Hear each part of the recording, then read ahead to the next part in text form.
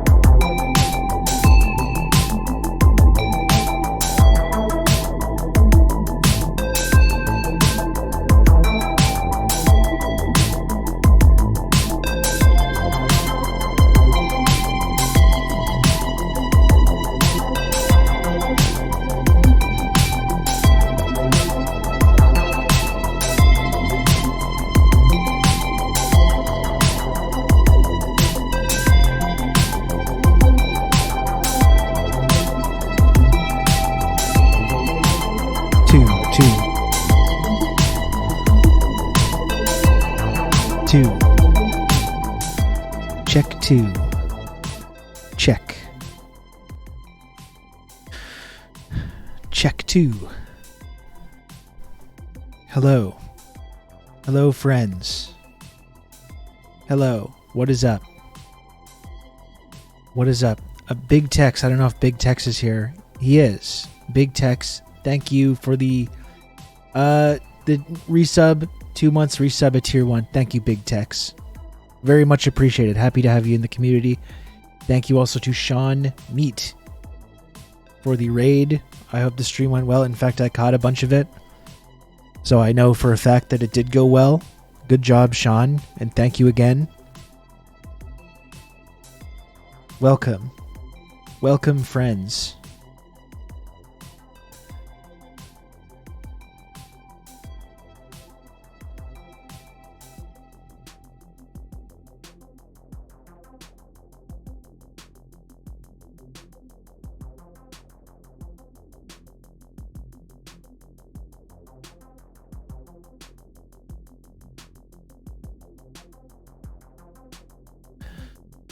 What is up? It was interesting hearing Sean talk about his confidence issues. You can I count respect on me Sean and for have good old Rob to talk you through all this. Worm time, baby. Oh my. Oh my. It is indeed worm time. Thank you, Marina. I really appreciate that, Marina. Thanks for the 8 months of tier 1. Worm time indeed. Sometimes I hear things like that and I'm like, maybe I've taken some of this stuff too far. But then it's like, nah, I've gone too far. There's no going back now. Once a few people get used to referring to you as a worm or a worm god, there's no really putting that toothpaste back in the tube. You just got to go with it. You got to roll with it. Thank you, Marina. Anyway, I appreciated Sean talking about his confidence stuff, his confidence issues with streaming and everything. Not to talk about your personal shit, Sean, but it's the same. Whenever this kind of thing comes up with people wanting to get involved in streaming or podcasting or really doing anything, and overcoming that feeling of insecurity that we have, we're like, why would I do this? Why would I talk about this? Why would anyone listen to me? I mean, you can really apply it to anything. Learning a new instrument. Learning, getting into screenwriting, poetry, acting, filmmaking, anything, right? You see someone that you admire, someone that you like doing something, and you're like, well, why would I can never get to that point. So what's even? I'm terrible. I'm not confident. I'm just starting. It's literally like that no matter what you're starting to do. And it's always a little awkward and weird when you're starting to do something and getting used to it and learning how to do it. It's strange and weird and you don't feel confident. But the only way around that, there's only one way. There's no sort of secret trick or quick fix or shortcut. You just have to start doing the thing, whether it's streaming, podcasting, writing, screenwriting, poetry, filmmaking, whatever. You just have to start doing the thing, and they have to keep doing it over and over and over and over again. And then eventually you look around and you're like, oh, I've spent thousands of hours doing that thing and now I'm pretty good at it. You know, it's not like that's the only way around it. So that's it. I mean, this when I started doing podcasting and stuff in 2018, I'm literally like a failed musician. I'm kind of like a wrestling journalist. I don't have any experience. I don't have any knowledge. I don't have any special insight. I'm not an expert. But I was just compelled to start doing it and just continue doing it week after week after week. And lo and behold, when you just start doing something, eventually you kind of develop confidence around it because you're like, well, I'm good at this. I've put a lot of time and effort into figuring out how to do this. So I feel confident now.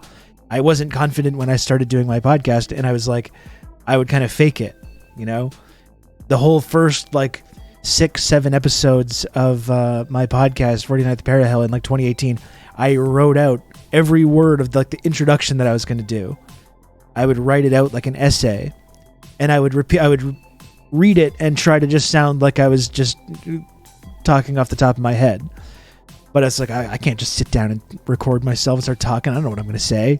So I would like read every single word, but I would include some like uhs and you knows and pauses. It was basically acting. Like it was, it was basically what it was. And then eventually I was just like, well, I don't have time for that.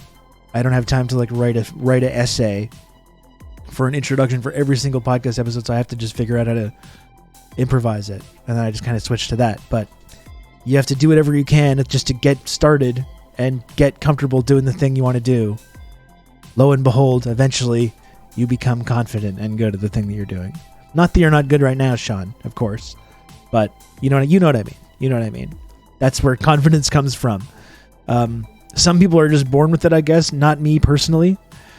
Some people maybe just have that natural confidence. But I think the best way to build that up is just by doing it.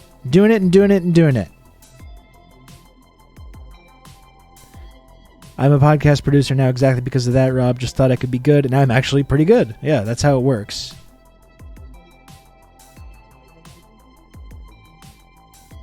Selling whole picks really kills any shame I would feel in my YouTube Twitch career. Selling whole picks will do that. Not that I know from experience, but maybe one day that's a career path that I'll go down. Lord knows there's some weirdos in this community that would probably appreciate it. Don't ask me why, but that's just the reality.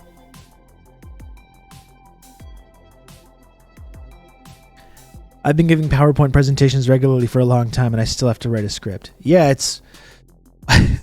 I eventually I was just too lazy to do it.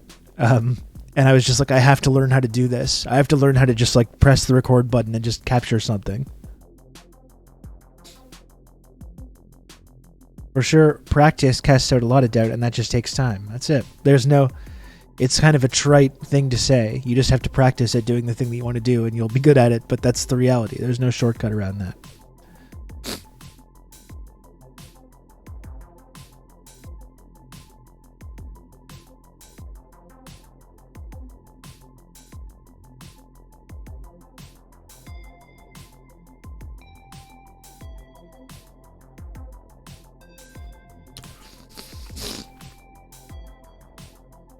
How's everybody doing?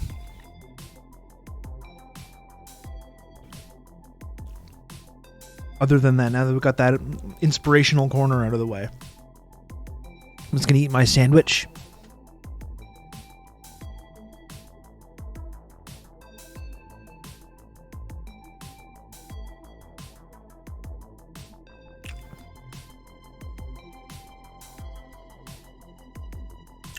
I think the social eating tag is on, though, Dane. I saw you put that up. I didn't take it down. Yeah, Sean, you never know. I mean, so when did I start? 2018? 2018? Yeah, maybe in 5 years from now, Sean, there will be a bunch of weirdos referring to you as like a fictional science fiction worm deity. You never know. You never know where life's going to take you. Believe me, I did not predict that back in 2018. Did not predict that at all. Maybe one day I'll get to this level, he said, watching a man eating a sandwich quietly. For me in 2018, it was Michael Brooks.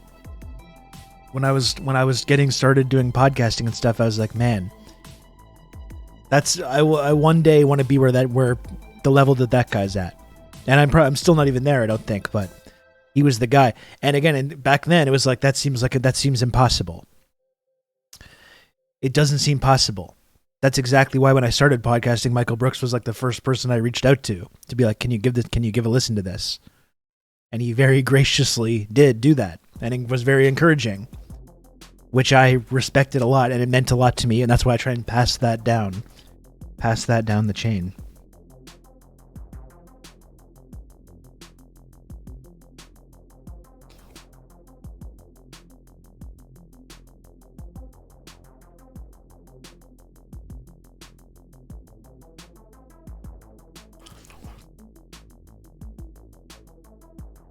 In early 2020, I started watching some similar YouTubers at the time, and I was like, oh, I can do this. Yeah, I mean, that's what separates people from do things to those that don't. It's so trite. This is such like a success win mindset thing, but it's true.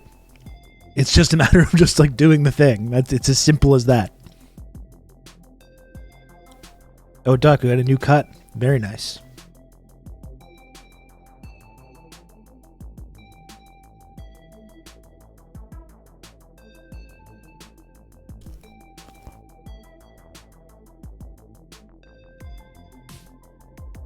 Do or do not. That's it.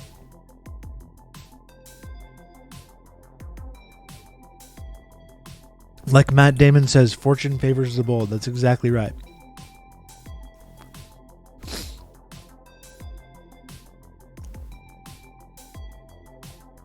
You gotta do the Yoda grunt. I think people just want to hear me grunt. I think that's it.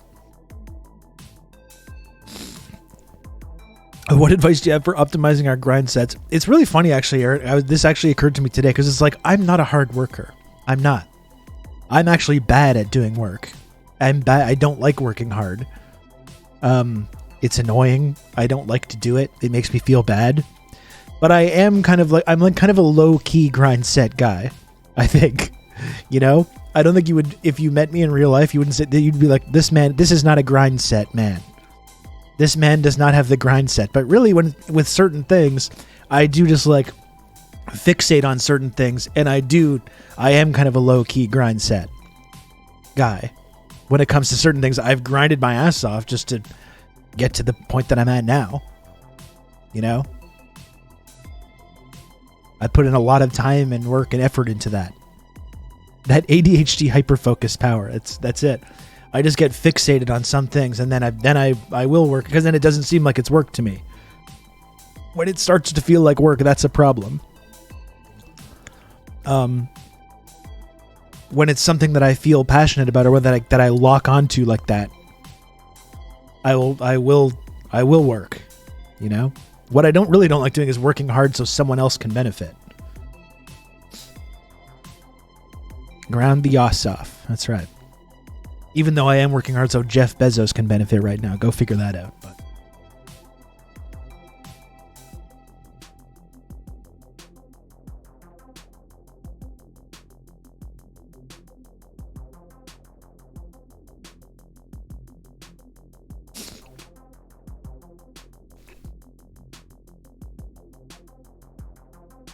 good sandwich.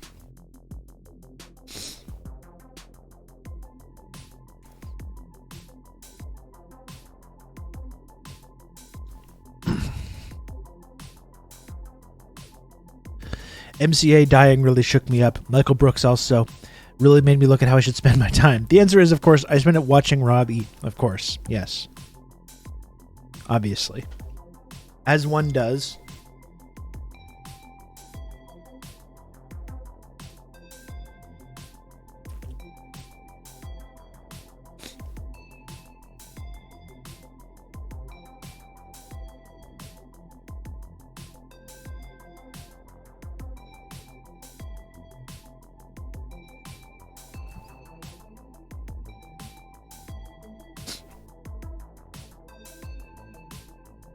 It is a good sandwich. Tex, yeah. One of my egg buns. We got some sliced, like, cold cut chicken, cheese, pickle, dill pickle, mayo, mustard. Really simple.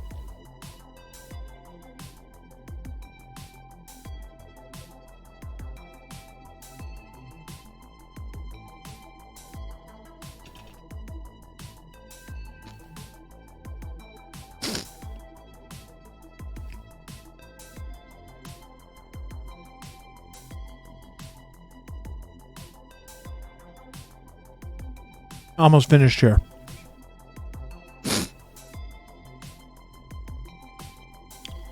Regular dill. Just a regular dill. I just had breakfast. What did you have, CCC? What do we got going here? Anyone else having lunch?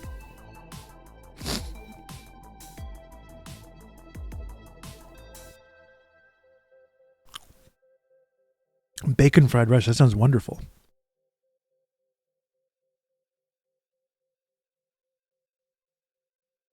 Did the kid get you sick? No, I don't think I'm sick. I might have a little sniffle, but not. I don't feel like I have a cold at all in any way.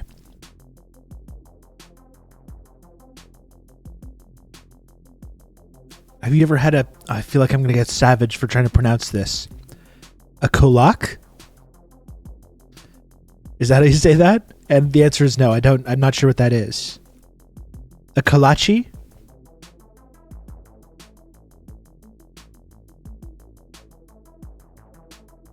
Okay, I got it. Second try. Before the chat reminded me.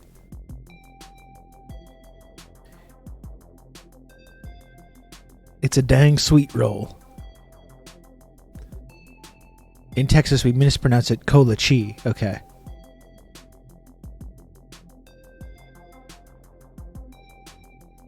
That's a tough one. No one will hold it against you, Rob. Well, you would think that, but that's not always the case in this community. A kulak. Don't even fucking mention the kulaks here. Kulaks not welcome. We have a welcoming environment in this community, but kulaks are not welcome, unfortunately.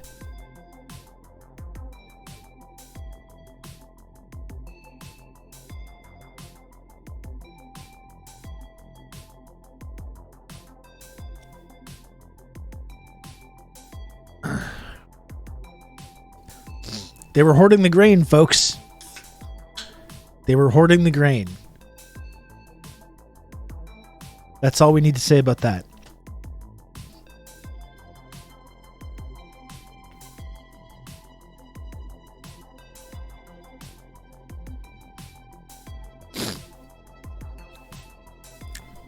If I didn't want the USSR to persecute me and I was like a grain farmer, I would simply not hoard the grain in an effort to drive up prices. I would simply agree to the collectivization process. Easy. If you want to stay out of trouble in the Soviet Union, that's what you got to do. I would simply share the grain with others.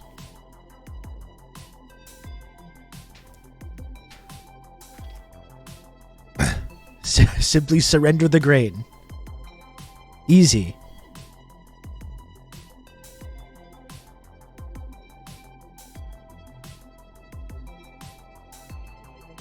You know what? Hoards my grain could be a real grind my gears type expression. That's true. Yeah. Plus, people will like you and say nice things about you. It is a win-win.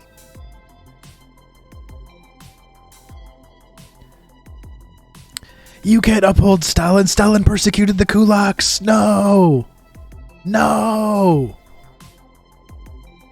Were they hoarding grain, though? Yes or no? That's the question. That's the question.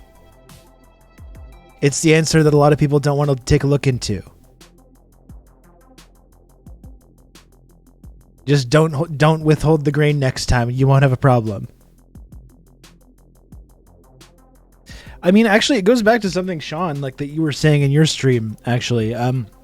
How sometimes when we talk about these certain things that happened in socialist societies, whether it's the Soviet Union or Cuba or China or wherever else, and we were talking about how, like, in terms of our history that we understand, it's just these, like, sudden violent moments, right? These, like, sudden violent moments, and not this, like, culmination often of, like, months or years of activity that leads to this kind of stuff happening.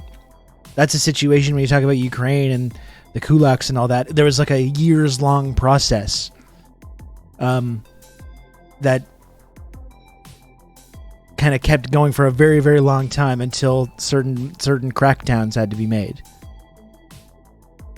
But it wasn't just like on a dime, one thing happens and then big daddy Stalin just presses the exterminate button in the Kremlin, and just it instantly happens. Like that's not at all how history works, you know.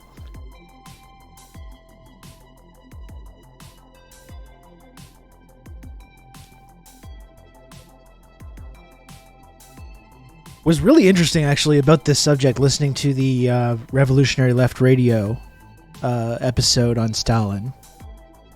Really goes into extreme detail about that whole situation, and I think is really illuminating in the ways that the narrative has been distorted and twisted over the years.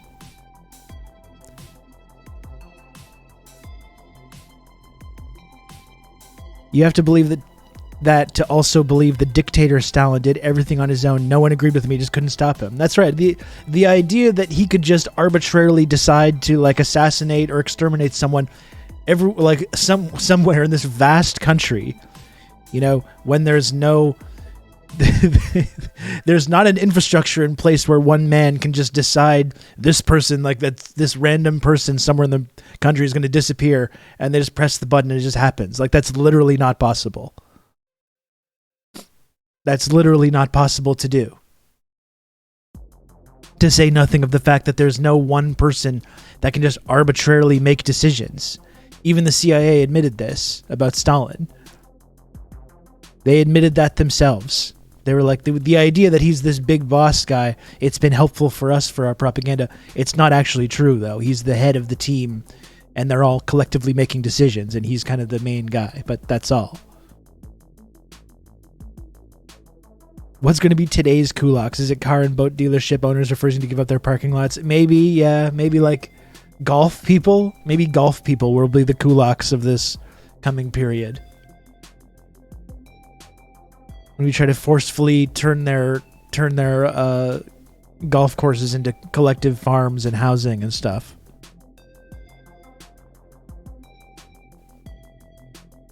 Fuck the golf people. I want to revisit that Rev Left app. It's good to go back now and then. Here's one question though I would ask, is that because I'm pretty sure the guy that does Rev Left Radio is like a Maoist. And I thought that was like that episode about Stalin was like really nuanced and interesting and like really in depth, and I thought it was really good stuff. And then amazingly, and I don't know if this is true, maybe someone that's a fan of the podcast can like help me out here. I don't know if they show though the same nuance about modern China that they do when they talk about figures like Stalin or these figures from the past. I tuned into an episode the other day because there was an episode about Mao and the Cultural Revolution, which I wanted to listen to. And within the first 30 seconds, the guest described modern China as authoritarian capitalism. I was like, what? So it's weird to me that they can't show that same nuance or understanding of modern China that they show with, like, you know, Stalinism and the Stalin era Soviet Union.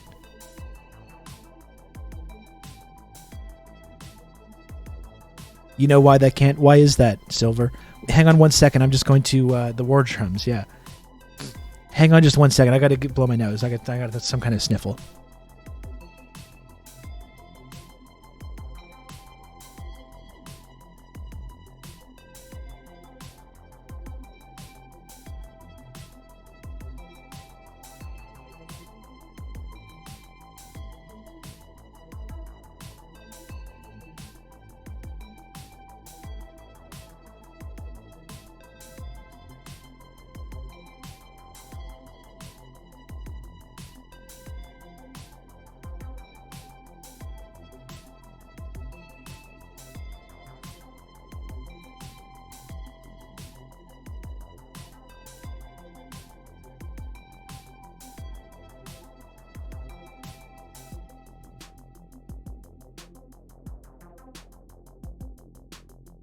Okay, I'm back.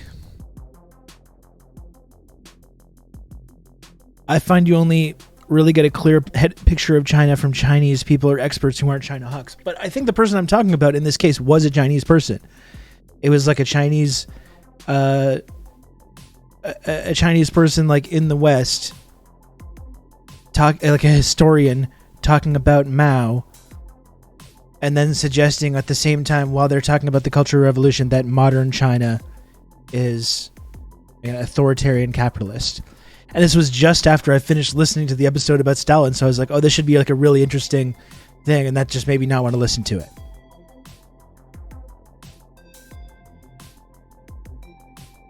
Rev Left have had terrible guests in the past, including Amy Therese and Black Hammer. Oh, wow.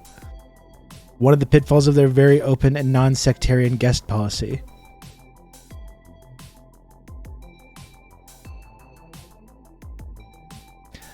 Guests will always be a mixed bag on Rev Left. Well, then it just made me wonder whether that kind of thing was part of their editorial line, because I haven't seen them do anything about Deng, or like they haven't had like same kind of like a nuanced understanding or conversation about Deng Xiaoping that they had about like Stalin. And I thought that's kind of a weird editorial decision if you're that open to nuance and all this kind of stuff.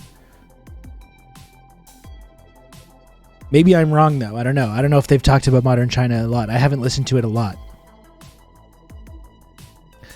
I do recommend people listen to that episode about Stalin though, and I think the one that's going to be something we're going to have to take a look at on the stream sometime. Especially because when people ever come here and start yelling about like the Holodomor or whatever, or Stalinism, and that kind of stuff, there's some really valuable conversation and really, again, nuanced critiques and nuanced understanding of what was happening exactly in Ukraine in the 20s and 30s, that kind of moment.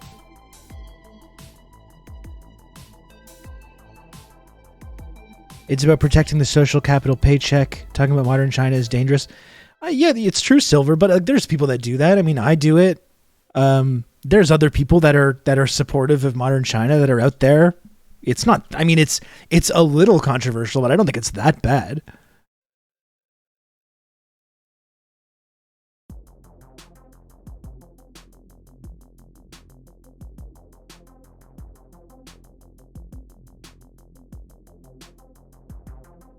I think the Stalin app was with the Proles People pod, right? Some members of the Proles pod, the good ones, are still doing stuff like the Invent the Future podcast. That's interesting.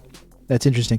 I mean, I really appreciated the nuanced discussion of these, like what have become like red line, out of bounds subjects in our historical discourse.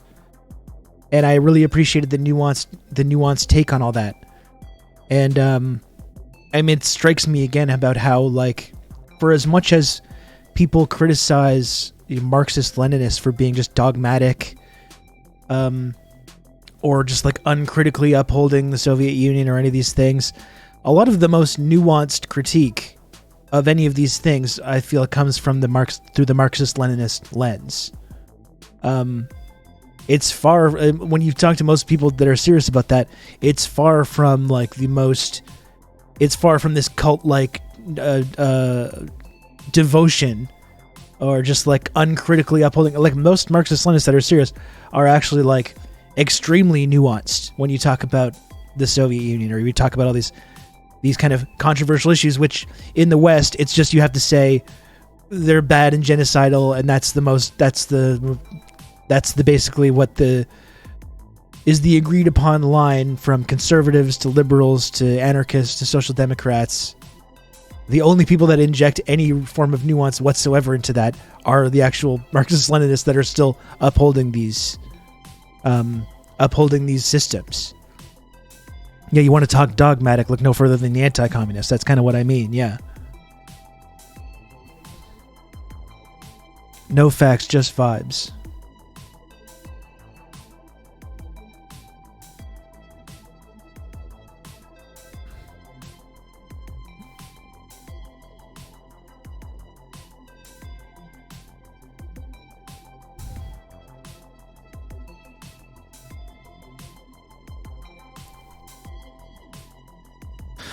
Russia bad, China bad, Cuba bad, apes good.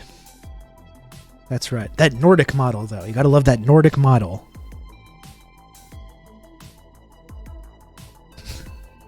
That's still good.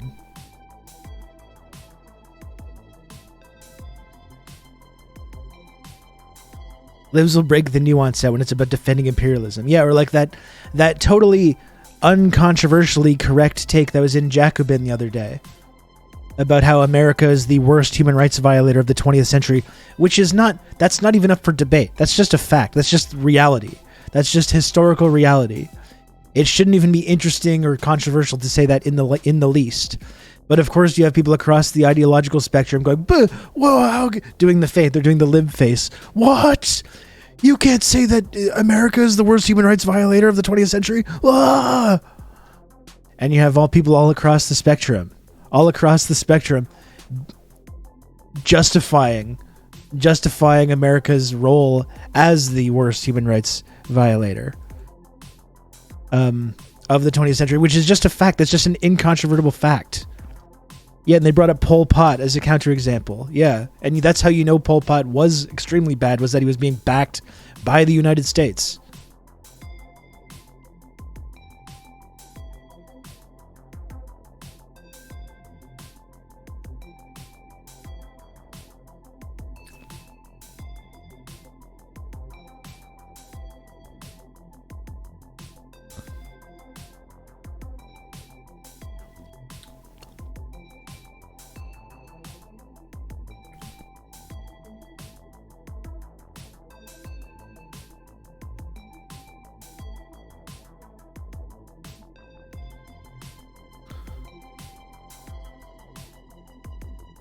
The Cultural Revolution in the West isn't what the West thinks it is, especially in the countryside. I'm really that's one thing that I'm trying to absorb as much information as I can about. It's a really interesting period in Chinese history.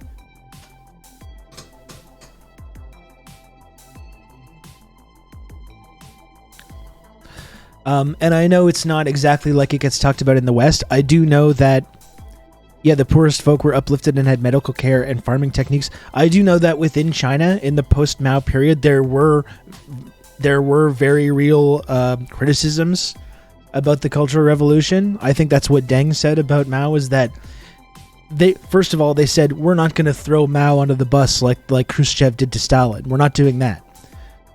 We're going to continue to uphold him as a figure and to venerate him and all the amazing accomplishments that he did. Yeah, he said 70-30. Is 70% good and 30% was not good, and there was mistakes that happened. Absolutely, I think that's been kind of like the official line in China since that period.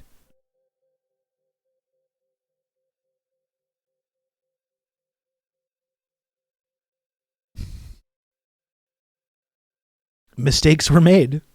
I think that's what most people would agree with. But framing as some horrible thing, also some horrible genocidal policy, is not accurate as well.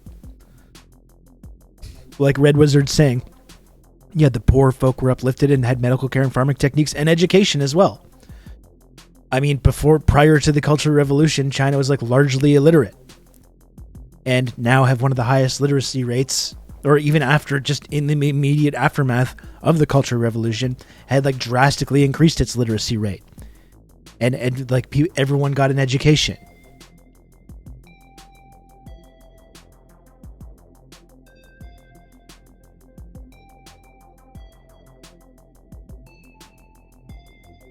Ting's Chalk could be a great guest. Brian Becker had her on a couple of times. She's really well versed on the poverty elimination. I'll put her on the list. Education is authoritarian. That's right. You can't be teaching those peasants to read. That's dangerous. That's how they start thinking that the state is good. You can't have that. On the list, the good list. I literally have a list called the good list of people that I want to talk to on this show. Many of whom on the list I have already talked to.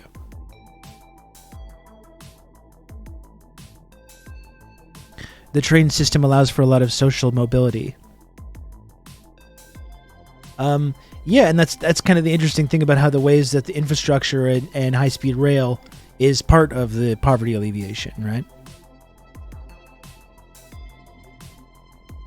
The Cultural Revolution was very anti-Western, and people hate that. Yeah, it's crazy to think that they would be anti-Western. Amazing.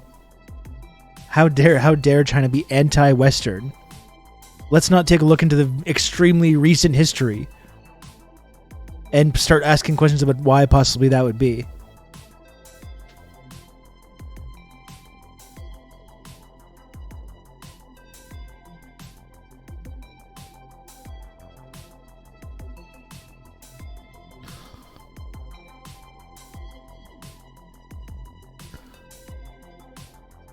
Or as Zizek would call it, Oriental educational imperialism. Oh my god, that fucking Zizek piece that came out. Was that in The Guardian? My fucking god. Can we stop upholding this guy now? Can we stop worshiping this guy with all like the left comm and anarchists and social democrats hold this guy up anytime they want to like show they have Marxist credentials? Can we please stop with this now? It's enough now. It's enough with this fucking guy. I've heard him say a few interesting or insightful things. Fine, sure. But like, let's give up on this now though. This is ridiculous.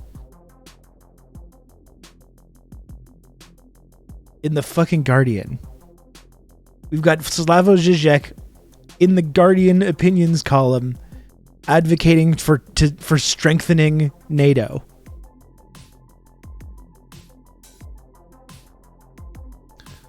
This is where we're at. This is the leftist hero, the Western leftist hero that people on Twitch and elsewhere love to uphold and to prove they have these credentials, these radical credentials. I'm the new Yugoslav thinker of our time. Thank you, Marina.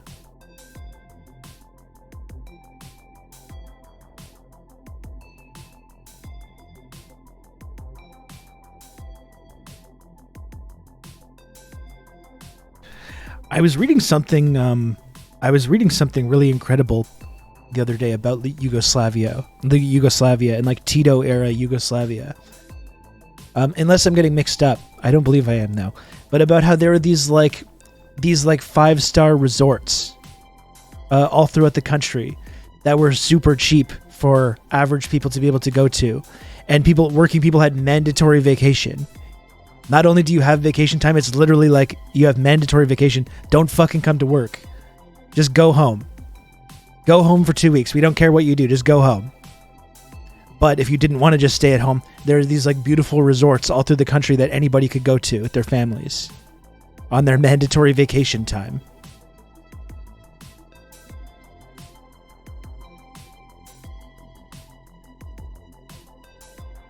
That's so cool.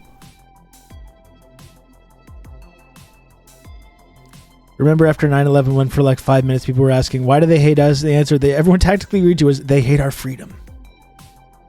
We are pretty stupid people. They hate our freedom, folks.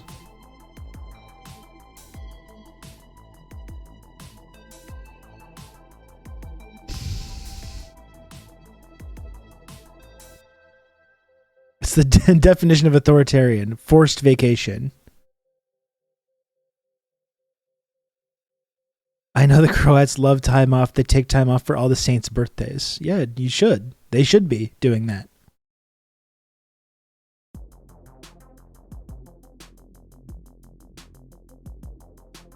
The latest deprogram episode story about Tito lighting up a big Cuban cigar in the White House is amazing.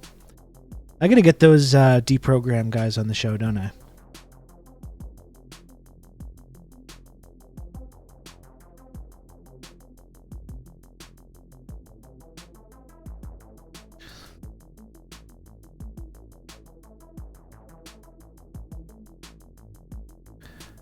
Heard a lot of good things about these deprogram pod fellas. Hello, Dakadoon. What's up?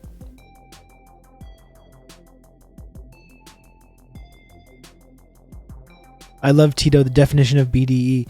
It's so funny too. Like it's funny and ridiculous and kind of sad and tragic at the same time. How like Tito and Hoxha hated each other so much.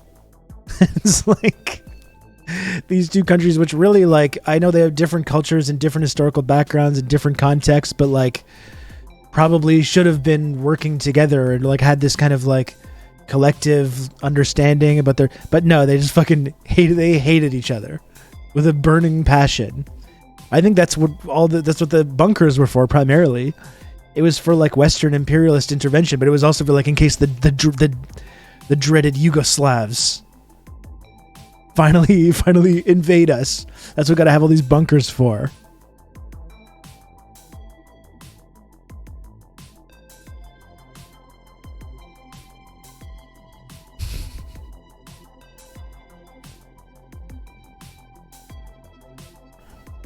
And really, we can see in the future, we can look at both Soviet Yugoslavia and Soviet Albania and Tito and Hoxha and just be like, damn, you were both pretty cool. I don't see what the big deal is. Why did you have to be hating each other so much? Look what happened. Look where that led to.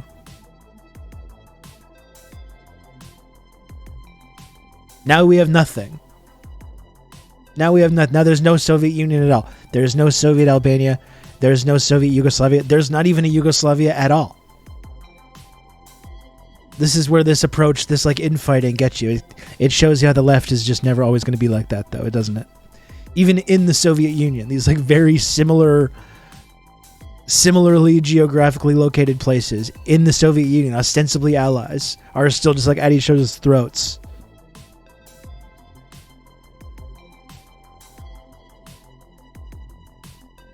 Imagine if Yugoslavia was still around. Doncic and Jokic on the same team at the Olympics. That's unstoppable. Yeah, they would have won every World Cup since. For sure.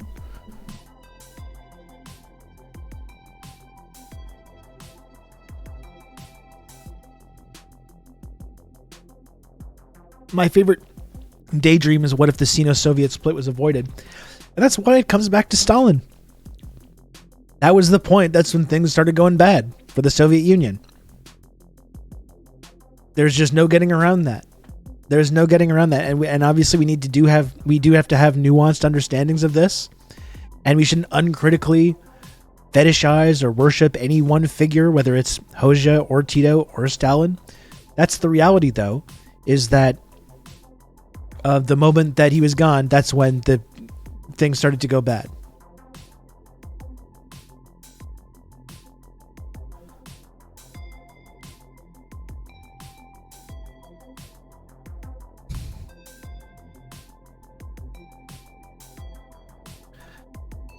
I know FIFA is evil, but I do want to see Croatia murk everyone. I'm just so happy that UKR didn't make it because coverage would have been insufferable. Wasn't there some kind of movement outrun to just include Ukraine anyway, even though they didn't make it?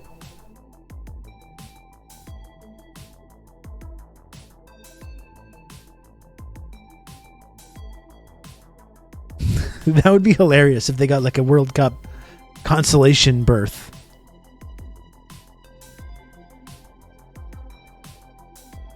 If Ukraine had made it, they would have played the US in the first game. Fuck, that would have been funny. And really, it would have been supporting Putin for the US not to just let them win. Wouldn't it? Imagine if the US soccer team was played Ukraine and beat them. They would be helping Putin. Really, to be the best way to go about it was just for them to all lie down on the field and just let Ukraine just score at will.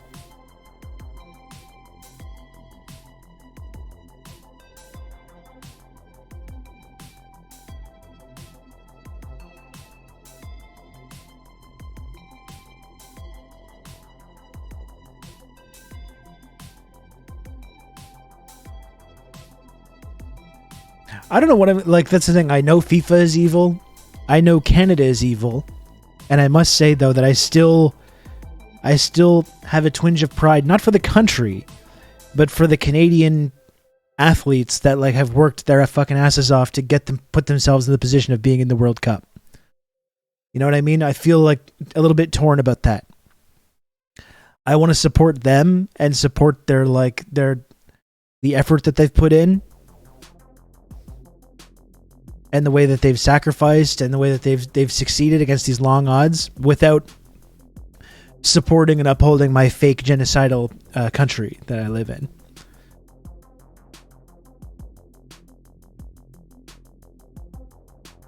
It's not even getting into the thousands of migrant workers that have died building all the stadium stuff for Qatar. Yeah. Athletes are workers. It's true. Yeah, it's true.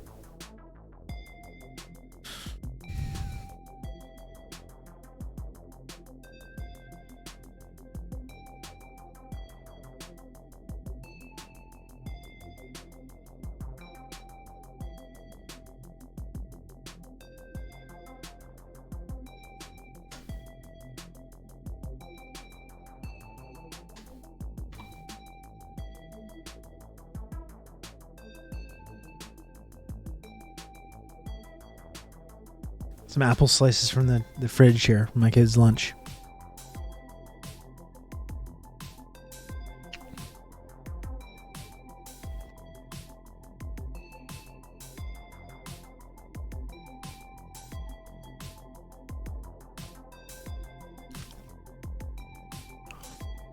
I know Canada goes farther than the U.S. because U.S. soccer fans are some of the most sore loser bunch I've ever had the pleasure of being around.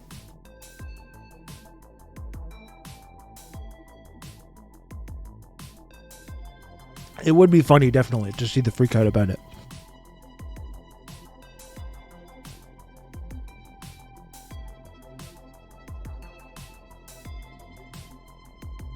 Literally taking food out of a child's hands.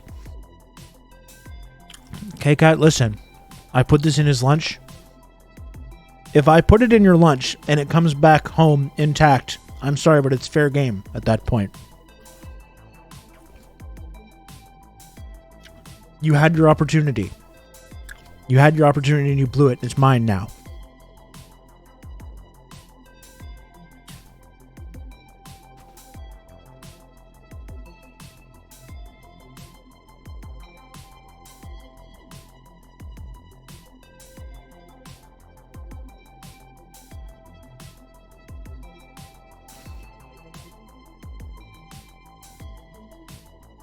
My apples now. And how do you like them apples?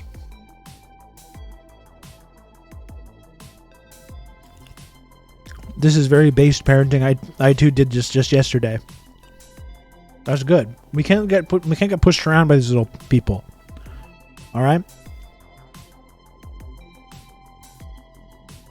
You have to draw a line in the sand at some point. Across this line, you do not.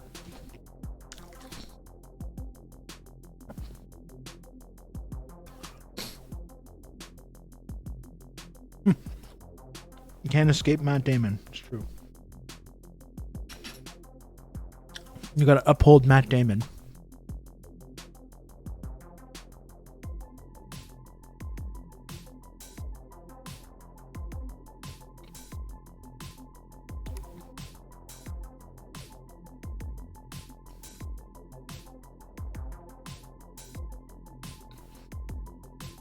Apples favor the brave.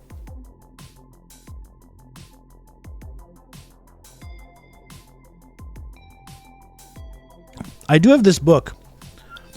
It's on my extensive list of books I need to read. My dad gave this to me, though, which seems like a pretty interesting Mao biography.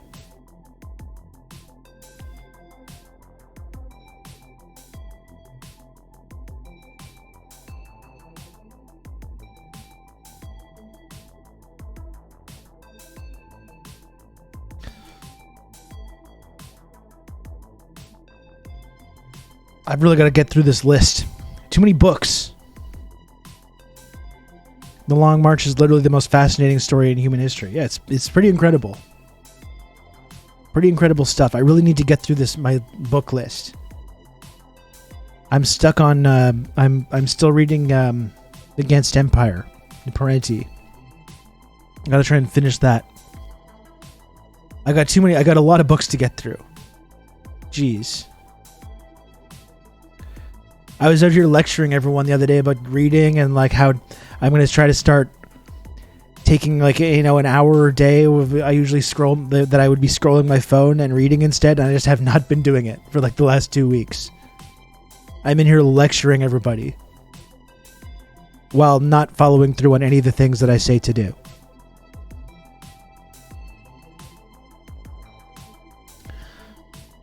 That's how Rob does things. Audiobooks. I'm just not an audiobook guy. I don't know. I can't do it. My dad is a huge audiobook guy. He loves audiobooks. It's like the only thing he ever wants to talk about.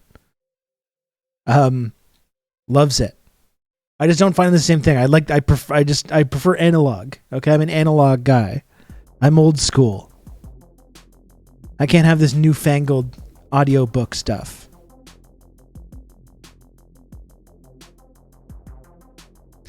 I'm sprinting through the Gladio book so I can read the book club book, and I still have the Stalin book I put on the back burner. What's the Gladio book again? 10,000 Sandwiches? Because that's something I need to read as well. How are you more of a boomer than your own dad? I don't know. I don't know. It's pretty silly though, isn't it?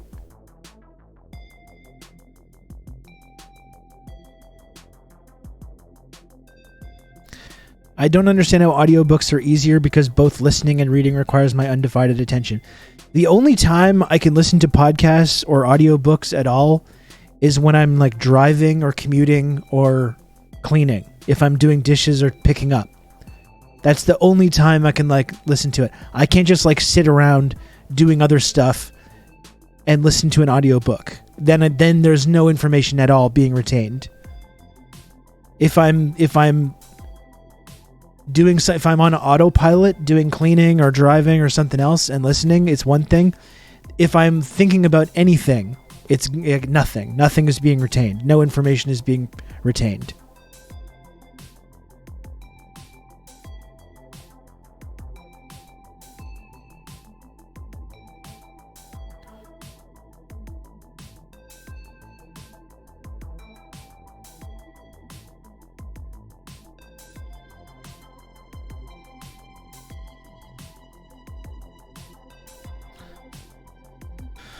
It can be kind of fun, like doing audiobooks, like fiction, like audiobooks of fiction that you enjoy. That can be kind of cool. Like my dad, again, he loves the Master and Commander series, and he sent me the audiobooks for that, and it is really cool. Like the guy that does the books is fucking great. It's just more for me. Yeah, it's like I can't.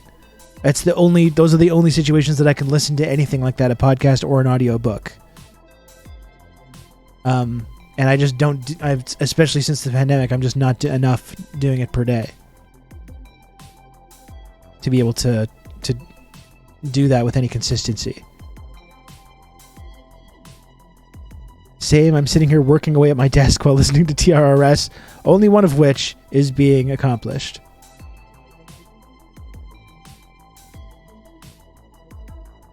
Those books are British Empire propaganda. Yeah, I don't doubt that they are, Biggerwig. They are very entertaining, though. I mean, there's a lot of imperialist propaganda that's still pretty fun stuff. The movie also is fucking great, also. But yeah, I mean, obviously, it's not in any way critical of the British Empire, which, as we know, was a fucking barbaric in many levels. But it's just good. It's good shit at the same time. Big ships are awesome, and I'll watch Master and Commander anytime. I think it's also just really informative in terms of understanding like how that lifestyle worked, and getting into the kind of minute details of like the space, the amount of space on the ship that's like all carefully like accounted for. How every single square inch of space on the ship is either filled with space for someone to sleep or cargo, and now they have the ability to like build stuff and fix the ship and do everything. Like, I like to read about flying jibs and scuppers and bilges. And that's true also. They are fighting the French, so it's about empires killing each other, which is not that bad. If like the Master and Commander was about them just, committing genocide against the Indian uprising or something, then that would maybe be a little more troubling. Poop decks, of course.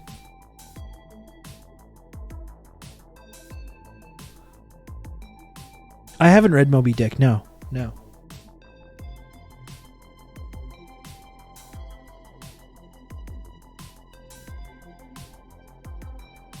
The only Melville I ever read was Bartleby the Scrivener, the short story.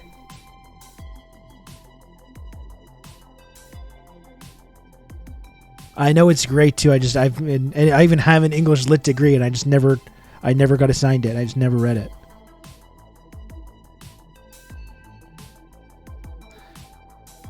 I would prefer not to. That's right. Classic.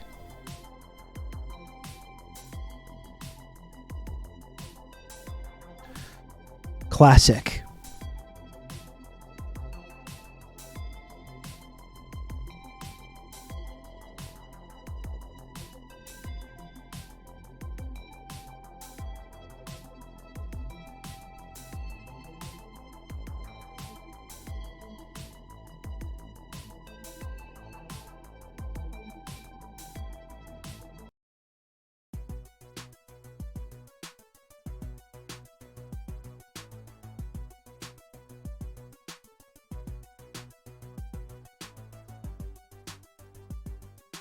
I didn't mean to change the music like that so quickly. That was awkward.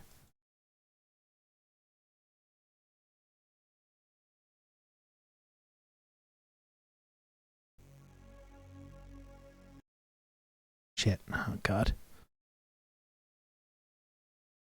And I just closed all my music stuff.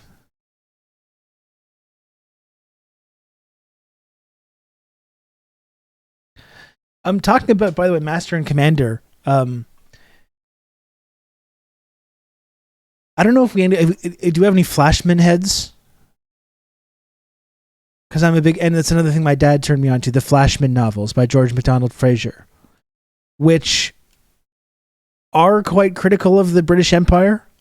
It's actually one of the best ways to learn about the British Empire is reading these books, because they're very, in many ways, it's like historical fiction, but it's really historically accurate in terms of like the situations where the books unfold. The main character is fictional, but he's like interacting with all these real figures. And it's very, very critical of the British Empire. And in fact, I think it does a lot to kind of expose the immense hypocrisy of the British Empire, where you have a lot of these powerful figures that are part of that, who you can kind of get past this sort of rhetoric and these sort of idealist version about what they were doing. And you realize a lot of these motherfuckers were pompous and racist and were horrible people. Flashman really gets at that. And they're very funny novels as well, because Flashman is just a detestable person. He's a coward. He's a horrible, horrible person. But you still kind of like, through his commentary, you kind of like become attached to him as a protagonist anyway, because he's kind of admitting how cowardly and how everyone thinks he's this big war hero, but really he's just this sadistic weirdo, coward. He'll throw anyone under the bus at any time so he can escape himself. He's always like, lying and expanding his own notoriety and his own influence, like at the expense of everyone else. It's very funny stuff, but it's tricky. It's a tricky character because he does some really, really horrible things sometimes. But I think that's done for a reason, because it shows the how fake a lot of the stories that we tell ourselves about the British Empire are. But I learned a lot about the British Empire just from those books.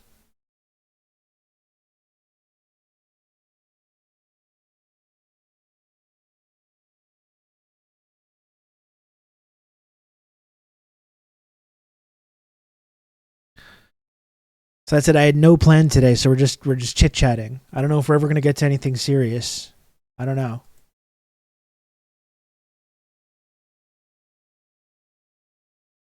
Yeah, I missed RRR. Unfortunately, that's really interesting to see some of that, though, with the way that they portray the British Empire, or just like the way that they show just like unrestrained violence against the British Empire as a good thing, which obviously it was. RRR was also my growing up my wrestling, my pro wrestler name. Ravishing Rob Rousseau. So, little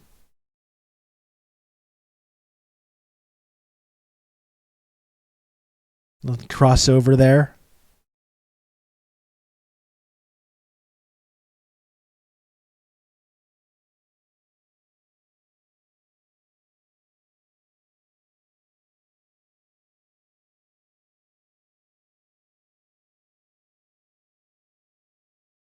Triple R, that's right.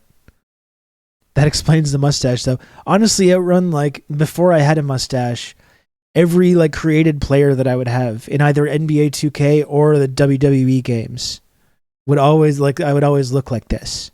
I've showed you all my created wrestler in wrestling before. We don't need to go down that road again.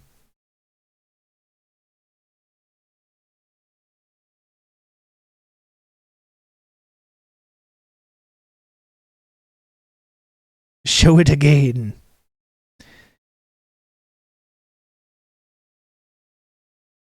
Okay.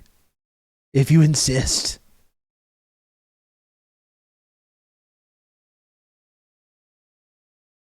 If you insist, I will show you my created wrestler again.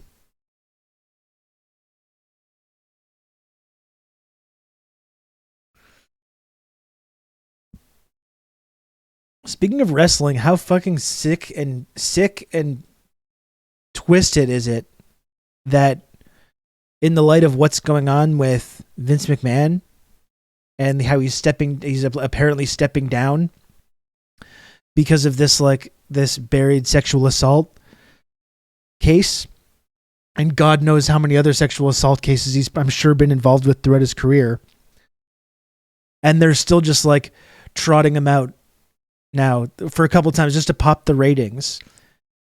And just you see him out there like laughing and smiling like it doesn't care. Like what kind of a message does that send to like any female in the company? You have the guy, the CEO of the company, the big boss for decades, who has gotten away with everything. He's being accused of this like serious thing that's they're apparently looking into it, and he's apparently having consequences, and he's out there on TV just like yucking it up. It's really sick. What was Triple R's finishing move? Well, the setup was a groin punch. He would do like a groin punch and then follow that up with like his like move, which was similar to a brain buster. I don't know what it would be called. Vince is still head of creative, and they replaced him with his daughter. They're just hoping this blows over. Yeah, I guess it seems like that. But it's just it's obviously very intentional though.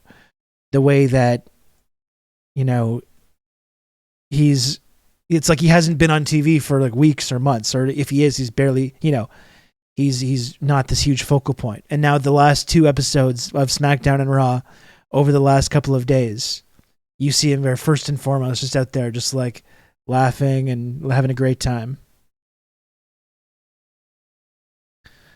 Okay, so here's my guy. If you want to see my created wrestler. And like this is, again, before I could ever even grow a mustache, before I had a mustache, all my created players in any sports game. Hold on, I'll get some music going too.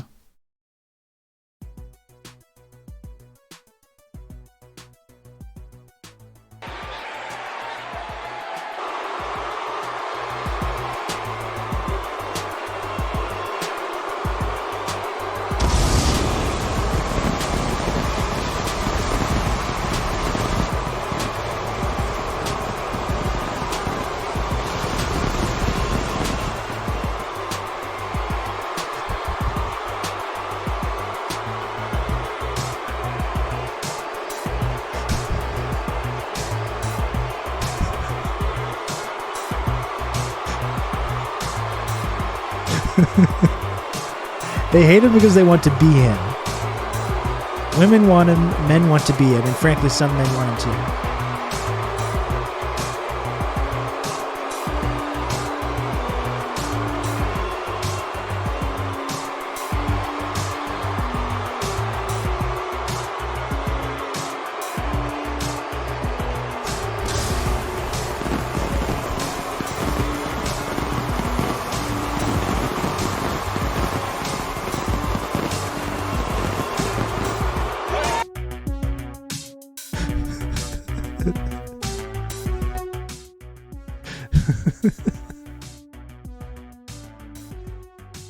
Never gets old. I haven't played one of those games in a while either.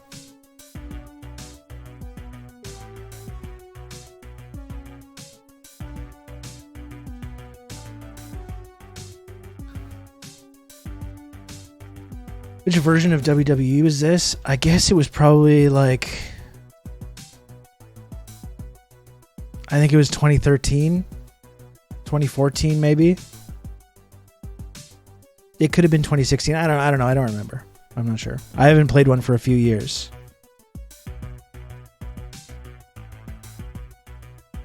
Booing him because jealous. That's right.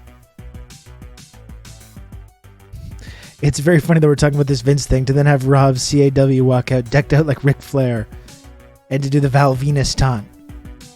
I think it was actually the Rick Rude. But yes.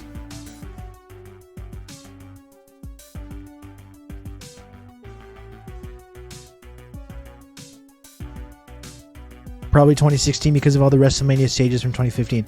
And my NBA 2K player looked the exact same. Not with the boa and the trunks and everything, but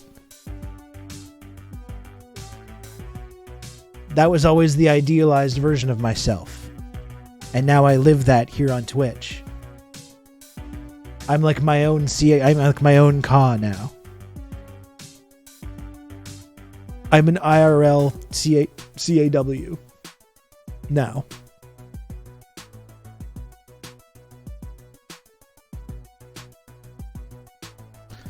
I thought that was actual footage. Yeah, I can understand why someone would think that.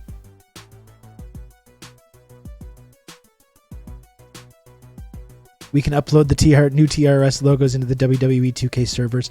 Have you played one of those games recently, Outrun? Like, how is it? How are they? I've never tried any with the new like next generation ones. It just didn't really do anything for me. The engine just has never been that good.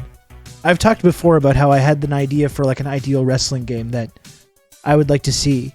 That wasn't really like, you know how a wrestling game it becomes like a fighting game when really that's not really what wrestling is.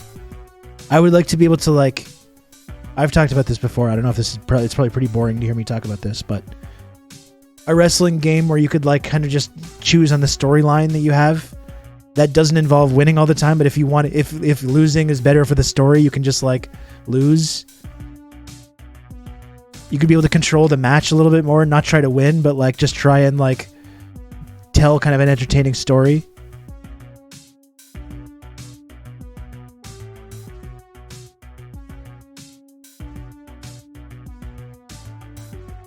They cost too much damn money. The most recent one seems promising, but really the issue has always been the Ka marketplace. You find these absolute artist design, like a picture perfect Kenny Omega, but his ratings are all fucked, so he's like a 100. But I'm sure you can get in there and change the ratings, I think. There are realistic sliders that allow you to do that, whether played or simmed. I think I would just be cool to like have more control over that kind of thing. You know? That's all. It should be more like a dance game where you have to input the right choreography. Yeah, something like that would be interesting. Yeah, I would like to see a totally different vision of a wrestling game.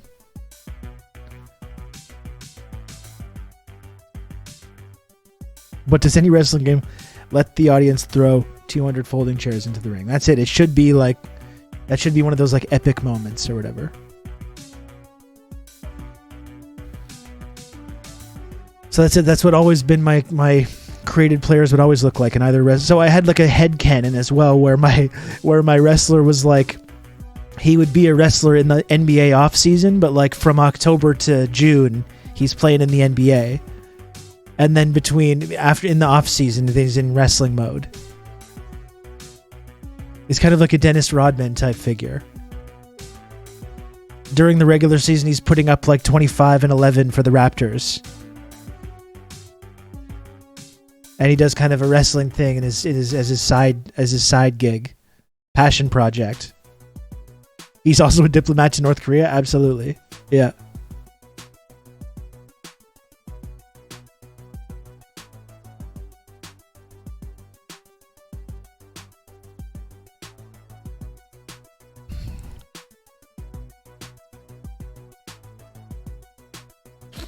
It'd probably be way too hard to make for the market, but a co-op game where the two of your wrestlers just trying to put on a really quality, entertaining match would be fun. Yeah, it would be. It would be. Or Neon Dion as well. Yeah.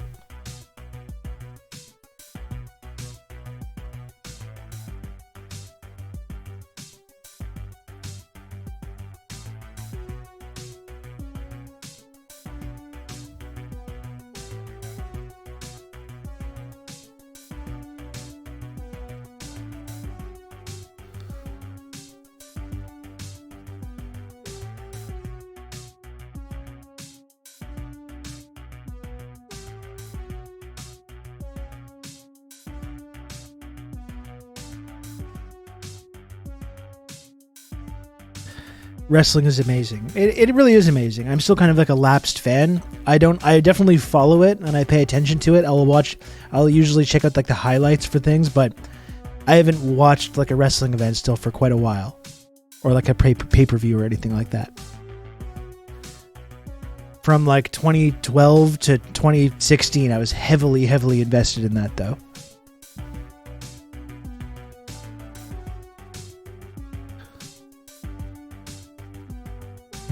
I used to play Total Extreme Wrestling where, you guessed it, it was a text simulator off basically an Excel spreadsheet program, and you played Booker and it was fucking great. Not surprising at all. Not surprising at all that you're into that kind of stuff. It would be kind of funny, Run, to do something like that with the TRRS community. I've recently been indoctrinated into the Joshi wrestling fandom. That's really enjoyable. Absolutely. Again, I've never been pulled totally into the fandom, but from what I've seen, it's been really amazing. When you look at that like early 90s Joshi wrestling, and it's so cool with like Bull Nakano.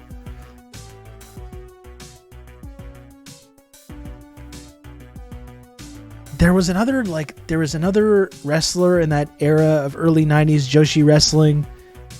Fuck, I'm trying to remember her name, but she's just so terrifying and just like a mean asshole. Just like a mean... Those are my favorite wrestling characters, right? Just like the mean piece of shit who just wants to like hurt people and humiliate them.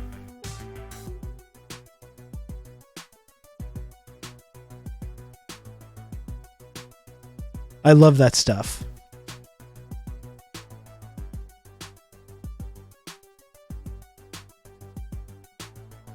Oh my god, Lodane. I just sent Lodane my wrestling video, and Lodane sent... There's one comment on it from 2 years ago that says, I've noticed you've been using the term fascism on Twitter 20 times per day. Why? Because it's a good argument. What could be better than calling your opponents fascists? You also said you'd support MS-13. The last video uploaded by Mexican gangs shows them drilling into someone's throat and removing all their neck flesh while the victim is still alive. The last video uploaded. I don't think YouTube allows that kind of stuff. It's the sickest thing ever in humanity. They've learned how to dismember people in the slowest possible way. As for myself, I'm a white advocate. That's not fascism.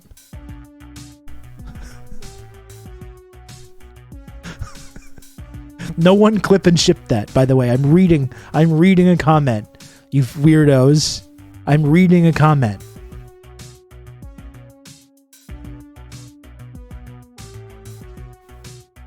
They capitalized white advocate to like a proper noun also. White advocate, like capitalized.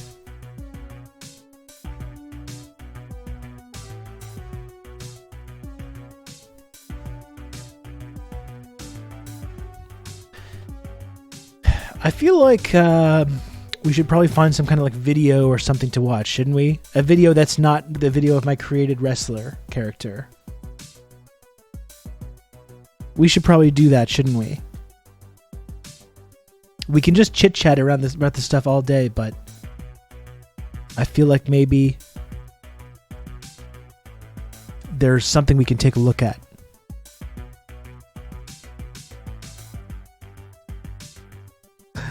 Okay, this is what just came up on my YouTube. This image here, this seems shopped to me. It's hard to make it bigger. Well, here we go. This Hong Kong man Choi the Giant who terrified MMA. I'm going to go ahead and that image there, I think that's been shopped. I don't think his opponent was that small. I think that's exaggerating a little bit.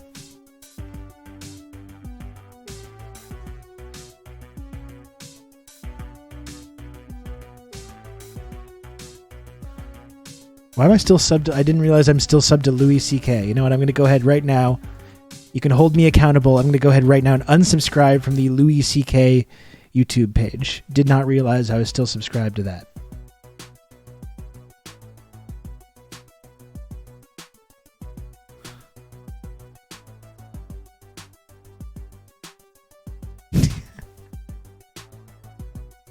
And everybody clapped. Everyone's clapping at home right now. Caught in 4K, subscribe to Louis. Was not aware that that was still a thing. I must admit. You don't think his opponent was that small, or you don't think he was that large? I think it's a mix of both. Did I lose that? I think I lost it. It's gone. I think it was a mix of both. Shit.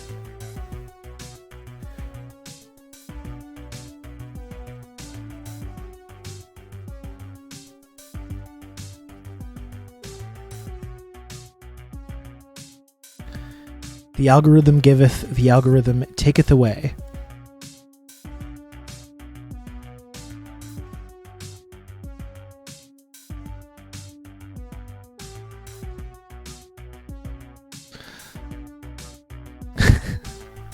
I kind of want to make another created wrestler now and wrestling. Like, that's really when I got those WWE games. That's really the main thing that I was getting them for in the first place. Was just for the created wrestler. The gameplay was kind of like whatever. I would usually like have a little bit of interest in that. The main thing I was doing though was just making sure the entrance was good and the created wrestler was good.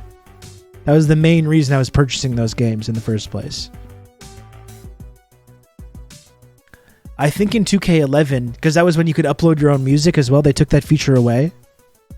But for a while I had Guns N' Roses' It's So Easy as the theme music for my guy. That was really cool as well. Gaming stream with the newer WWE 2K game. I would think about it. It would be kind of fun. It would be kind of fun to do as a community. If anyone actually liked when I did gaming streams, that's a whole other thing in and of itself. If I felt like I could do that, I could get away with doing that, I would probably be interested in doing it. Unfortunately, there's like 12 people in this community that would be like, oh, that sounds great. And everyone else would just be like, I'm out of here. Get me out of here.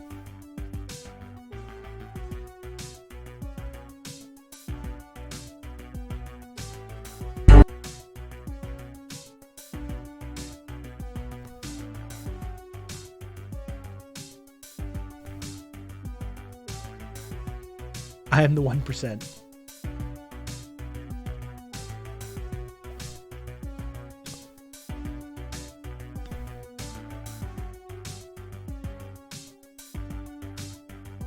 That's starting to taste a little like battery.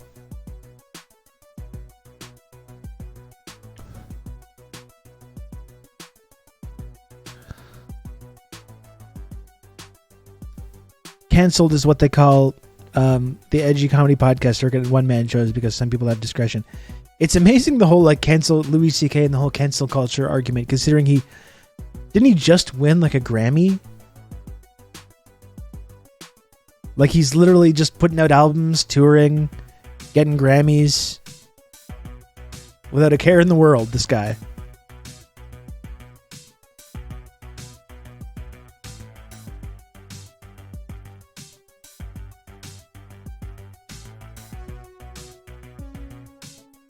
Yeah, he has a new movie coming out. I got that. Yeah, I saw that. He was playing Kiev the night of the invasion. It would have been so funny if he had just gotten blown up by like an artillery shell. Imagine if that was the ending of the Louis C.K. story. He was vaporized by Russian artillery.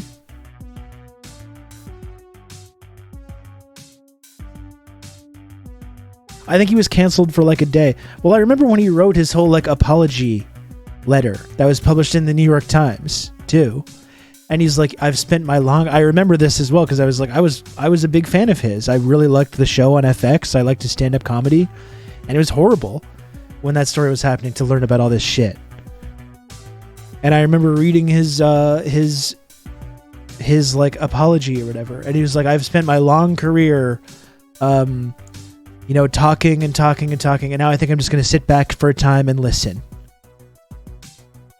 Which, like, that sounds okay, but then, like, he didn't actually do that, though. He didn't actually take some time to sit back and listen. He literally just went right back to doing his job, but just did it for the audience that didn't care that he sexually assaulted people, and just moved on with his life, basically.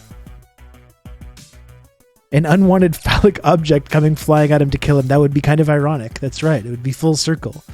It'd be a full circle moment for Louis.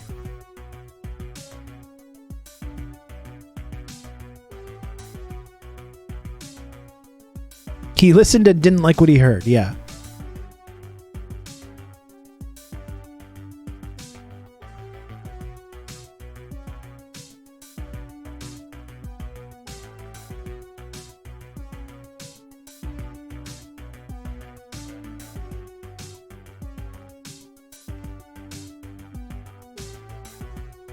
I remember seeing him be like, since I apologize, should I not be punished? And that's the thing. It's like, not only is what he did like a assault, it's like sexual assault, but that's the real, like the really sad thing about that too is like the women, of which there were many who just like stopped pursuing careers in comedy because of their experiences there.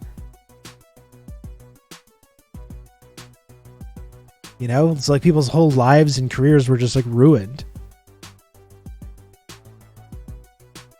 Which you can't, your little apology doesn't do anything to rectify that in any way. Many comics I've talked to say stuff like, hasn't he suffered enough? That's it. He hasn't suffered at all. That's the main thing. Except that he doesn't have like a mainstream TV show on like a mainstream network. He just releases comedy specials on his own website and just does it through that and just makes money through that. And that's all.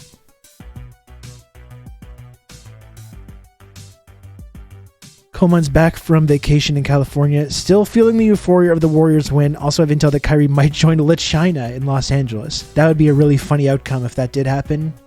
Coleman, and I believe, I don't know if we've talked about the end of the NBA Finals very much. I believe that I did predict that the Warriors would win the NBA Finals and that Steph Curry would win the MVP award. I believe that was my prediction prior to the finals even beginning, and lo and behold, that's exactly what happened. What do you know? Rob was right again. Rob called it again. This guy doesn't miss. What? Who said that? Who was that? Is that one of you? Which one of you was that?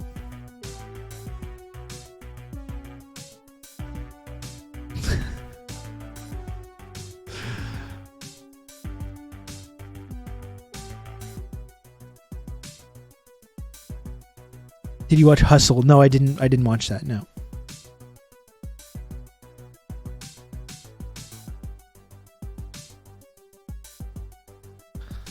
What's this about Diet Coke? Ugh. People are just ruthless. Ruthless.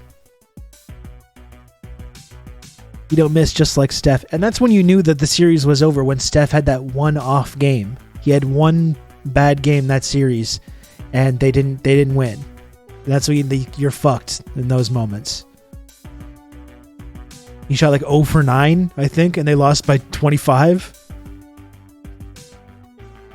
And I must admit too, I feel, I know there's some Celtics fans out there, and again, I even appreciate the Celtics team, and I find them pretty entertaining. I was really enjoying all the Tatum slander though after the end of the finals. I was just going, I was just like absorbing all the Tatum slander, all the hatred was just flowing through me. I'm like there meditating, I'm like hovering above the ground meditating while the hate just flew through me. And the misery and sadness of all of the Celtics fans. That was satisfying. Listen, you know full well, everyone, and I think Tatum, the most amazing stat was that he had, I think, more turnovers than like any player in the history of the playoffs. And you know full well, everyone knows full well, if Toronto Raptors Pascal Siakam had performed like that in the NBA Finals, he would have been absolutely savaged, just as he was any time in the past when he's failed to meet expectations. So when Tatum was getting all that slander, even though Tatum is really good, I was still just going, I love it.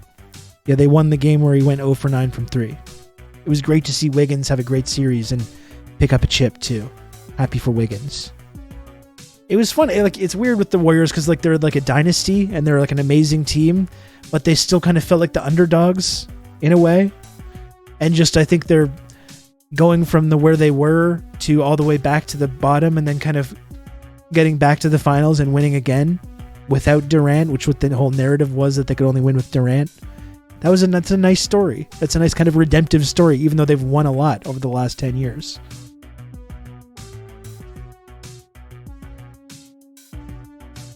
I felt the same when I watched the Leafs. Seeing them lose to the Habs made me feel like a villain, and I loved it. With the Leafs, I almost feel too bad for their fans that I can't do it. The Leafs have just gotten to a level of pathetic that I literally just feel guilty when I feel that sense of hate. I feel too bad. I do feel too bad for their suffering fan base. I almost just want them to win, so these people can just have a good feeling for once in their literally once in their lives, just to get to the second round.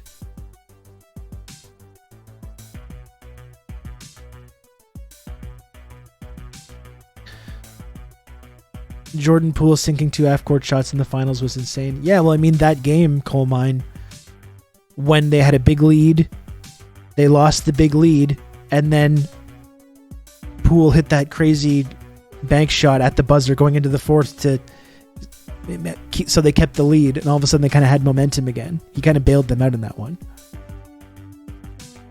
Literally, no one could have predicted they'd win, and Steph is MVP. The reality is they'd won 3 chips before. Steph has never won one. That was the whole thing. That was the narrative about him, that he couldn't do that on that level by himself. That he needed help to do it. Even before they had Durant, it was Iguodala that won the Finals MVP. So that was the narrative about Steph, was that he was a great shooter, but that he couldn't win by himself. He couldn't be like the guy on a championship-winning team, even despite everything he had done. That was kind of the narrative.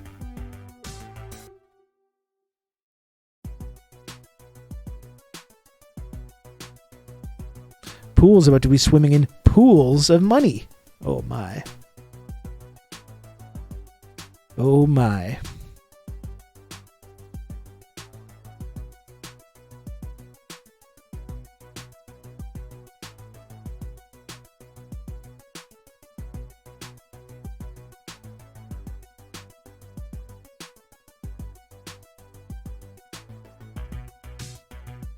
Andre stole the MVP from Curry. I guess they were also giving it to Iguodala because he had to defend LeBron, right? I gotta figure out something like important to do. I've just been chit-chatting all day.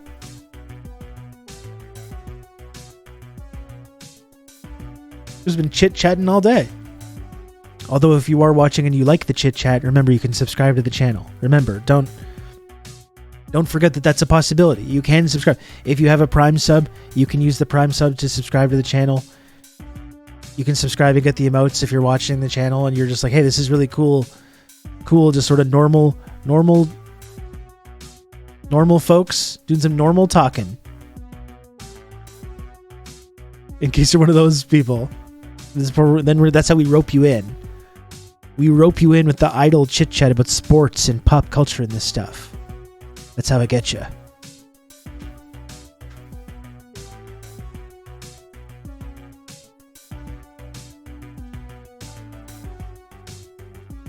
Just normal folks talking about hoops.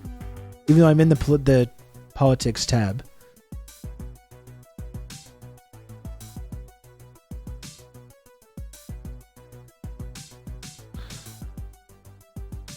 Okay, let's see here.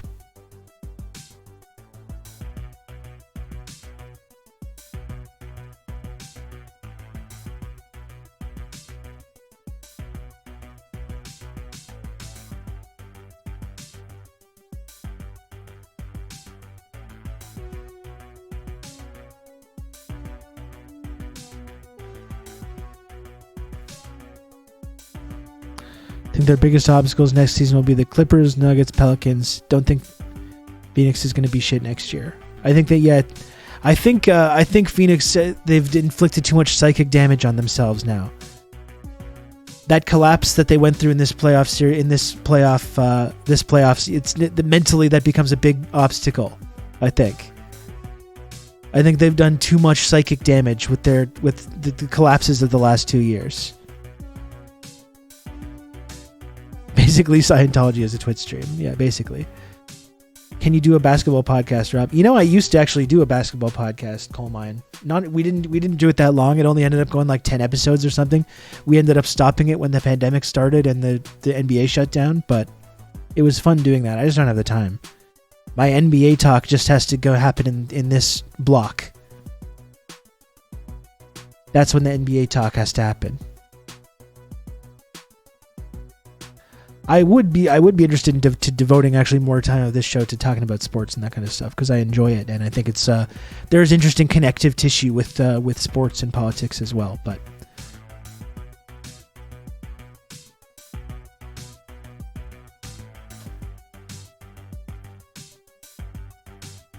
hey, what's up, Stu?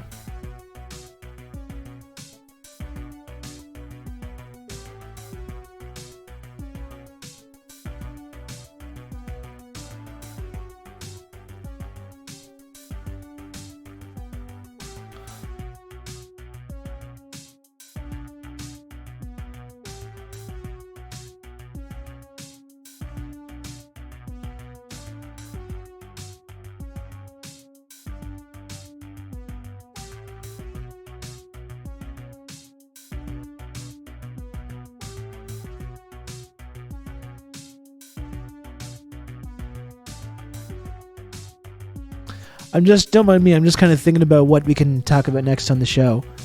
I feel like I don't think I can do this chit chat stuff all day.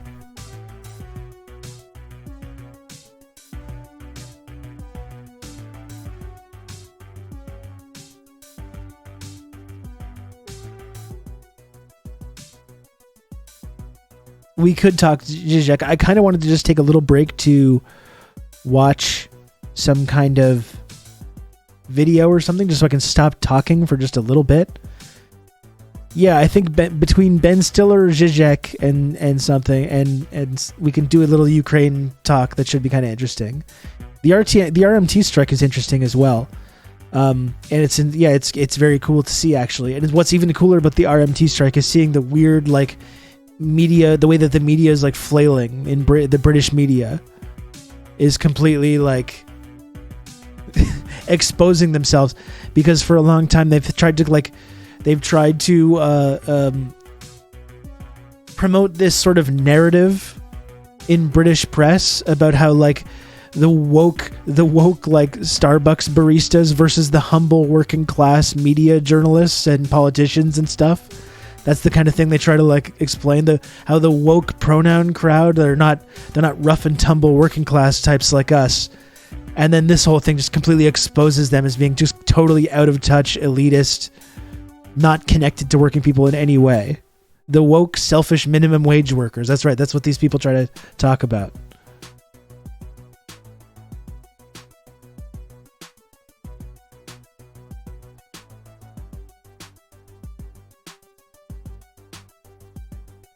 Ben Stiller. Jesus Christ.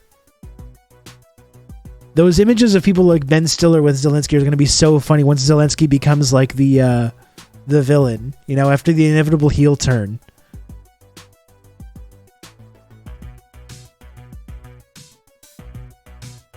All the Zelensky fetishization is going to seem really funny in hindsight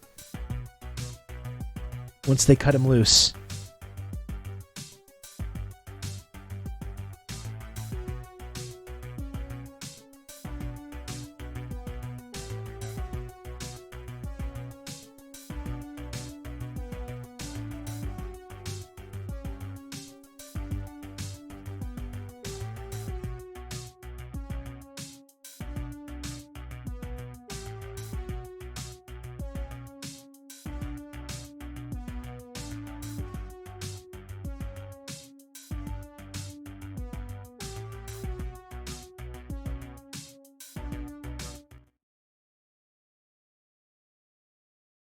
I don't even know who you are. So well, there you go. So, don't tell me who I am and whether or not I'm working class or whatever, any of those sorts of things. I didn't tell you you weren't working class. I don't even know your name.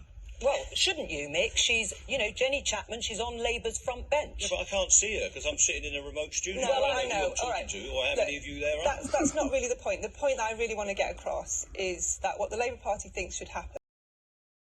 Amazing too, that the Labour Party and Keir Starmer can't even like support these rail strikes. That's how useless they are. That's how fucking useless Keir Starmer and the Labour Party is now. That they're not that now that they've managed to get away from out from under the Corbyn project. They can't even take the basic stance of like supporting these like striking rail workers. Yeah, Mick Lynch from Rail Workers Union has been knocking them out of the park. Yeah, it's really cool to see these like working class union types start to get media time and just humiliating people. Here, don't call me boring, Starmer. And of course, the only thing that they can fathom as a personality is that, oh, he's a huge alcoholic, this guy. You think he's boring? Go out and get drinks with him. You believe this guy gets super fucked up all the time. And it's like, that's not a personality.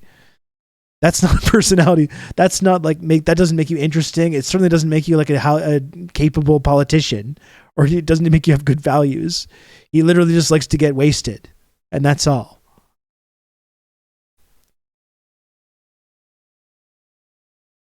Of course, the rail strikes are preventing the Ukrainian refugees from getting to their new jobs. Of course. Okay, I guess I got enough of segments on or clips I can do. We can do a whole segment on it.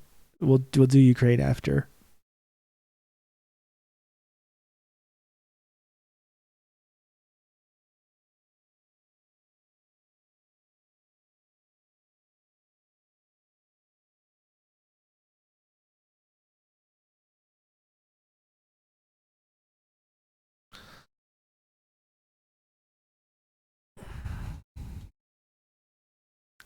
You don't think I'm interesting? Well, check this out. It drinks yourself into a stupor. That's pretty much how they're trying to frame that with Keir Starmer. And I heard the funniest thing also.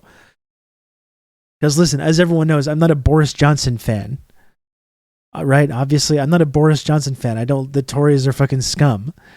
And it speaks to how horrible Starmer is and how it's like completely directionless, pathetic Blairite bullshit that the Labour Party is doing now, that it makes Johnson seem hilarious in comparison, which is that Boris Johnson apparently calls Keir Starmer beer korma, which is just like the funniest thing. Beer korma is fucking amazing.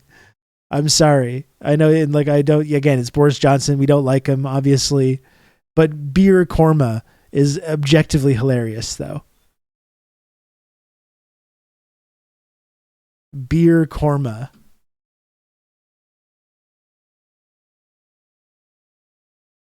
We got an Ash Sarkar clip as well.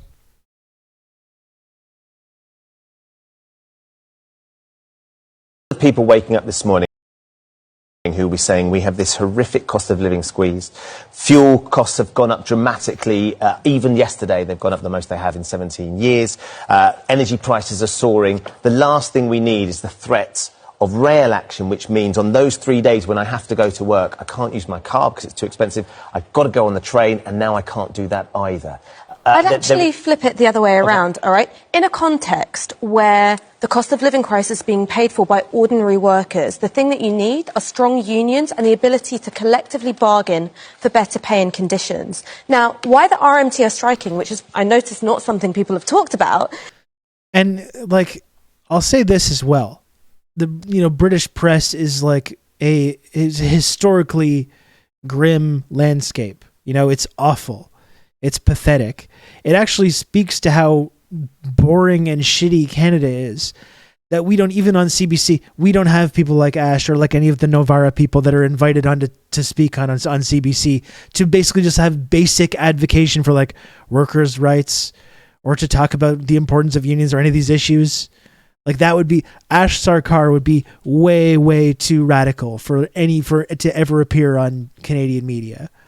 To say one thing for British press, at least I'll have people that like do identify as socialists. And I've talked about my personal issues that I have with the way that's the sort of Novara crowd of British socialists handle certain issues. We can complain about that or talk about that, but the fact that like that would be way too radical even for Canadian press to ever have them on is like fucking I think a reminder of how pathetic media in this country is.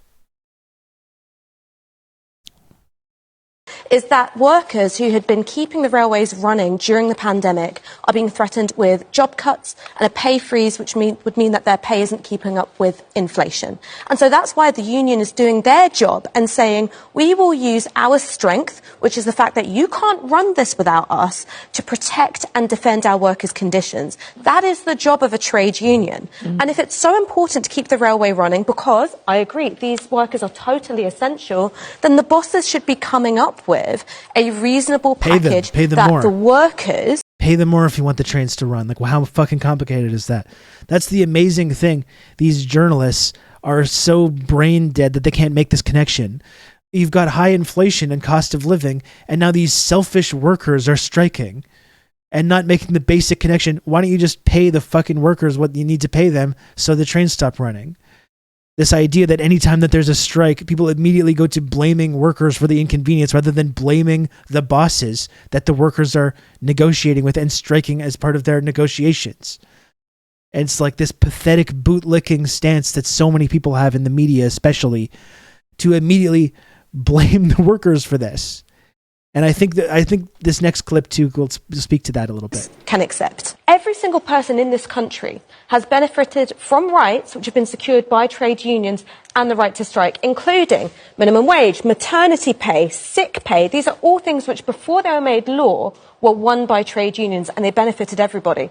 Because you're essentially selling a myth to the people of this country. You're saying, well, if you ask nicely, if you play nicely, if you're a good little boy or girl, maybe the bosses will take pity on you. That's not how it works. Workers have one form of power, and that is collective bargaining. And every right we have... Of course, all these fucking journalists are in a union as well, which they know. They know these basic concepts. ...have as workers in this country have been secured by playing hardball.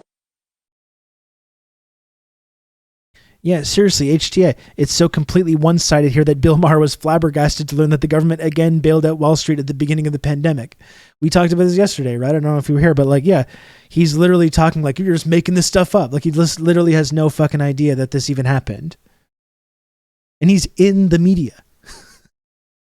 He's literally in the media. They would never let anyone on TV are saying this. Yeah, this is what I mean. I'm suspicious of Novara, but I'll admit hearing Ash's viral "I'm literally a communist" was a turning point for me. I was like, you can just be a communist? No, I kind of agree with that. I mean, I don't think it was a turning point for me, but it was like really refreshing to see that and see someone say that at a mainstream level. I think when I started digging more into like some of what the Novara people are into, then that made me a little more suspicious about it. But I think it does have that effect of normalizing that kind of language is beneficial in and of itself. And to literally to do the Chad yes when people start asking these kinds of questions. I remember reading a profile of them shortly after where they're like, yeah, of course we're communists, but we're not like we Soviet Union or all that, or like those kinds of scary communists. Really, we're the nice communists. And that's when I was kind of like, okay, well, that's kind of lame. Because you did the Chad yes thing before, and now you're not doing that now. The next moment after you do the Chad yes thing, when someone asks if you're a communist, and then they start asking you about Stalin and the USSR and all that stuff like that, you have to continue doing the Chad yes thing. But they didn't do that though. This is hero comms. That's it. Yeah. Exactly. Yeah. Yeah. It was a cool moment though. I agree. I watched this guy on YouTube who opened stuff, just started going off on how everyone in the US got free money, and now people like his wife have to work extra hard. Delusional. It's amazing the way that propaganda works, right? And the way that people's minds are just completely twisted up with this. How anytime people get help to pay the rent, to buy groceries, as even during a health crisis where millions of people died, they still can't fucking do it. Right? They still can't make this basic connection. And it's always like, now I've lost something in order for this to happen. Even when it helps them, they complain. Yeah, because they complain about other people getting the help. I deserve the help, but others don't, obviously. Lodane says, tweet that you're live. Fuck. God damn it. I literally had a tweet like lined up as well. Just didn't press the button.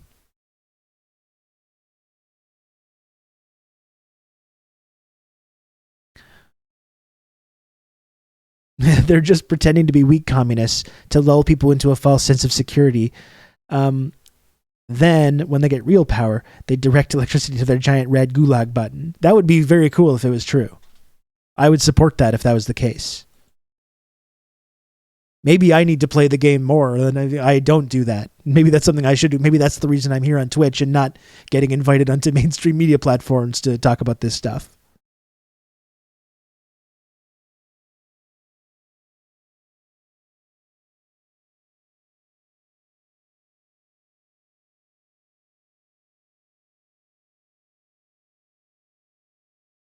I had an old neighbor that I would have last seen when I was 7 or so years old, tracked me down on social media, and at first I thought it was friendly. He ended up just telling me to pay my taxes. I asked if he wanted to see how much the union takes. He works for Canada. Cartage's employers probably get breaks. Yeah. People's brains are just completely broken, right? They're just completely unable to...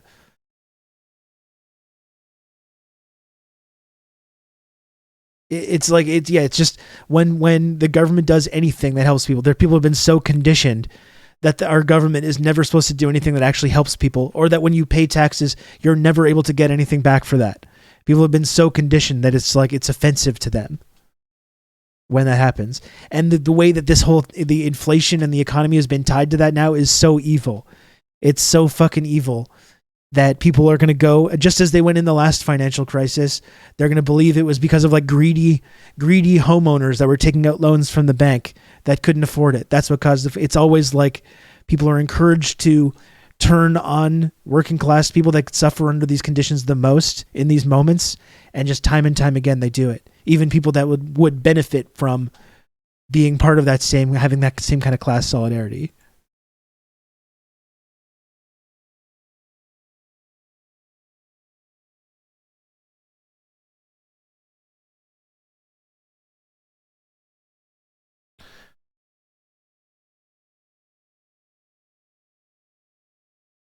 Anyway, here's another thing here.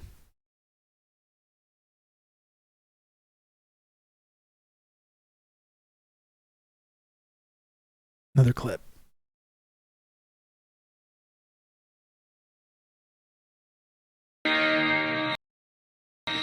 Welcome back. Now, Mick Lynch, who's the man leading the strike today for the RMT, is waiting for us at Euston Station. Mr. Lynch, good morning to you. It's going to be a busy day for you today. Can we just get one thing nailed to the wall before we get going here? You've been accused severally in the last few weeks of being a Marxist. It happened again last night. A backbench Tory MP said you were a Marxist with no interest in anything other than trying to tear down the government. Are you, or have you ever been, a Marxist? This is where we're at with our media discourse. The moment a strike happens, question number one right out of the gate. Question one right out of the gate, it's the red baiting. People are saying, of course it's that cowardly journalistic tactic, people are saying this, I'm not saying it.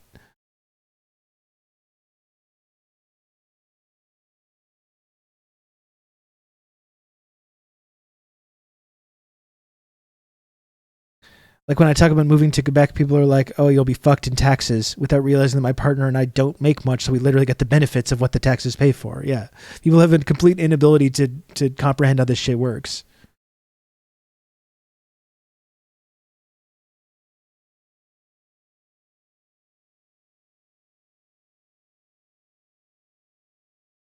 Now, are you or are you not a Marxist? Because if you are a Marxist, then you're into revolution and into bringing down capitalism. So, are you or aren't you? Richard, you do come up with the most remarkable twaddle sometimes. I didn't say you were a Marxist. I'm saying that you're being accused of being a Marxist, and that's not twaddle. That's called reporting. I'm not. No, I'm not a Marxist. I'm an elected official of the RMT. I'm a working class bloke leading a trade union dispute about jobs, pay and conditions of service. So it's got nothing to do with Marxism. It's all about this dispute. It's an industrial dispute, and that's what it's all about. Absolutely. And I think that's a totally fine answer as well. But it's that's the whole. I would love to, that kind of a thing. It would be really cool in that situation. I'm not going to criticize this union leader that's leading a strike right now. that's obviously a moment, or I am very biased, that I would like to see someone just lean into that and just say, yes, I am. Because the reality is that, like, being there's actually nothing about being a Marxist that means you're like revolutionary or trying to bring down capitalism, but just understanding the basic functions of how capitalism works and how it's exploitative, and the way that, like, people that are doing the work, in this case, the rail workers, are the ones that are controlled, that are doing everything, that are not in charge of the profits and have the right to strike and collectively bargain, so they can get better wages and better conditions. Like, that's whether you're a Marxist or not. That's just basic Marxist analysis of capitalism. That's one thing I would like to see being more normalized when these kinds of accusations start to fly. I'm saying you've been accused of being a rapist. I'm not actually saying you're a rapist, of course. And then, of course, he adds on that whole editorial, because if you are, then you're against capitalism and you're for revolution and all this stuff. It's like yes, you can be a Marxist just recognizing what Marxist analysis does is just have a basic framework to understand the way that capitalism works and who profits from it and who gets exploited in that process. I emphasise, I am not talking twaddle and accusing you of being a Marxist. You are talking twaddle, sir. Including many of the newspapers. Well, that's what it sounds like to me. Well, I'm sorry if it did, but I don't think it was. But anyway, to be absolutely clear, you are not a Marxist. Fine. Fucking dipshit. Oh my God.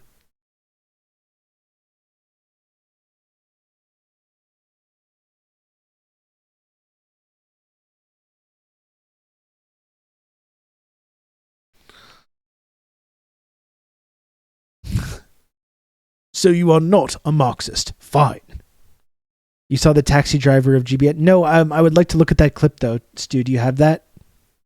I wanted to look at that one next. And I wanted to look at the one where they're trying to get him to trying to say, like, oh, you're going to be violent to people that are scabs or whatever. There was someone that was trying to, like, bait him into a thing, and he completely shuts it down. Narrator, they were indeed talking twaddle. That's right. Very much indeed.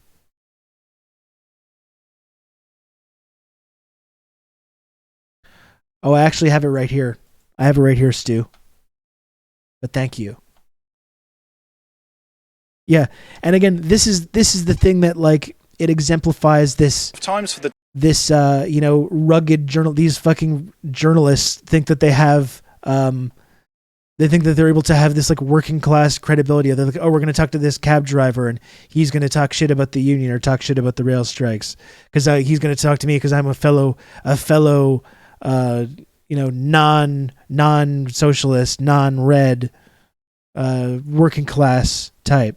And he just gets fucking shut down immediately.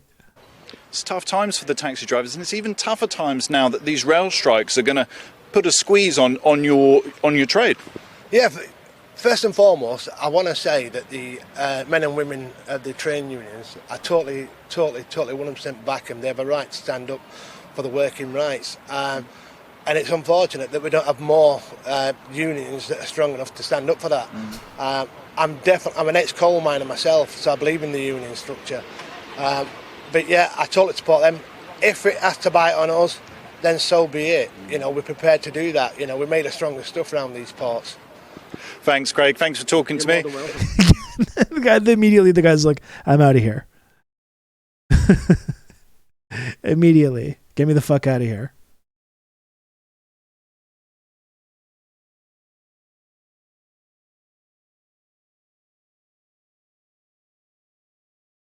Okay, here's the other one as well. Look at that. We love to see, though. You know what we love to see is basic working class solidarity. You know? That's great to see. And these journalists think that they're like the working class whisperers. This guy thought he was going to get a great little segment with this cab driver talking shit about the rail union.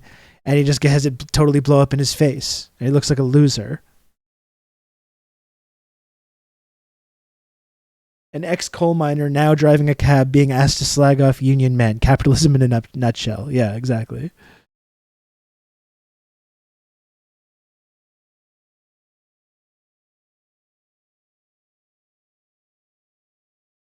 The government is saying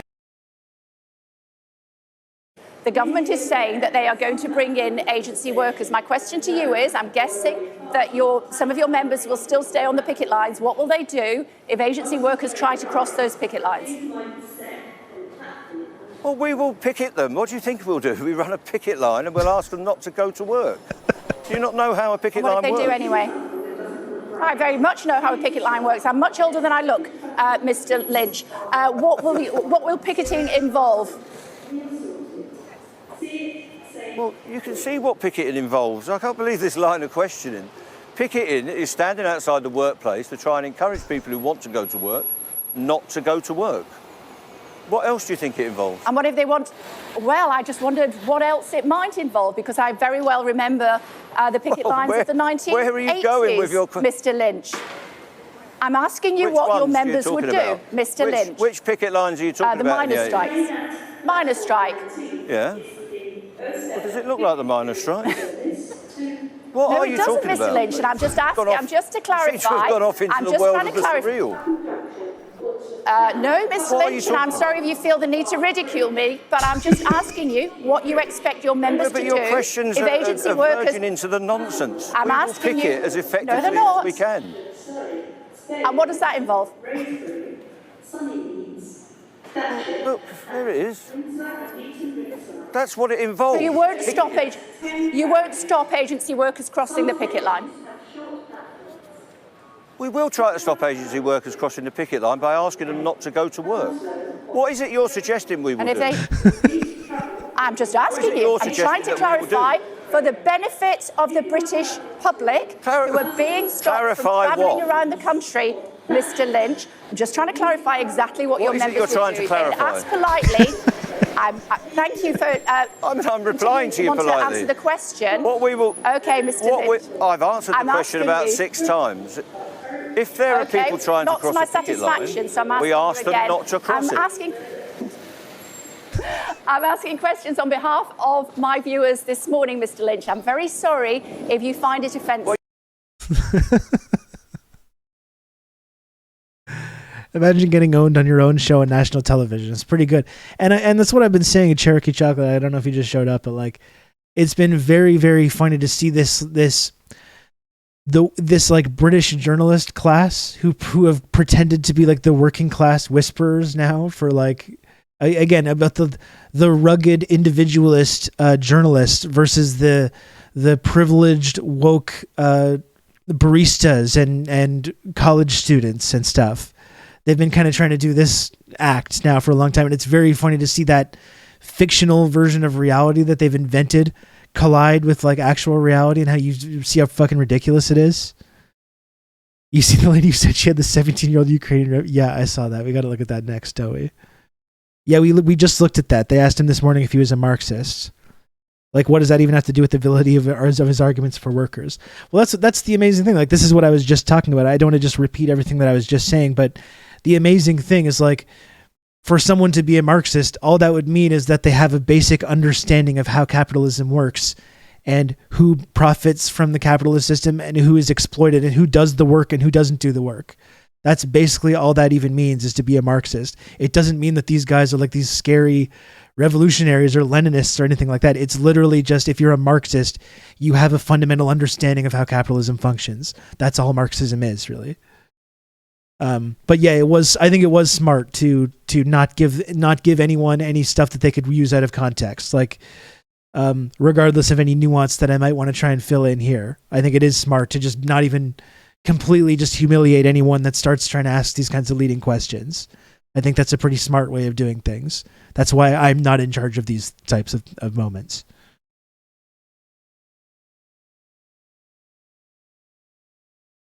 They're always going to use the Marxist bugaboo to trigger viewers. Yeah, of course. Yeah. Absolutely. I'll find that the Ukrainian exchange student thing is so funny.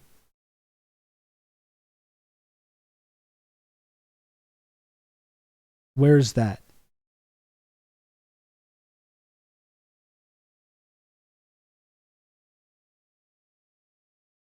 There's this too. We can see more of this guy. This guy's already like a legend for some of these clips just from coming out today. And by the way, like, it's also worth pointing out that I think when we hear this argument from the left about identity issues and how we can't afford to like divide the working class by focusing on identity issues, I think sometimes that gets really twisted. Where if you dig into some figures like this, you'd probably discover that they do have some reactionary views, or they're not, like the guy said, I'm not a Marxist. Like he said that kind of stuff. Like if you actually went into these people in these working class movements, engaged in these kinds of strikes and this kind of activity, you would find all kinds of different viewpoints and different reactionary views that we might not agree with. And the idea that like we shouldn't allow that to allow us to keep people divided, and we should still be working with these movements and creating these mass working class movements regardless of that, which is something that I agree with. That's like a basic thing that I agree with. But then some people use that basic idea as a way to sort of delegitimize any talk whatsoever about any identity issues, or to talk against, speaking out when, for instance, transgender rights are under attack as they are right now, under this like directly, extremely well-funded, well-organized assault. And people take it like when you stand up against that or you comment on that, people will treat it, these like anti-IDPOL leftists will kind of suggest that you're being divisive somehow, or you want to exclude people from the working class, or you want to just completely just shun anybody that has reactionary views. But it's not that at all. Yeah, we absolutely should. All these big working class movements are going to have a broad coalition of people that believe all kinds of different things that we don't agree with, and reactionary things that are not good. That should not be an obstacle to mass organization in these kinds of movements. Count on me. You're gonna have good old but Rob that doesn't to mean talk you through all this. Just because we can't let these things like divide us and prevent us from organizing mass working class movements doesn't mean that we should just never ever talk about it.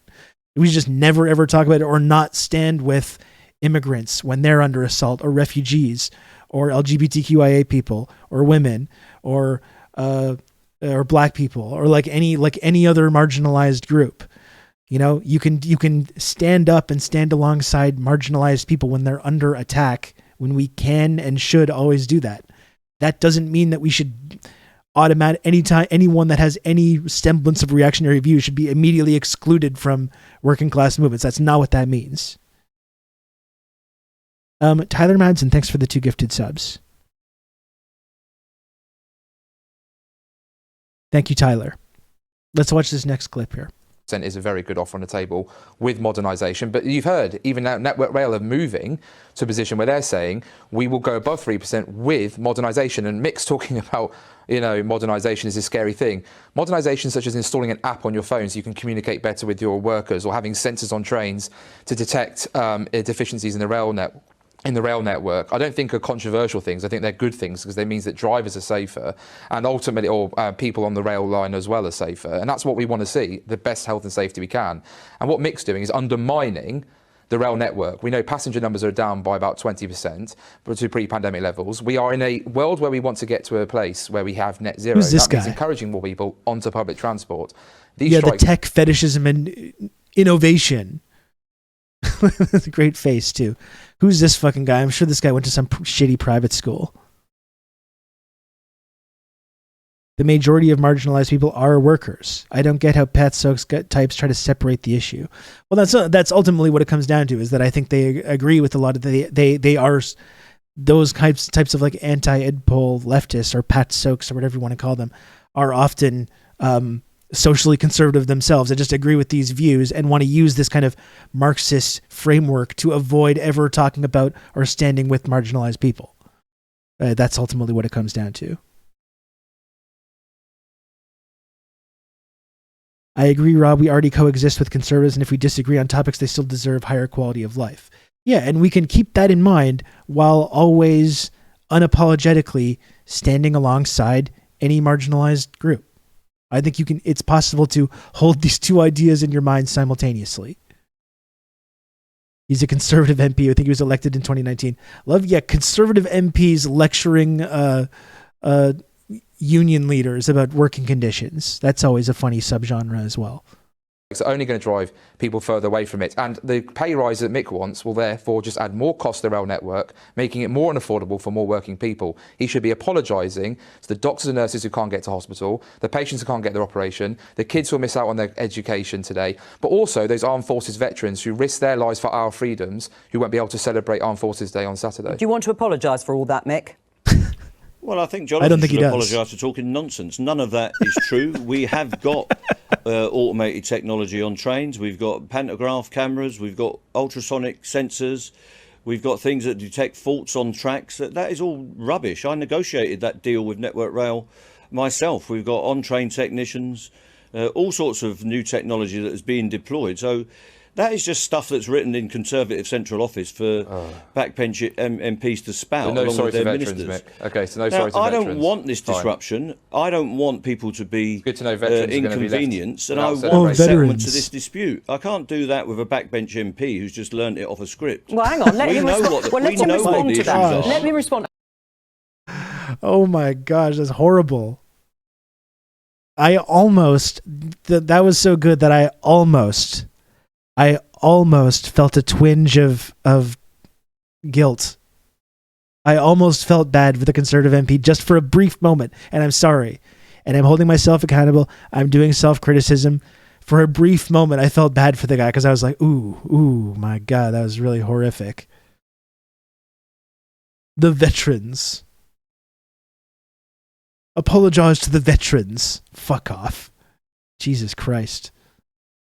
He's a Weasley fucking liar, dude.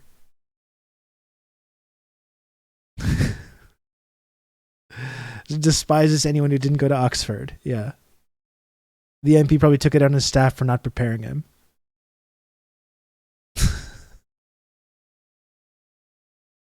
Won't you think of the bloody veterans? Mick, why aren't you thinking of our veterans? We've got bloody veterans that want to go take the train, innit? To visit the graves of their fallen comrades, and you've got these selfish rail unionists, Marxists, preventing our beautiful veterans from visiting the graves of their friends and allies who were killed protecting Britain's security interests.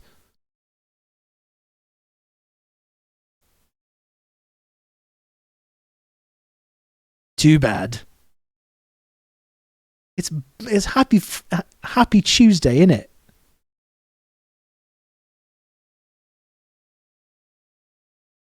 Now I know if you've been watching this channel for a long time, you're probably thinking, "Oi, what's this accent? I haven't heard this accent." And the reality is that the character, long-time viewers of this channel understand that the character of Rob Rousseau, who you know as someone who speaks like this, you as the character of Rob Rousseau, you understand that he has this accent. What you don't know is that this character, I've completely you can invented. Count on me. You're gonna have good old Rob to talk you through all this. And this is my normal accent.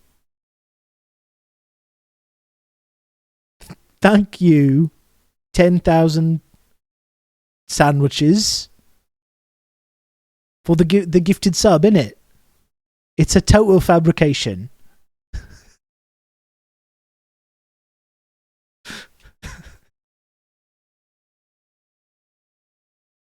What's your real name? My real name is still Rob Rousseau. Unfortunately, I just don't speak with that accent normally.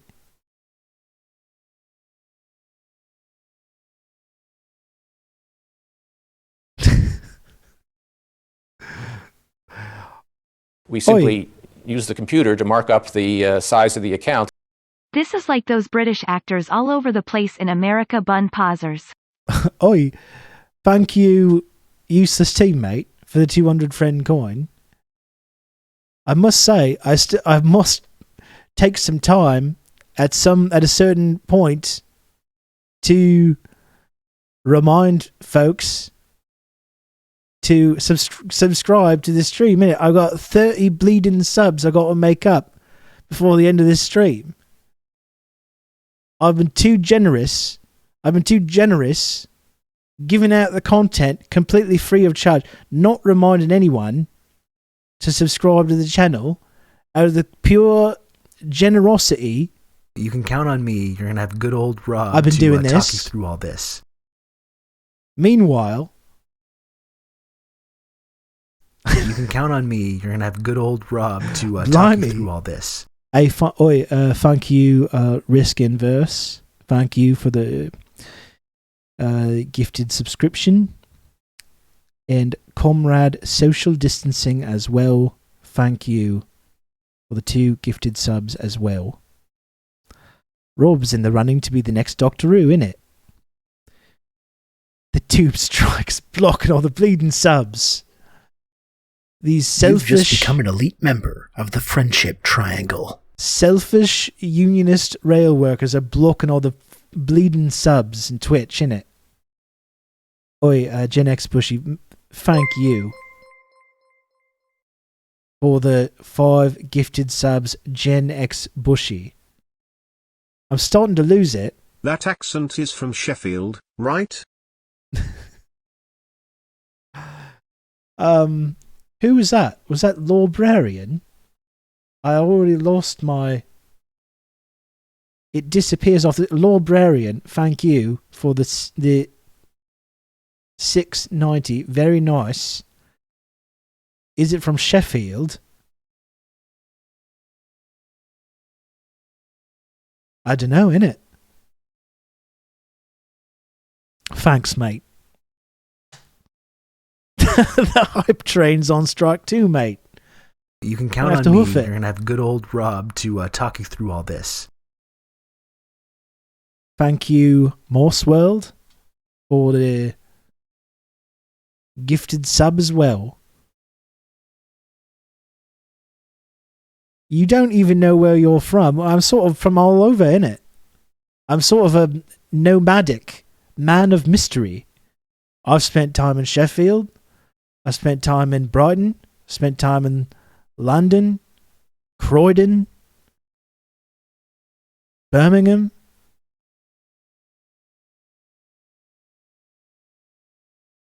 I'm just naming places in the country now. Newcastle, thank you. Blackpool, Wigan. I have legitimately spent time, I've spent significant time in Wigan. Not significant, but I spent a couple weeks in Wigan. Kent? I'm just naming places. Like, this is not...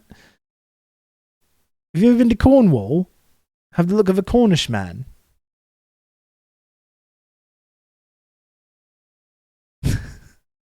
Norwich?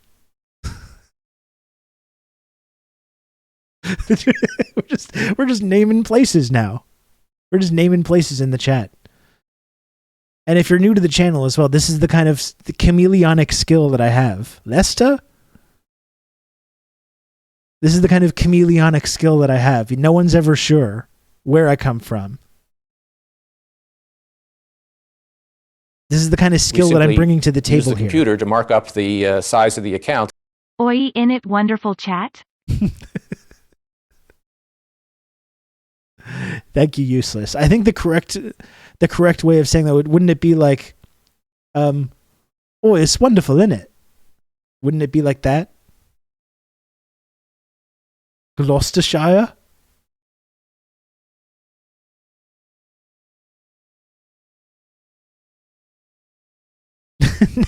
Now do more accents, but from countries in the global south. That's where you get in trouble.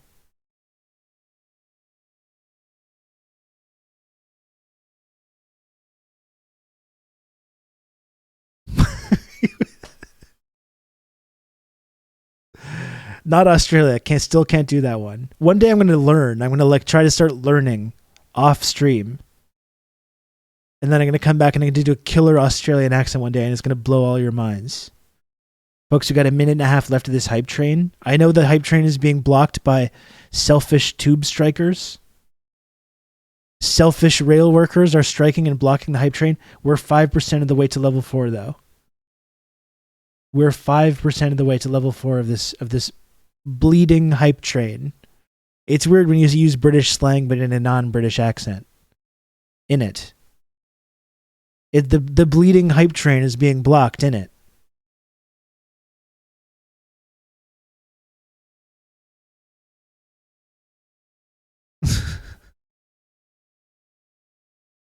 I did a dope Ayatollah last night. Oh, that must have been good.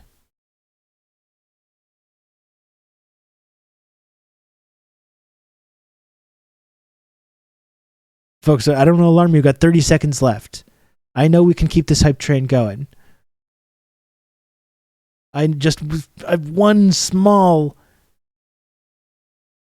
gift sub or prime sub or small bit donation would get us to level 4. Okay, it just ended with like 20 seconds left. That's not on you. That's not on you. That's Twitch's fault. That's not the community's fault. I still have a ways to go to get to the sub goal, but I'm gonna get there. Oi, bruv, I'm blaming it on the Marxist strikers, isn't it? Let's look at this. Look at this thing with the Ukrainian.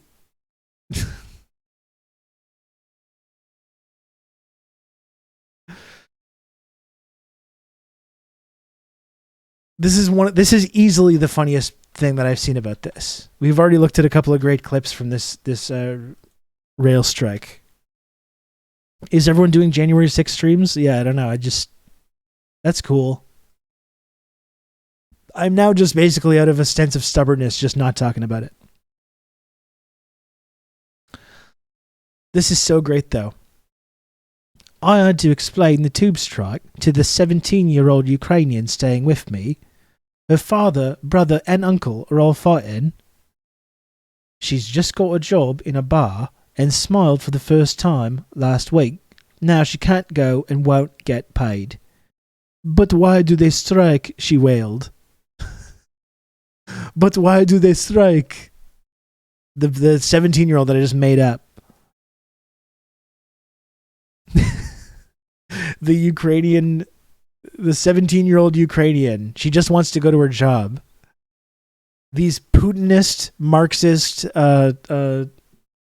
railway strikes are preventing these beautiful Ukrainian refugees from going to their jobs.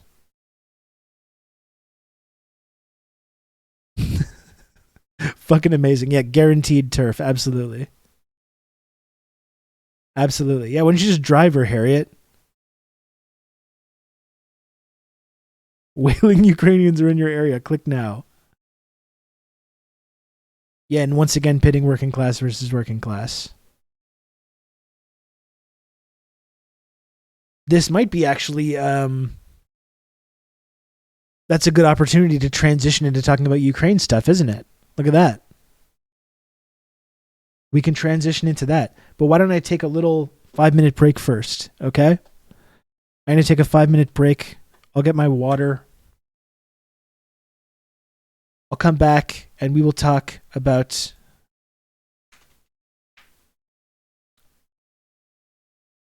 some other good stuff.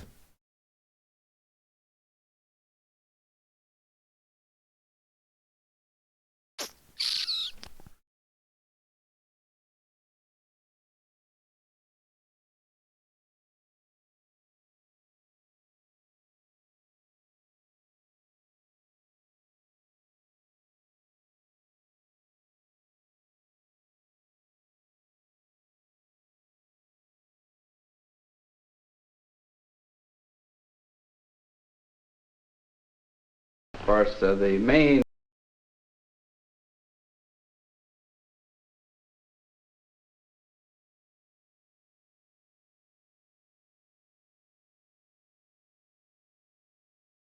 Everyone loves Accent Hour. I'm glad you all enjoyed that. Brought that back. Of course, the main propaganda themes of the communists today. I have a chart here, which I'll show you on that. These are just taken 5 sample propaganda themes of the Soviet Union. One of them is that it's the United States that puts up the Iron Curtains, while the Soviet Union seeks closer relations with everybody, that we are the people who have the real Iron Curtain and they just want to embrace the world. Secondly, they're constantly saying that the United States is a warmongering country, that we want to bring about a world war, whereas the Soviet Union seeks peace and disarmament.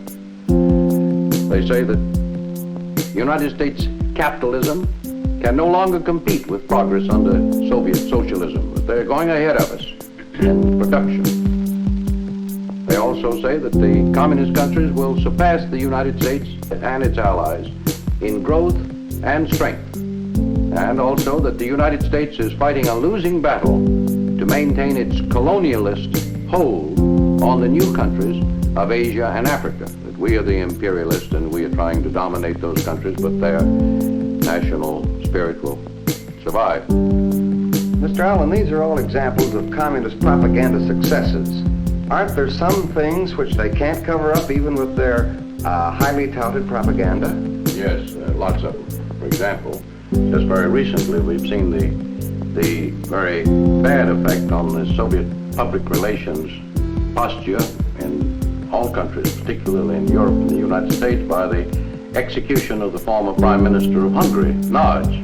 There have been tremendous demonstrations now in Paris and London and Bonn and other places by socialist and left-wing fellow traveler people who are terribly annoyed against the Soviet Union because of the execution of Nagy, and there's nothing that their propaganda line can do about it. They've just lost a great deal of support. Stalin, aren't the communists using film a lot in this propaganda field? Yes, they are. Both documentary type of films and entertainment films. And in the entertainment film field, they have recently been very active. As a matter of fact, very recently, they won an international award at Cannes in France. The film is called The 41st. Oh, yes, I've heard about that film. I believe it's about the girl who's a Red Army sniper and the boy who's a White Russian officer.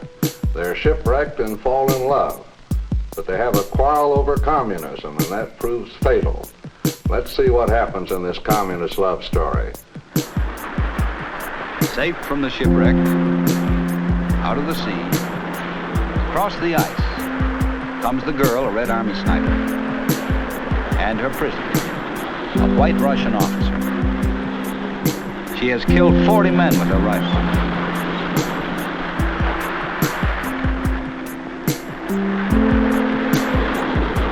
Got lots of fat. Yes, but will it burn? On the Volga, we often use it. Burns better than wood.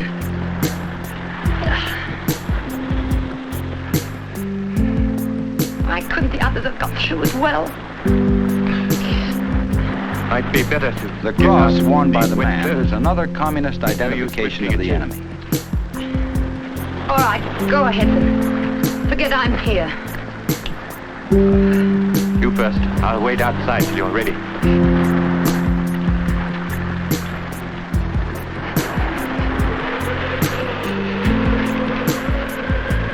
Don't be an idiot. The wind's still raging.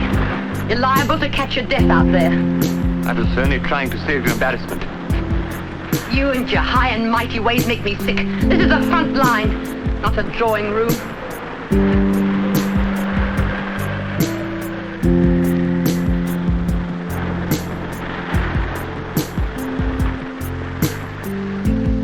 Go on, what are you waiting for? Anybody'd think you were shy.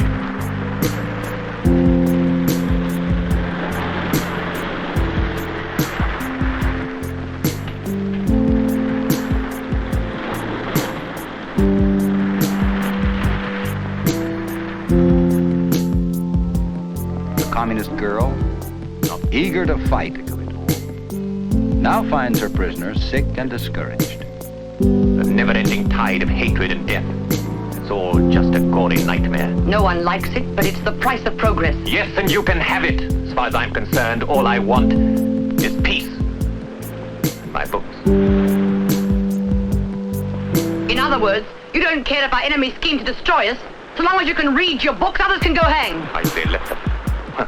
Damn it! Why should I take the world on my shoulders? Besides, what has the world done for me?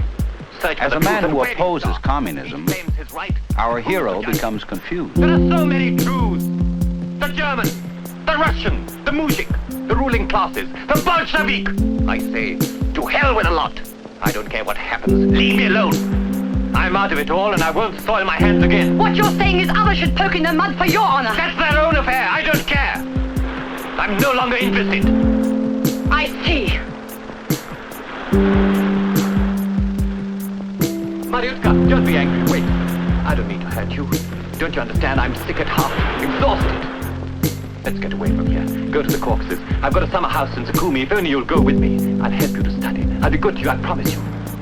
You're asking me to turn my back on my conscience, cast aside my obligations, loll around on cushions, munching candy bought with the blood of my comrades. Don't be so melodramatic. Oh, yes, I forgot your class likes to hide ugliness by pretending it doesn't exist. Is that all? I wonder how you can blow yourself up with so much hot air and forget that you're a woman. It's been thrust on me by people like you.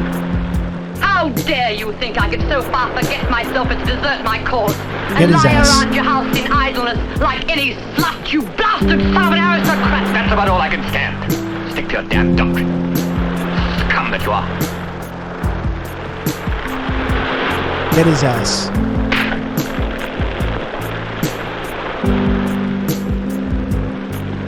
It's lucky for you that there's such a thing as chivalry towards your sex. I hate you! Loser. Loser shit.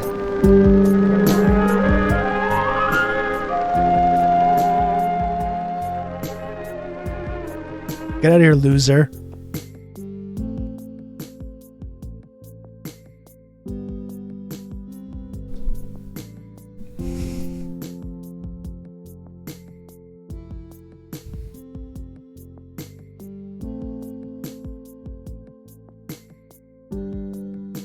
You know, a great man once said,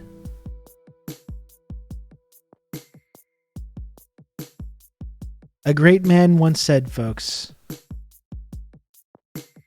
of women's rights, the entire party and country should hurl into the fire and break the neck of anyone who dared trample underfoot the sacred edict of the party on the defense of women's rights. And that's something that I happen to agree with. And we uphold that line of thought over here on this program.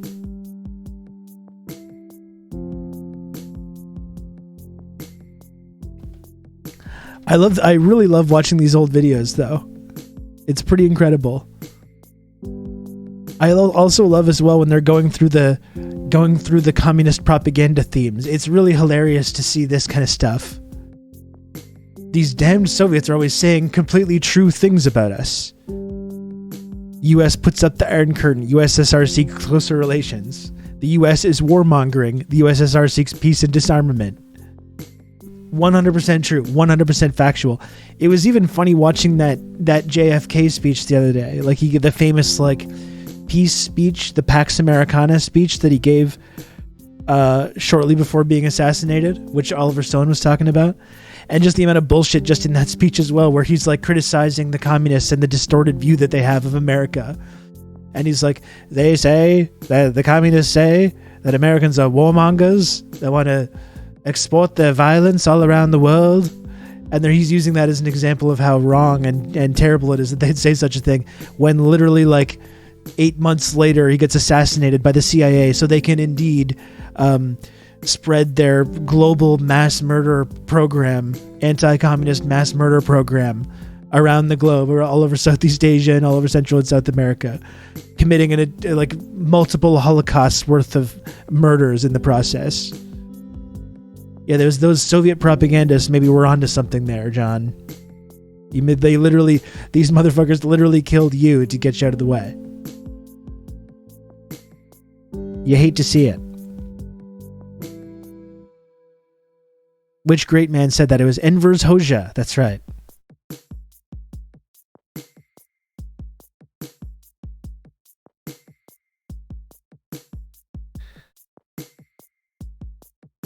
That was another completely chameleonic accent impression, by the way, you must have heard just there.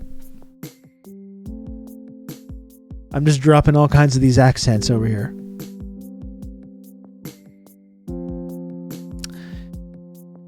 I did an Obama as well on the podcast the other day.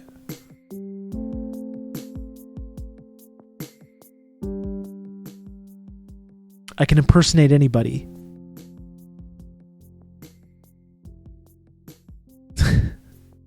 You can tell what the empire is up to based on the criticism of their enemies. For sure, Gen X Bush. Even that's what it always comes back to that whenever we talk about this kind of Western propaganda, how it's always projection every fucking time. The U.S. the U.S. capitalism can no longer compete with progress under Soviet socialism, and the communist countries will surpass the U.S. and its allies in growth and strength. These wound up being, like you could point to those being false precisely because they fought dirty in order to still win. And they committed every fucking underhanded, horrific crime, supporting all these military dictatorships and the Phoenix program and Operation Mockingbird and all this shit. So that, yeah, they didn't end up getting surpassed by the Soviet Union because they cheated to win. So I guess that's true. This one's funny, though. The U.S. is fighting a losing battle to maintain its colonialist hold of the new countries of Asia and Africa. Those devious Soviet propagandists, how dare they? How dare they suggest something? And the guy says, like, as a joke, like, oh, they think we're the imperialists and we want to just, have these countries in economic stranglehold for our own interests. It's like, yeah, that's literally exactly 100% accurately. That's a 100% accurate description of what the United States did indeed want to do and did do. Yeah, it's just like completely 100% accurate statement.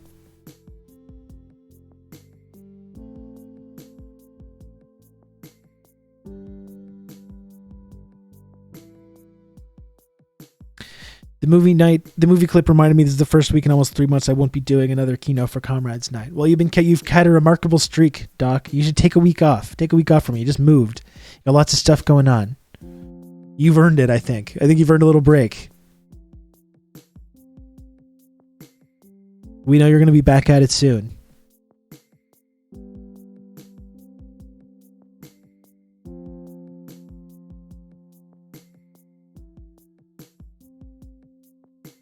I would actually like to see more of those Soviet period movies.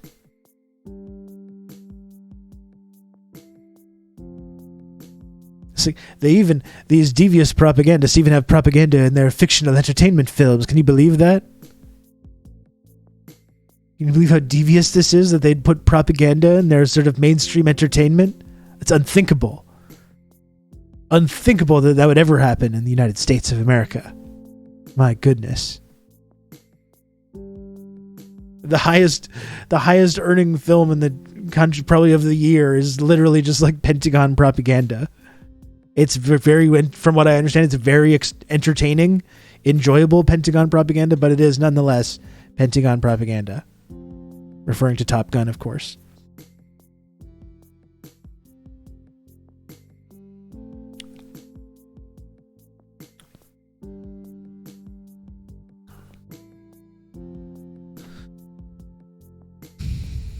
I would actually like to. I would like to push it. Do a Top Gun movie night and push that to the front of the queue. That's a movie night that I would like to do soon. Considering it's like in the news, I would really like to go back and watch the original Top Gun, which is a fucking awesome movie. As the original Top Gun was as well. It was an ad for the Navy. It literally was. At a time when it was still very popular to criticize the American military.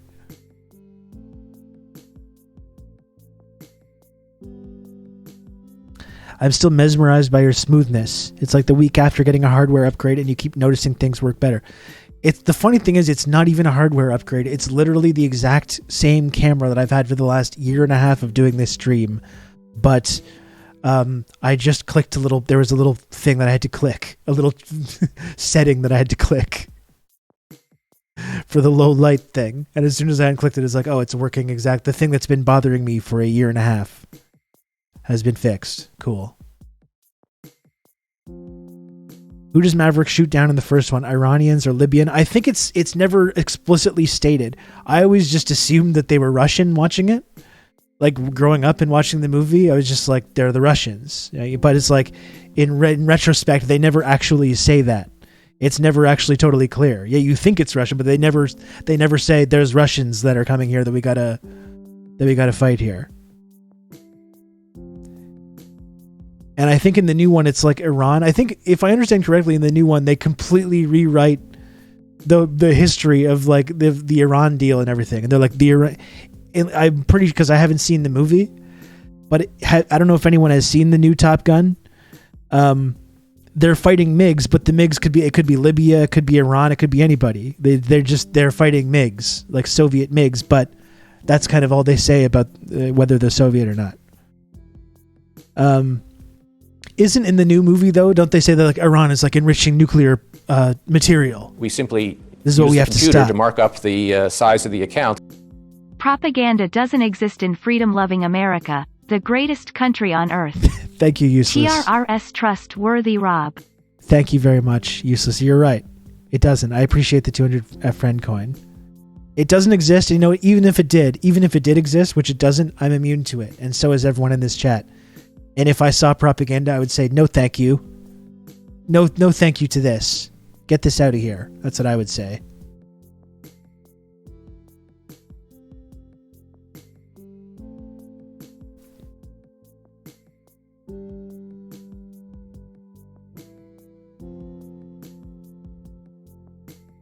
I watched it yesterday. They say a country is enriching uranium in violation of a NATO treaty, but never say what country. Okay, but that's heavily implied to be Iran, right?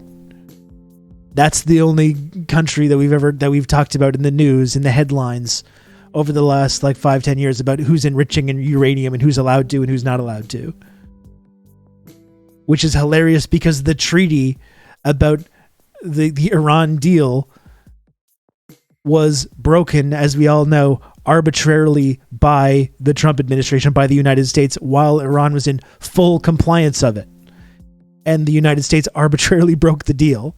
So it's extra evil and insidious how in this big blockbuster movie now, they're like, the Iranians are going against the treaty and enriching uranium. It's just a complete opposite version of reality.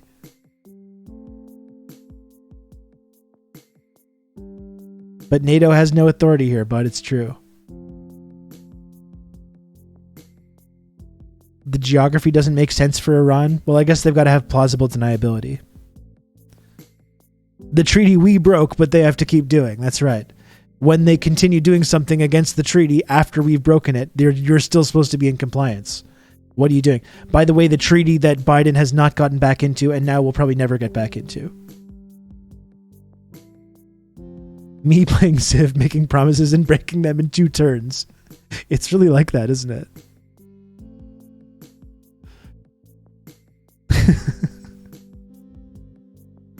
Amazing.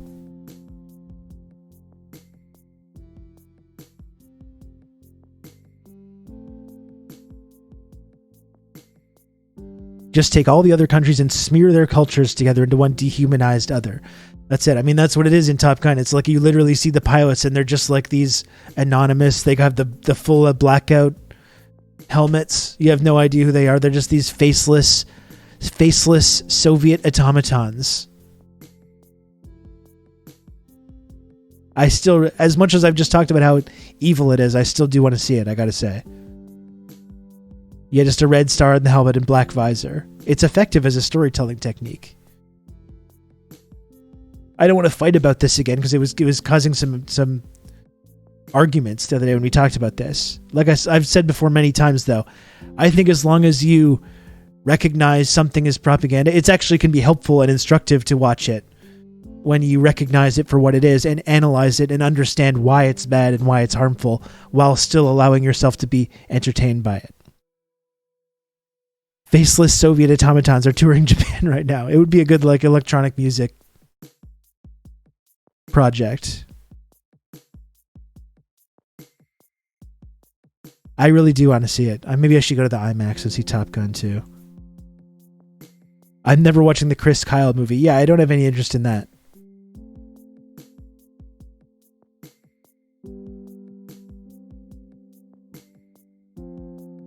That is why Starship Troopers is so good. Yeah, absolutely. It's literally a movie that's about fascist propaganda.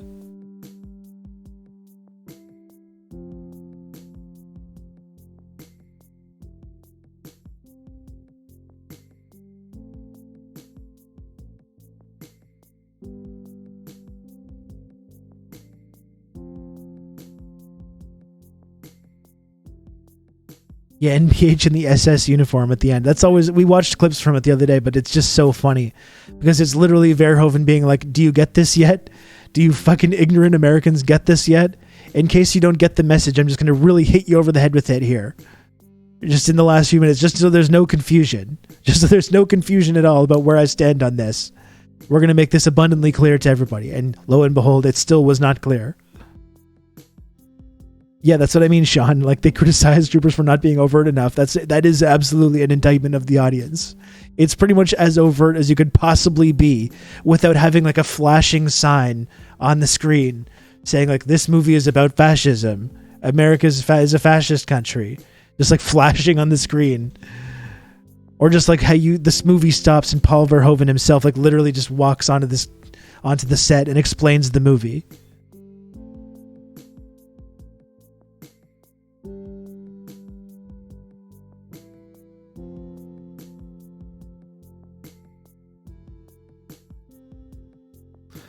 When people can't figure out Starship Troopers, Homelander, 40K, maybe satire was a mistake. The stuff about Homelander is really funny as well. Being like, it's the woke filmmakers behind The Boys are making Homelander into a fascist character. It's just like, Jesus Christ, people. The most heavily propagandized nation in human history, the United States. When they see Homelander and they're like, this is like just like a heroic figure. What's the matter with this guy? What's the problem? I don't see any issue. Homelander. His name's fucking Homelander. And his girlfriend was named Stormfront, but at least she was like, I am literally an actual Nazi. And he was like, I'm not really into that. And that was enough for these people to have be like, oh, I guess he's not into any of that. Have you been watching the newest season? I just watched the first episode or two. I haven't watched the rest of it yet, though.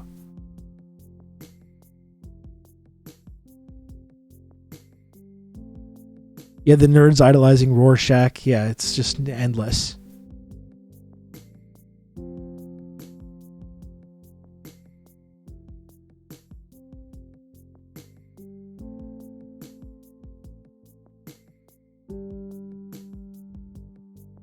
Homelander is blatantly terrifying from the first season. No idea how you got that mixed up. Yeah, it's amazing. It's truly amazing.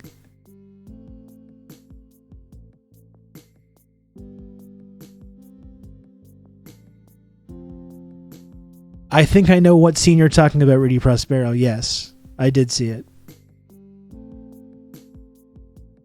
Lodane's in the waiting room. Good luck at your appointment, Lodane. I still didn't tweet that I'm live, and now I'm just not going to. Now it's too late. I'm just not going to.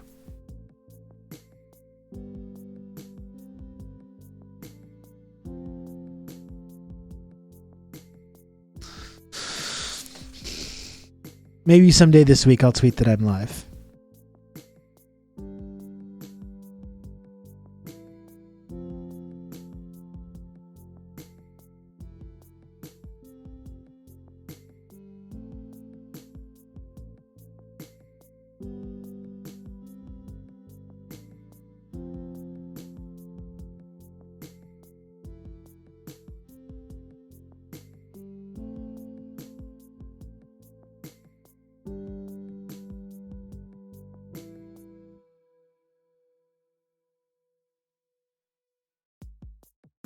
I should watch some more of that, though. If I ever get a chance to watch anything past, 10 p.m.,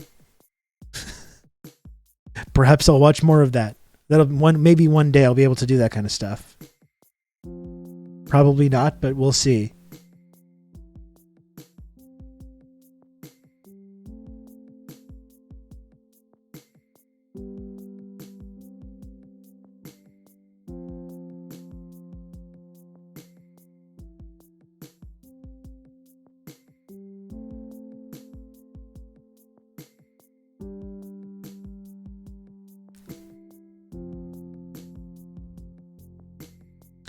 So I'm going to transition into talking about Ukraine stuff soon. I'm just wondering what the timing is here. So I got it because I have to go in about 25 minutes to pick up my kid. I think I'm going to stick around a little bit longer. So I'll go like I sometimes do, go pick him up and come back and finish. But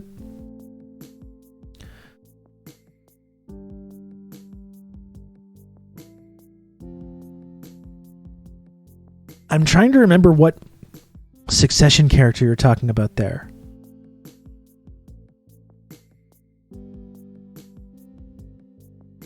A pretty good representation of that kind of chilling, palatable fascism. I know there's the scene where they're kind of count like... on me. You're going to have good old Rob to talk you through all this. There's the scene when they're like picking the next presidential candidate, basically. And that's the guy that Kieran Culkin's character advocates for, is this like fascist YouTube guy. Is that who you're talking about? Thank you, John. Thanks for the gifted sub.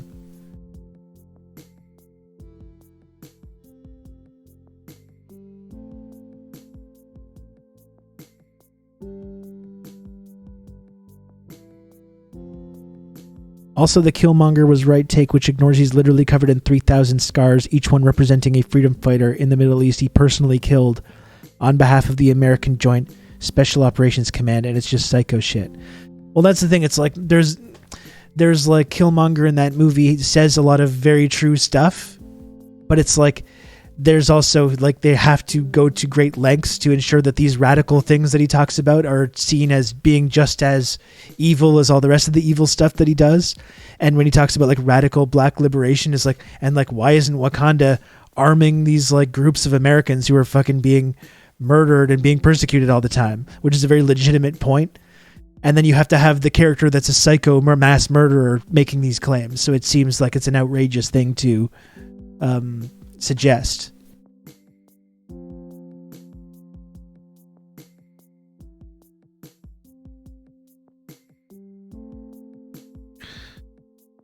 That's some excessive bass boost you got going there. Are you trying to break my windows? You're the first person, Socialist Girl, that's ever commented about this apparent bass boost issue. No one has ever mentioned this before. And yes, I am trying to break your windows. I woke up today and said, you know what I'm going to do? I'm going to deliberately alter my audio settings on Twitch so when Socialist Girl 2 comes into this stream, I'm just going to break all their windows. And I'm happy to know that my mission was successful.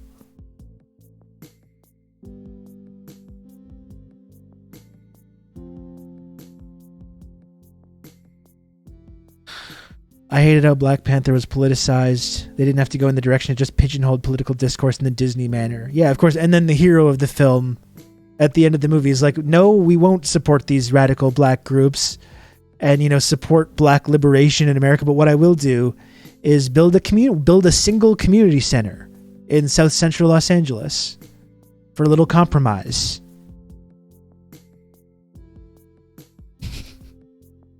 That was like the most fucking... It was the perfect ending for a movie that kind of demonizes radical black activism like that. We'll build a single library. That's right. Here you go, a community center.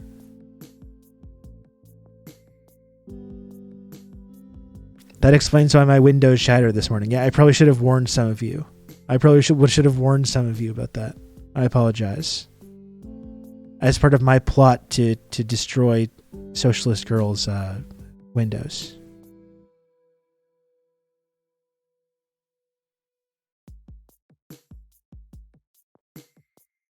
Yeah, they took Killmonger from a reasonable, maybe we should arm and support African countries against their white neo-colonial exploiters kind of reasonable guy to the I'm already a mass murderer and now I'll destroy half the world so you won't sympathize with me, psychotic POS.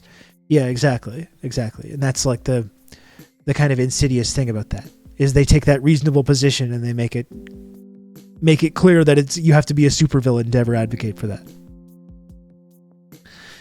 Thanks for not watching the January 6th stuff. I've hit my limit. It's my pleasure not to watch it.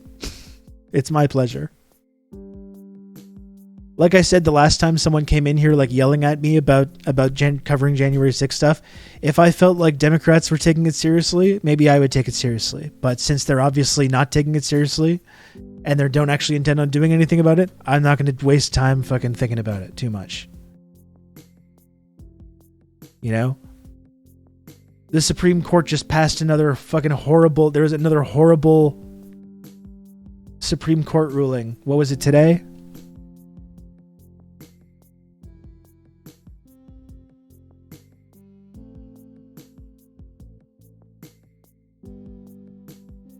Oh yeah, so there's one. The Supreme Court just struck down a law in Washington State that made it easier for workers to get workers' comp from the government if they became sick while cleaning up a decommissioned nuclear site.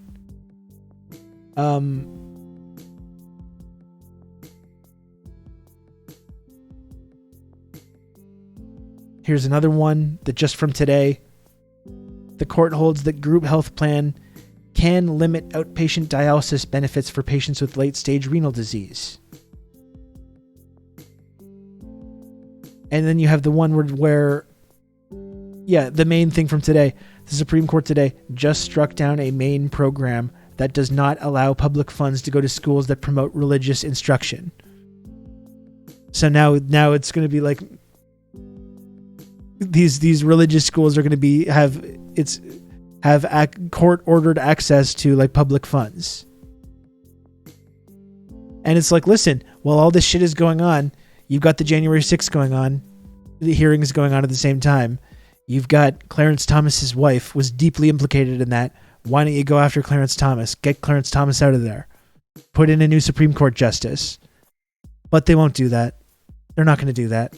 So, again, what's the point of getting worked up on it if they're not even going to act on any of this stuff? You know, you have opportunities to like, if you're mad about losing the Supreme Court, the Supreme Court, you have an opportunity right now to take one of those conservative Supreme Court justices, get rid of them, put someone else in their place, and you're just not doing it. So,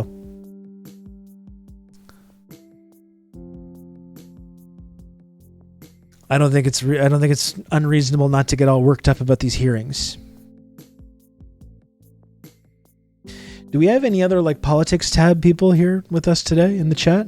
Any other prompts? Anyone else lurking today? You want to speak up? Get us to weigh in on something?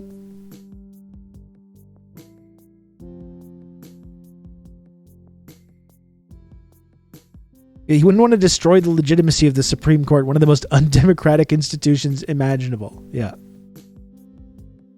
Colombia, yeah, we talked a little bit about Colombia yesterday. We talked about Colombia and the new pink tide and everything yesterday.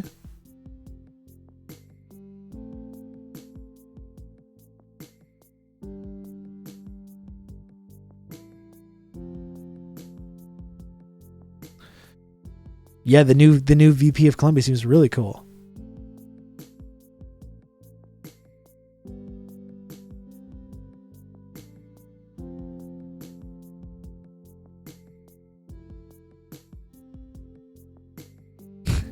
Okay, so they'll definitely fund my Lions of Jihad School of Talibs and Martyrdom Academy, right? I guess so, yeah. I mean, you don't have to agree with it, but it's a religious school, so I guess you got to get those state funds now. Did we talk about Juan Guaido getting attacked in the streets? Yes, we did.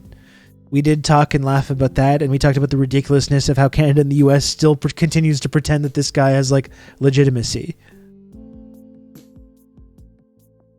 Are these jams Rob manufactured? Yeah, this is a official Rob jam. In fact, all the music that I play on this stream is stuff that I created, unless I play midis of old 80s pop tracks or whatever.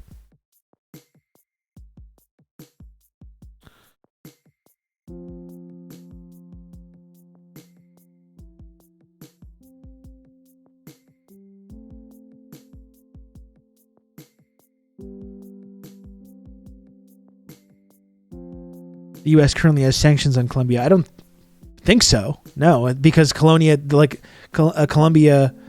I just had a big major Freudian slip there. I called it Colonia. But Colombia's been like the United States foothold in Latin America for decades, right? Duque, the president of Colombia, is like a U.S. puppet right now. The Israel of South America, yeah. How is Small Rob? He's doing well. He's almost done school. Thursday is his last day of school. He's excited about that.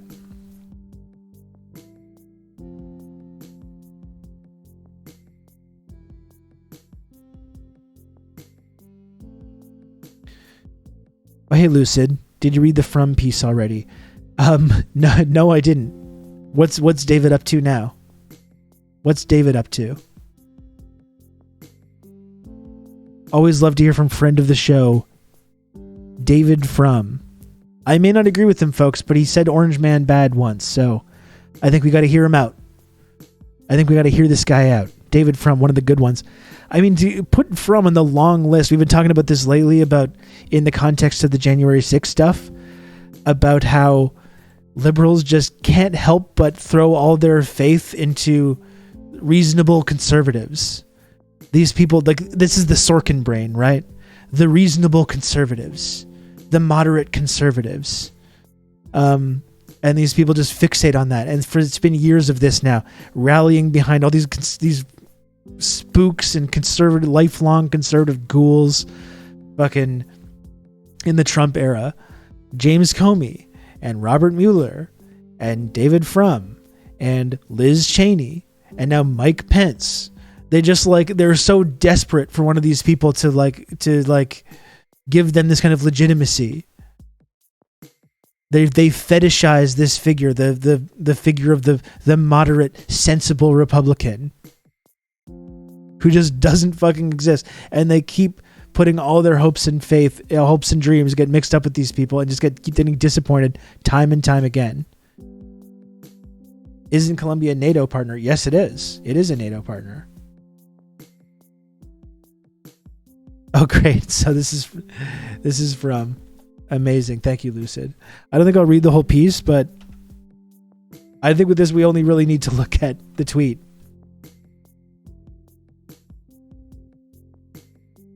Colombia's bizarre election outcome. The president who did everything right and got no thanks.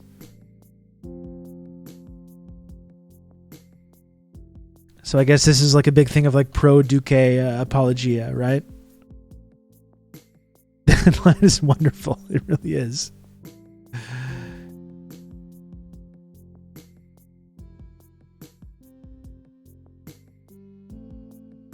I'll forever remember Mueller mumbling apologetically and nervously after months of WWE style hype. A real shockmaster moment. It really was, Sean.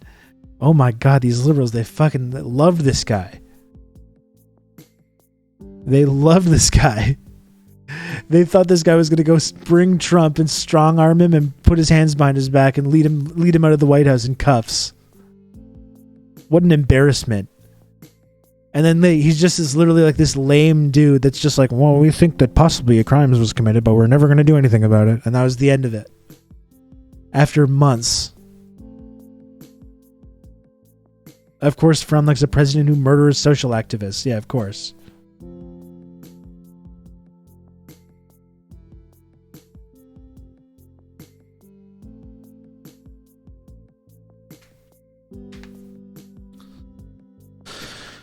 Oh, man.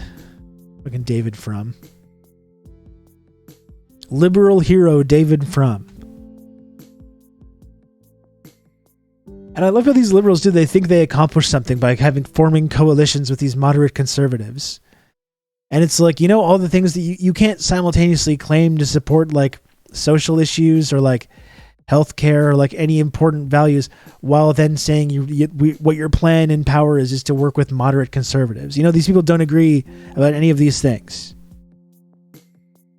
I was genuinely shocked at how meek he was. Yeah, just a nerd. He's just a big fucking nerd. That's all it was.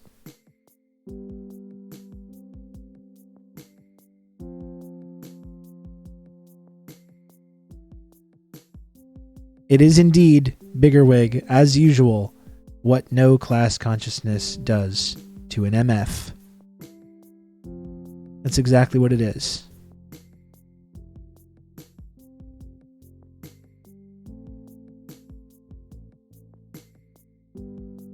So I guess it's good I didn't get into all the Ukraine stuff and everything. I guess I'll try and do that when I come back. I'm going to leave in about 10 minutes. I'll leave for about 7-8 minutes. I'll come back and we'll finish up.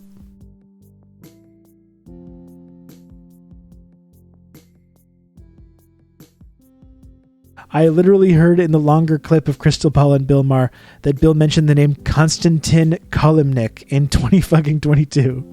Like after Mueller just delivered his nothing of value in his findings. Imagine people still thinking anyone cared about any of these random people. Oh no, not Konstantin Kalmanik. Ooh. Oh no. Ooh. What are you hoping to find in the lunch bag today? I could do with some more goldfish crackers. Like earlier when I was upstairs, I wanted to get some goldfish crackers and we're running a little low, so I didn't eat those. But if there's still goldfish crackers in his lunch, he'll probably have that as a little snack when he gets home. So I'm not going to literally, despite the rules that I outlined earlier, I'm not going to literally take a snack out of his mouth and eat it myself. Okay, I'm not a monster.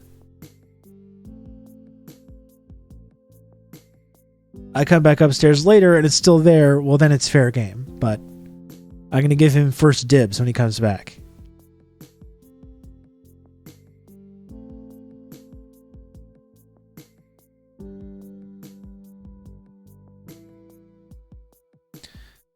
Did you hear the news that Ted Cruz is a gamer?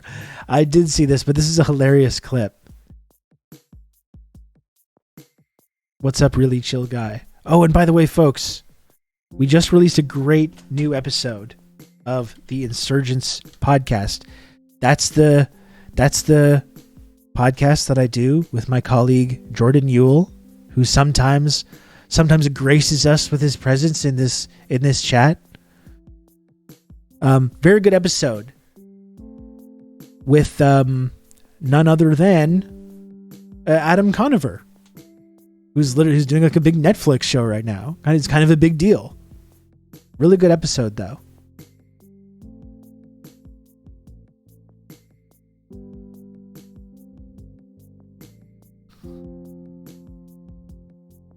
Items, and when you can buy in-game items and sort of make your character stronger or get advantages. Now, I'll confess, when I play some games, I'll sometimes buy it because it is more fun if suddenly your character has a lot more great stuff that would take you 6 months or a year to build up. So sometimes I'll spend $20 and buy a treasure chest full of coins because then I can spend them to get cool things in the game.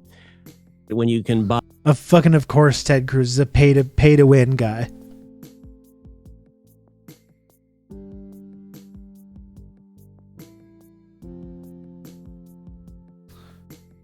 Conover's a real one. I see him doing volunteer work a lot out there. Yeah, he does a lot of that stuff. He's not just one of these assholes that, goes as a TV show or a podcast and just talks all day, lectures people all day while not backing that up with any action. This kind of scumbag that does that. He's not one of these types, which of course we would never talk about on here. One of these these disgusting, slimy media grifters logging on to social media.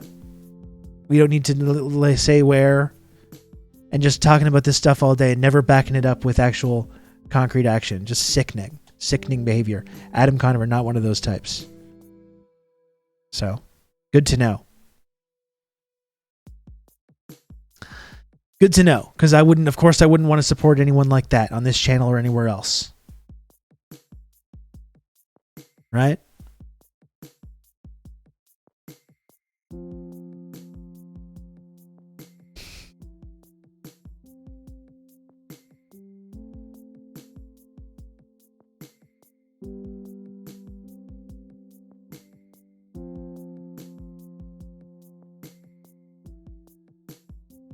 The rich conservatism is a microtransaction, Andy. Yeah. You mean I can just use my financial position to get ahead of others that don't have the same opportunities as me? Don't mind if I do. Yeah. Very surprising. Should I just exist in the game as a meritocracy where everyone has the same starting point? No, I think I'll use my significant financial advantage that I have to crush anyone that gets in my way.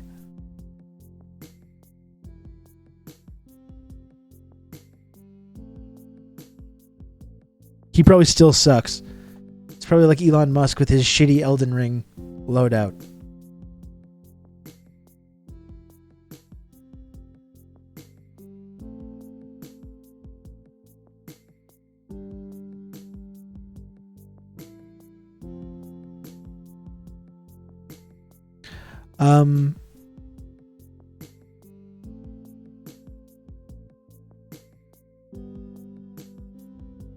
Elon Ring sucked, not surprising. Yeah, not that I know. I haven't played Elden Ring, but I trust the people that were commenting on it. That his Elden Ring loadout was really especially shitty.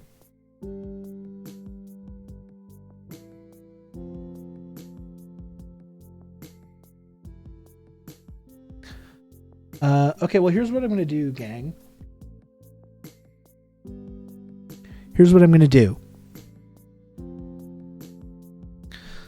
I think Elon's Elden Ring build was really good. That's actually, yes, I own a Tesla and invested in Dogecoin. What are you playing? Mostly Fortnite. I'm mostly playing Fortnite. Still. I should get back into No Man's Sky. For a while I was in the No Man's Sky habit, and we've got people from the community playing it, and I want to do it, but I got pulled back into the siren song of Fortnite. Oh, and Maxi, I saw Maxi from the chat sent me a special gift on my birthday. I think I already said thank you for that, actually. I don't recall. But in case I didn't, thank you, Maxi. I believe it was the snare dance, like the snare drum emote, if I remember correctly. I got into the NMS grind. I'm enjoying flying to planets and finding weird animals. Yeah, it is fun. It is fun. And I think where I last left off in No Man's Sky, I found like a crashed ship on another planet, which is way better than my current ship, and I just have to fix it up. You're a drum guy. I thought you'd like it, and I did. I did.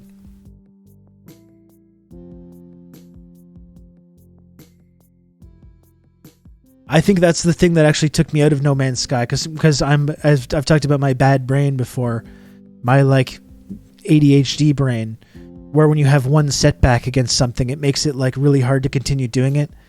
And that was the thing, is that I think I left my ship that I found on the planet and went to another planet, and now it's been a couple weeks and I'm not even going to be able to find it again. So I think that's why I got discouraged and I stopped playing it. I enjoy stopping when I reach a problem. That's a hallmark of that's the Rob mindset. When one thing becomes mildly difficult, I just stop doing the thing. Dude, where's my spaceship? It is that, yeah. It is that.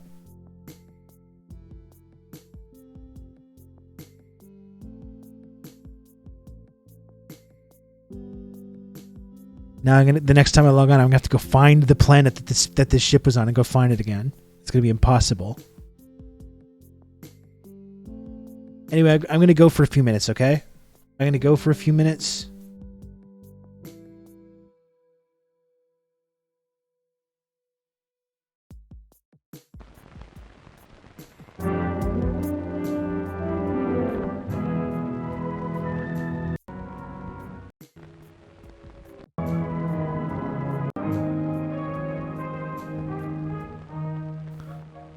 I'm gonna go for a few minutes. I'm gonna come back and we'll finish up.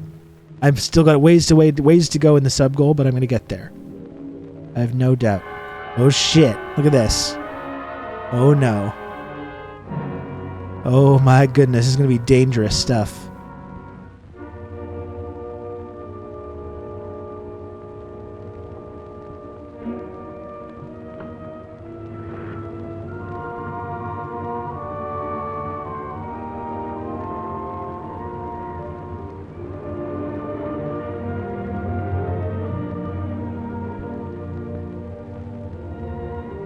Revolutionary procrastination. That's what I'm all about.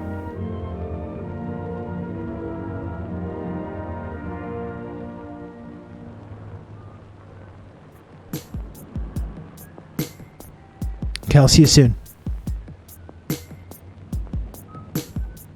I'm Jim Conway. On a 3-day pass. Home's a little too far to go, so I'm just looking for a change of scene and some good sack time. Well, maybe a little fun. I like this town. Quiet enough to relax. Friendly enough to get acquainted.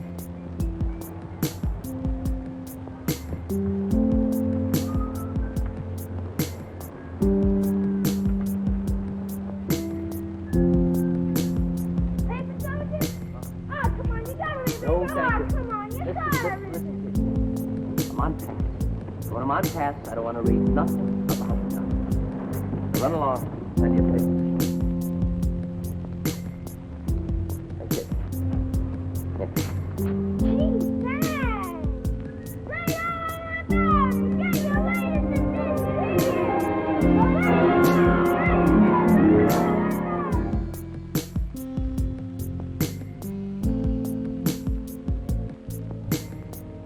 I guess it's about 7 o'clock the next morning. I'm fast asleep in this room at the Decatur Hotel on the square. I don't know how long it's been going on, but...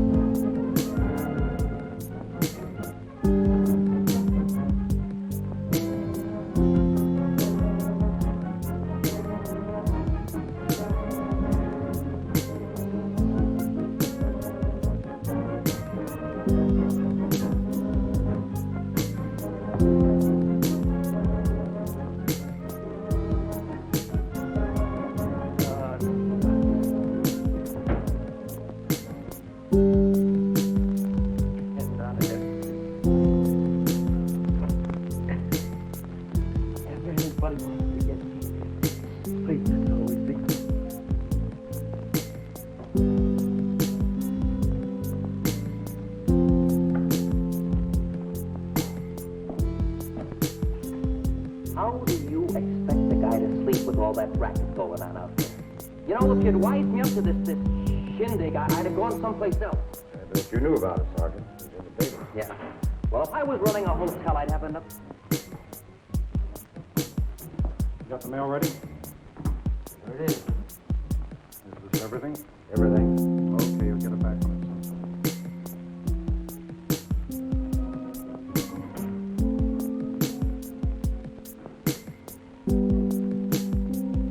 Did that mail belong to the folks who were staying? That's right, but... Well, since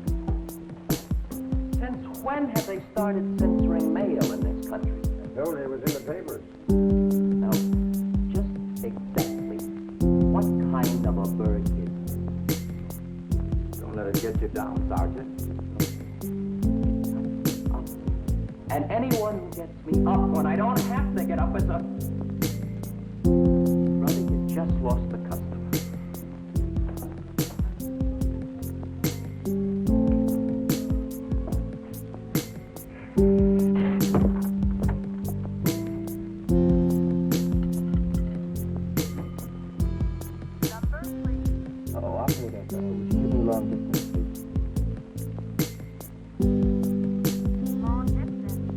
Long distance. I want to speak to Miss Macy Goldberg at Calumet 54902. That's in Chicago. Do you have a permit number? Huh? A what? A permit number. A permit number? What? All long-distance calls must be cleared with the Commissar of Communications and a permit number obtained. Say, what kind of chicken? What's all this hogwash you're feeding me? The phone calls to my girlfriend, All long-distance calls must be cleared with the Commissar of Communications and a permit number obtained. Permit number? Commissar of Communications? It just doesn't make sense. There's something wrong with this town. Seriously wrong. He looks like a wrong guy, too.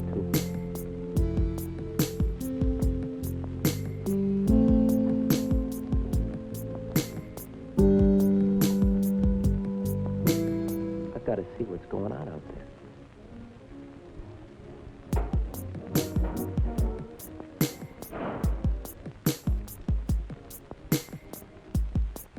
By virtue of powers vested in it by the Supreme Soviet, the Communist Party of America will direct all organizations of the people, both social and state.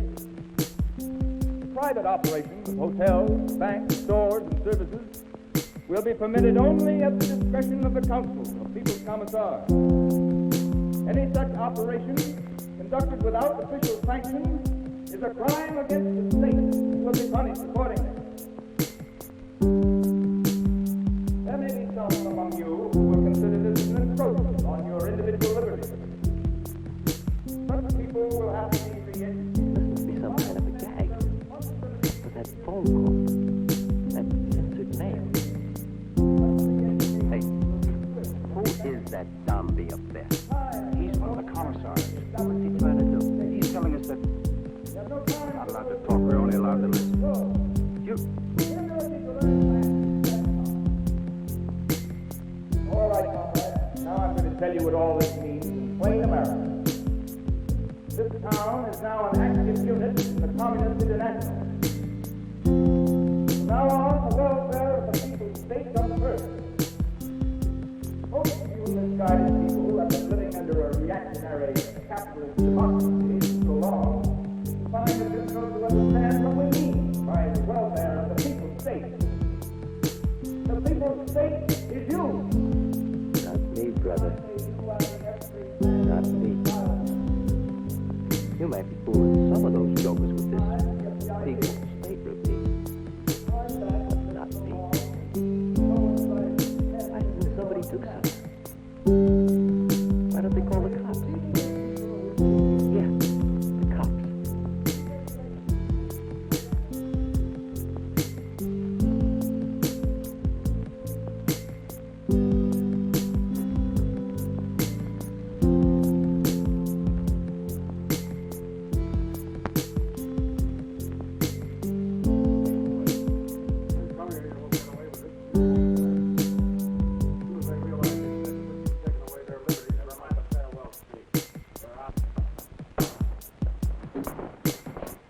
Not you too, Chief. I guess so.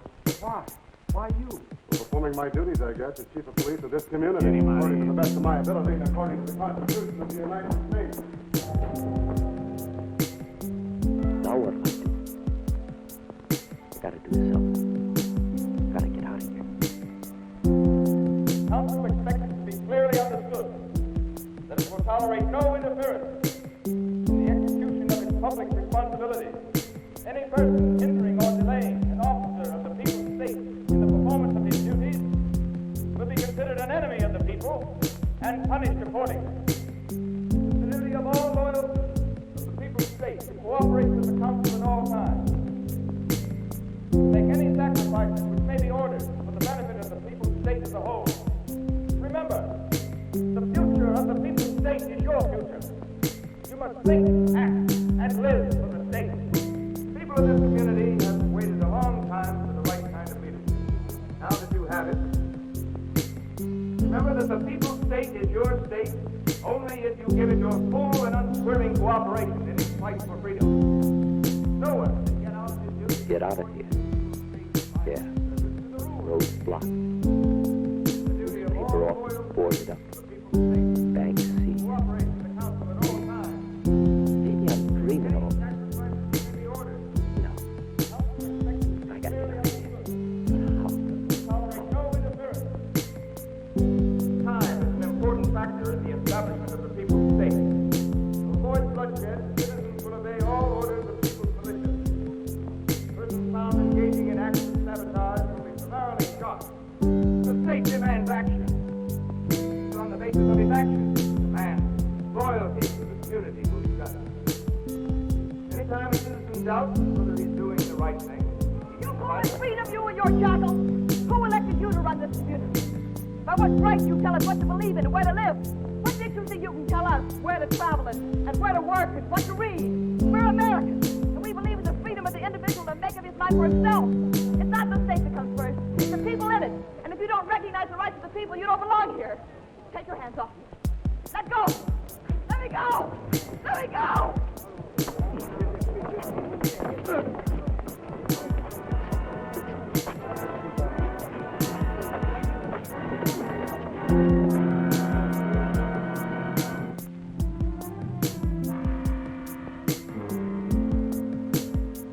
All right, come on, let's go. Come on. Defendant in charge is refusal to work his occupation specified by the Commissar of Employment. Defendant's attitude throughout has been inimical to the welfare of the people of the state. Violation of State Code, Article 47, Section 6, Paragraph 4, respecting private ownership of commercial enterprise, engaged in retail sale and distribution of essential commodities without government permit. Has the defendant confessed to these crimes? Yes. The defendant is sentenced to an indefinite term in State Labor Camp 14. But I didn't confess. I didn't say a word. Is it wrong to sell bread? I demand it.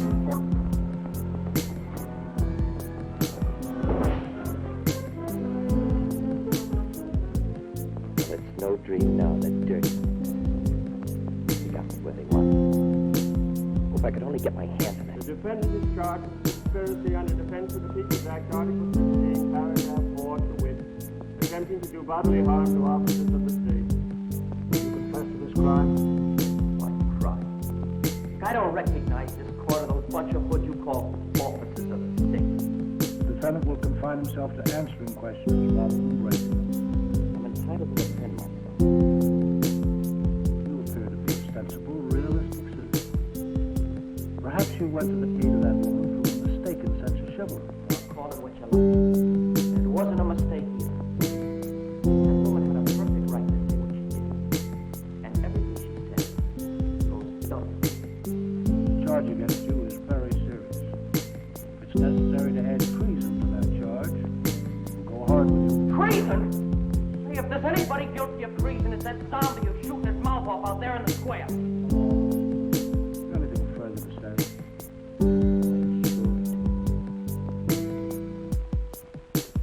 You don't seriously think you're going to get Americans to go communist, do you? Not with all those benefits you've been handing out.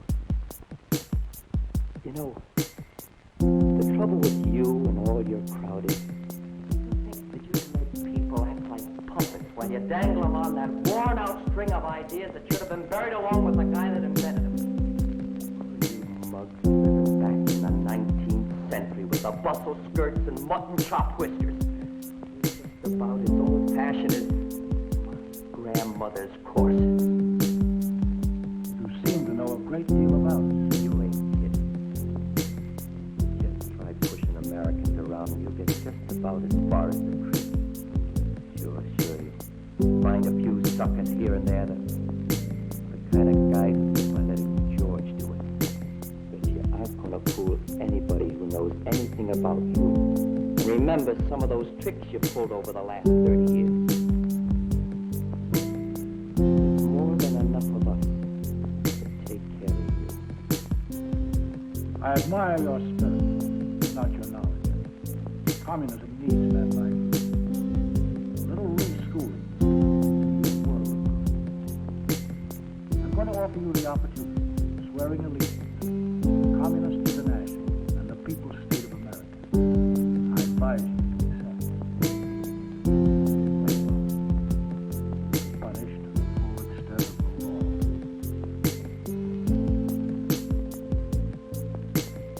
You want to know something, Judge? You and all your commie friends can go plumb to blazes. Under the powers invested in me by the people's state, Senator sentence to death. Sentence will be carried out.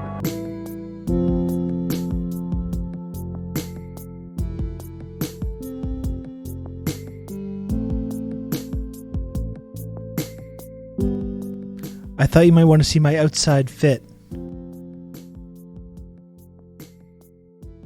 This is my outside fit.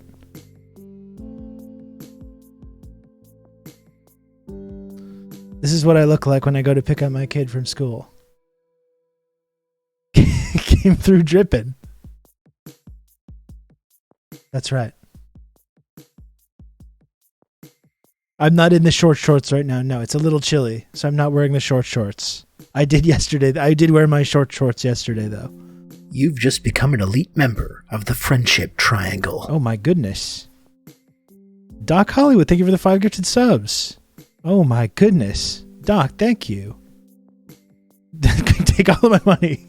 That's all. It's as simple as that. I just have to show up looking like this. I just have to show up looking like this.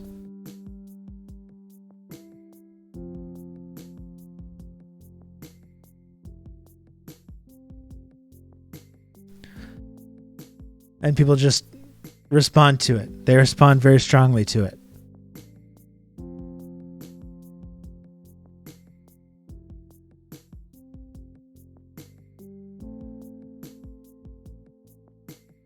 Should just do the rest of the stream like this.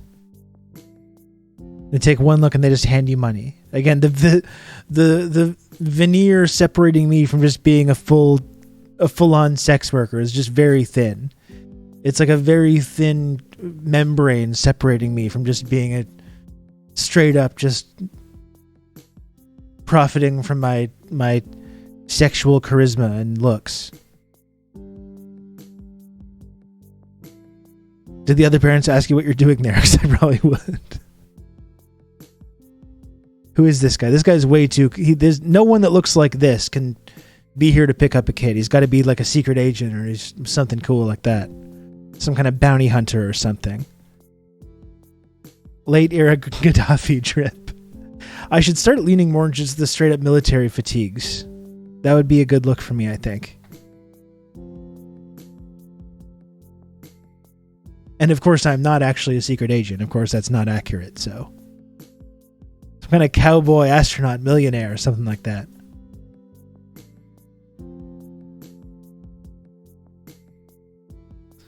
He wasn't called Gadrippy for nothing. Maybe I'll get in some new stragglers from the Twitch algorithm.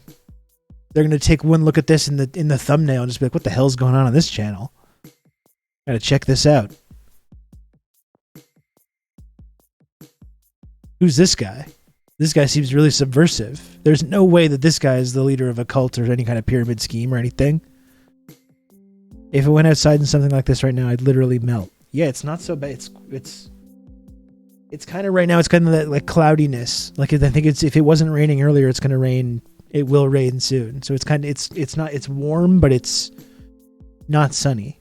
So this was actually quite comfortable. This is my ideal climate when I can wear stuff like this. In Montreal, it's this kind of weather for about 3 weeks out of the entire year. So it's not. I like to take advantage of it when it is there.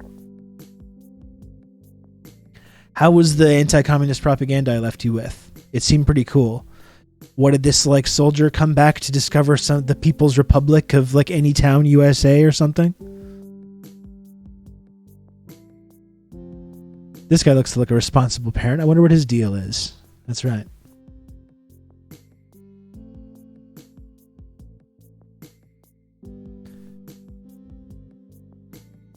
Maybe I should just stay here and wait until someone comes in to mention the fit. I will know my job is done. Damn you, plumb to blazes. That's right, he really let them have it. He really let those guys have it. Let those guys have it. Switch to the fashion tab. Don't think I won't.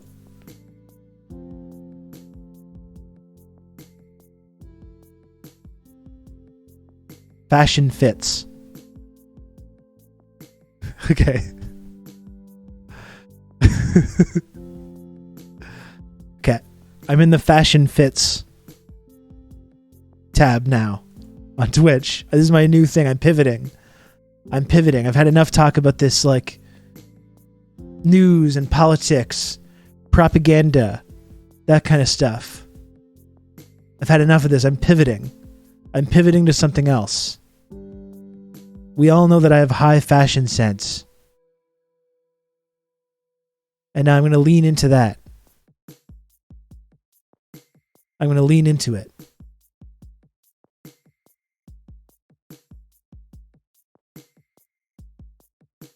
I totally got Christopher Clues because of you. Is that true? Oh my God. I should tell the people out there. Maybe they'd give me some new glasses.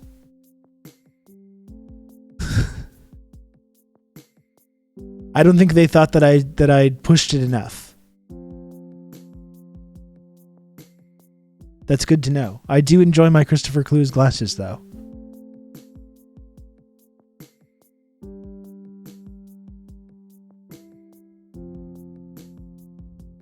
Wait, this is funny to you, HTA? It's funny. Do you think fashion is funny to me? Do you think it's a game? Do you think fashion is a joke to me? I take this shit seriously. I don't know what's so funny. You're over here laughing. Why don't you explain to the group what's so funny? Why don't you explain to the group what you think is so funny right now, HTA? I'm here being serious. I'm take this shit seriously. Fashion is art to me, okay? It's art. It's not a joke. I'm glad you think it's so funny. It's not a joke to me, though. Fashion. Can you run like Tom Cruise? I could. I would be very tired after about 5 seconds, though. I would probably take about 35 minutes to recover from a 5-second Tom Cruise run. I'm extremely out of shape. Again, folks, I know you look at me and you say, man, this guy is peak physical condition. This guy is in peak physical condition, but I'll tell you, not really the case. I might look great, but unfortunately, when it comes to actual conditioning and that kind of stuff, not going so well. It's not going good. You're dominating the fashion fit section of Twitch, Emma. That's good to know.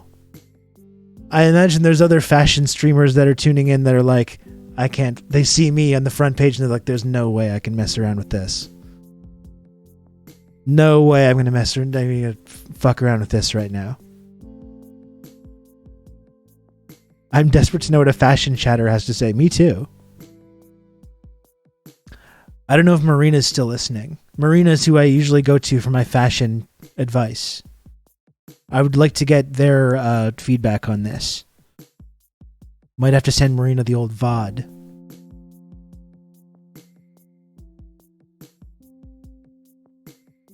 Just plug in merch for the rest of the stream. I am wearing the merch as well. The merch is part of the fit. I am getting kind of hot though. I might have to take off my coat.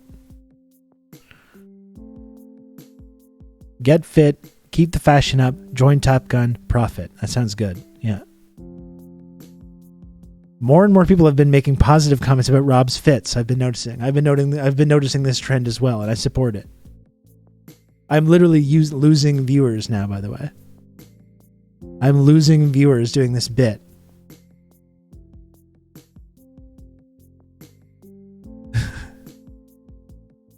Doc bailed me out with 5 gifted subs. If only everyone else is leaving me here to die. Doc's the only one that supports this kind of crazy variety when I get into this kind of stuff.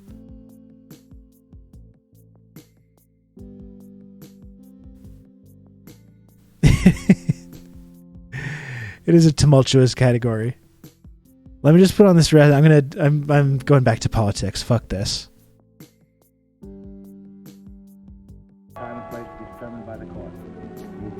Some of those tricks you pulled over the last 30 years. There's more than enough of us to take care of you. I admire your spirit, not your knowledge. Communism needs men like you. A little reschooling would do the world of good. I'm going to offer you the opportunity of swearing allegiance to the Communist International and the People's State of America. I advise you to accept. In this way, though, you'll be punished to the full extent of the law.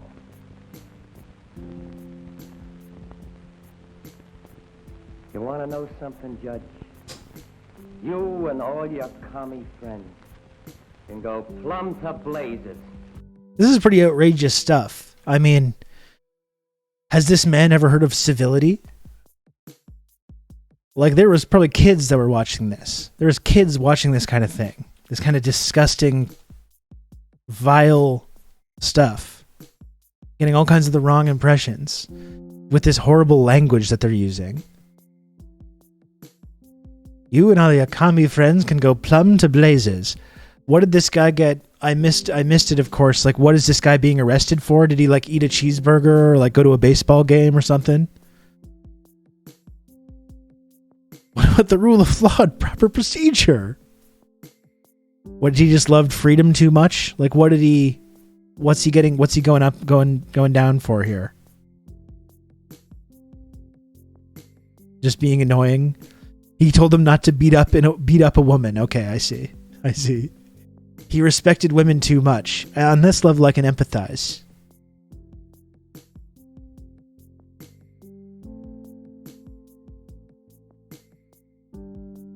On this level, I can empathize. If it was ever became a law not to respect women, I would, of course, immediately be arrested as well.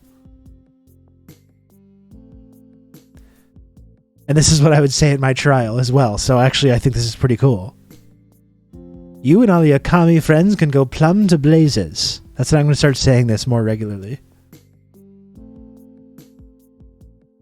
Ooh, look, I did pick up a follower a few moments ago. Garden Variety Cat Lady followed me while I was still in the fashion fit section. So I'm going to say that was a success. And that was a successful segment. A successful foray into the fashion zone.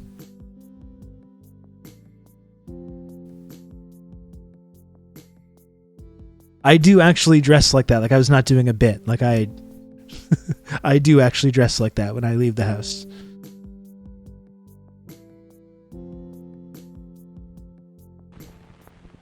Under the powers invested in me by the people's state, defendant is sentenced to death. Sentence will be carried out at a time and place to be determined by the court. All he had to do was support the Communist International and the People's States of America. I would simply do that if I didn't want to be punished like that.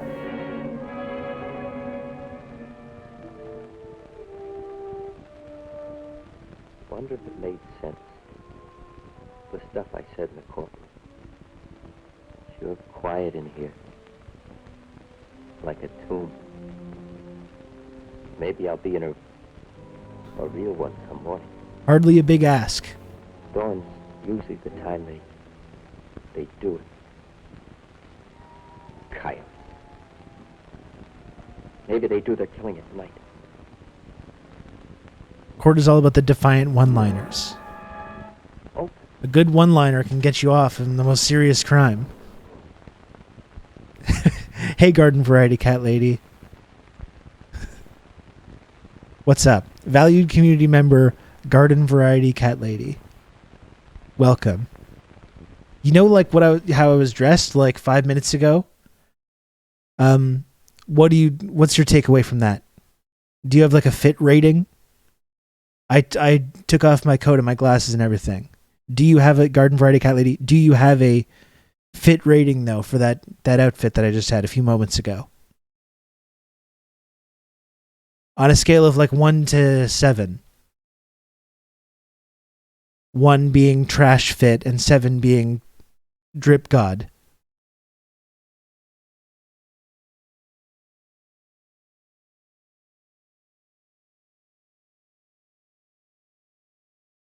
I do love that he was talking about how he wasn't fooled like everyone else right before he cleverly decided to go to the police about this new social order. I don't understand how this happened. How did communism come to America with this guy? Was he just away and he didn't see it? Or like what? How did that work exactly?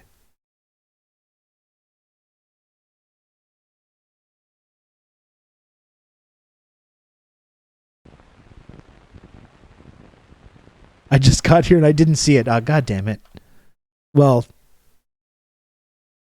I thought maybe you got here from the fashion tab, so I thought maybe that was why you were here. But you'll have to trust us. It was really good, though.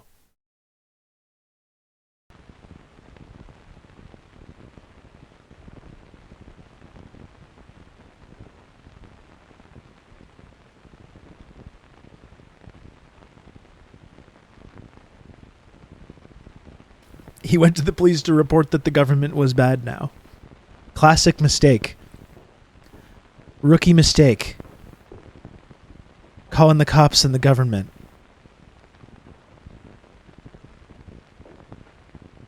That's the first thing you want to avoid doing in that situation. I bet it's a long dream sequence. It would probably make sense for a 1950s American brain melting down from all the propaganda. That's right. Yeah, that's probably what it's going to be. What is this? It's a film called Face to Face with Communism from 1951 from the U.S. National Archives.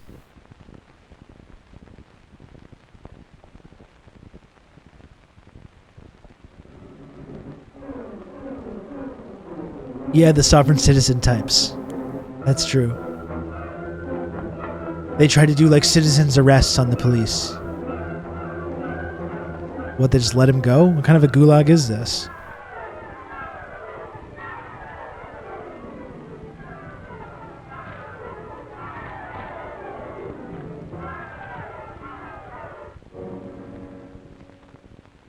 The hell kind of a podunk corn-pone gulag operation you running over here? Everything closed tight. A ghost town. These non-private prisons are a joke. Am I the only one left alive? Where is everybody?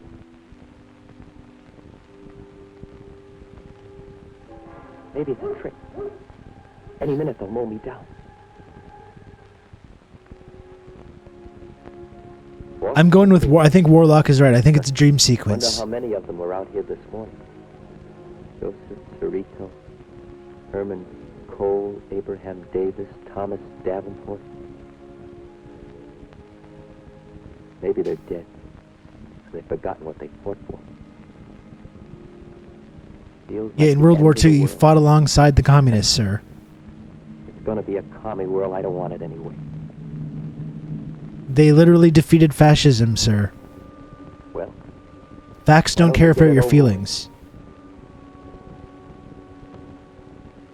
The evil commies defeated fascism, which you claim to be against. nothing happened. Sort of my paper, my money. I was actually gifted a sub, but I'm so glad that I was. I'll stick around. I like the cut of your jib. Thanks for having me. Thank you, Garden Variety Cat Lady. I appreciate that. Thank you. Glad you could pass by.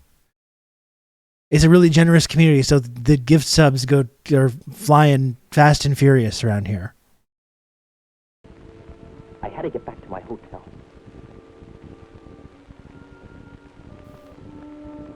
I do have a nice jib. Yeah, many people say this. The lobby was dark and the night clerk asleep. I was really bushed and I hit the bed. Just for a minute. Seemed safe enough for a little while. But I guess I fell fast asleep. Rob owns a mansion and a yacht. That's actually not accurate. It doesn't meet the footage to qualify as yacht status. It's actually a pleasure craft. Bright day when I woke up. And I thought, if they're gonna get me, Okay? Get it right. in uniform. It's 2 feet The only short way of out yacht, was through the okay? Thank you. It's a schooner.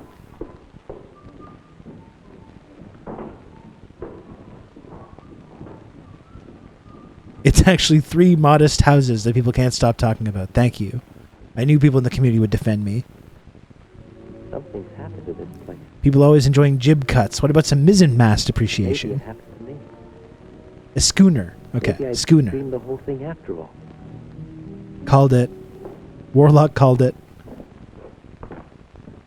Here's my key, room 25. You got the bill? All right.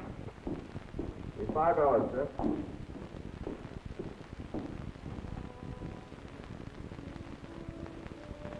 Here you go. $5 each. Thank you, sir. Right.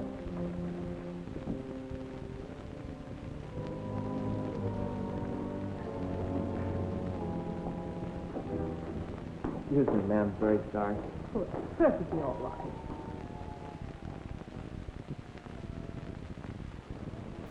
You can tell he's a boat guy by how he pronounces schooner. That's how the real boat people say it. Something's happened all All these like non-boat having plebs use the, just the way it did when I first saw it. improper pronunciation. Quiet, clean, friendly. Salty Sea Dog Rob. That's right. That's me. That's what they call me. Big beautiful boaters.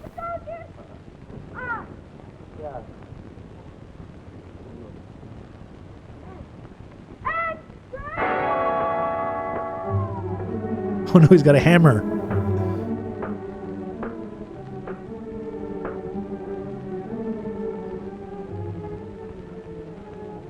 Oh, it's the judge. Oh shit.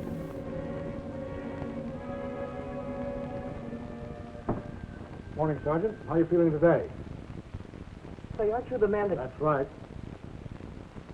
I'm the judge that sentenced you to death. I see you're still alive. Yeah. What? Went fine. Better than we expected. In the papers all over the country by now. What? Next week's issue of Life magazine, too.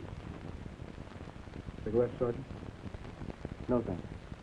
You know, when we first talked it over, a lot of the fellas shouted it down. Said it wasn't necessary. A bunch of us thought it was. Always seemed to me no better way to show a community how it'd be if the communists took over than to act it out. Oh, because this really happened. Yeah. That really, like, there was really an American town that did this. It was an experimental Red Scare. Holodeck episode. That's it. Just a prank, bro. Lawyer wrote it out for me. You did a swell job too, young fella.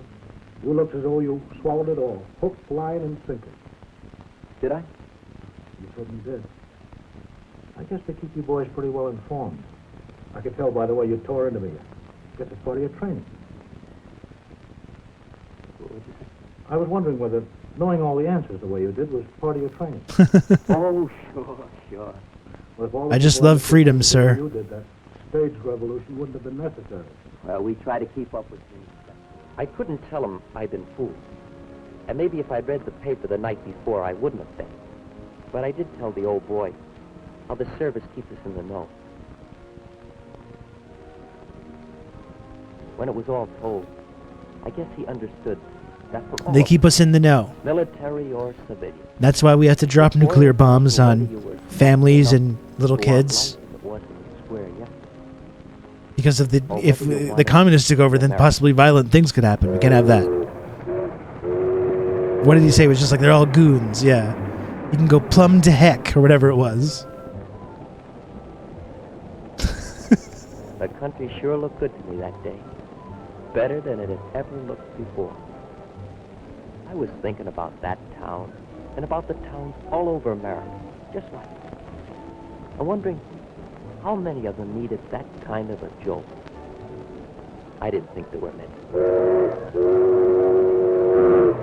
I'm so confused. How do you organize something like that? It is something that did happen. No, it wasn't a dream. They were just pretending.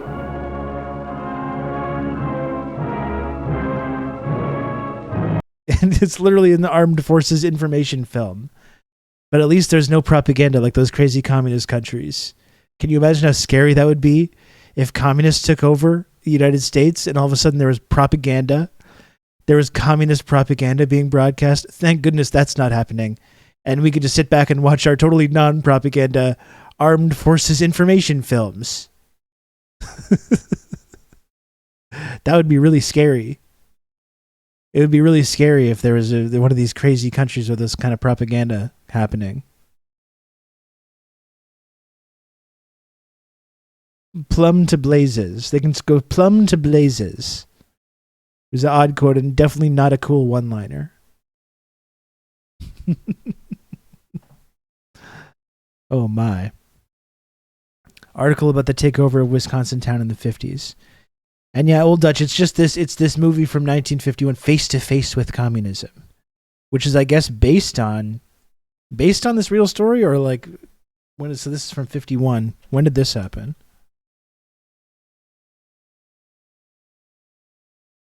When fake communists took over a Wisconsin town.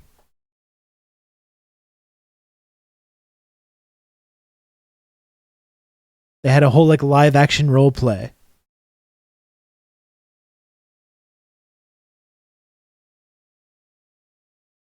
Image doesn't work.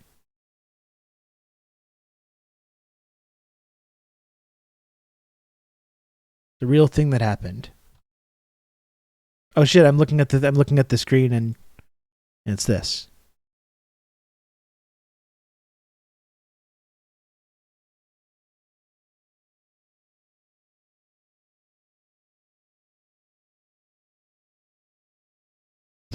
What would communist America be like?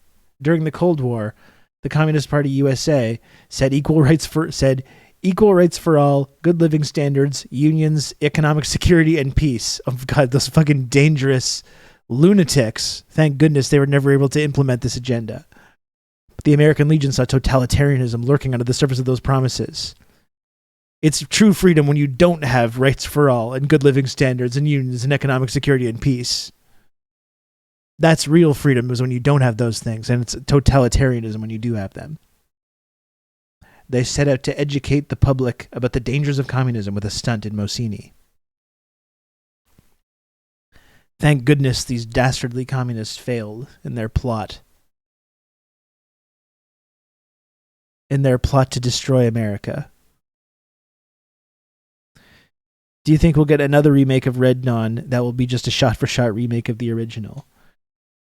I mean, it's considering the level of like Red Scare that is coming back today, I would not be surprised if they dipped into that well again.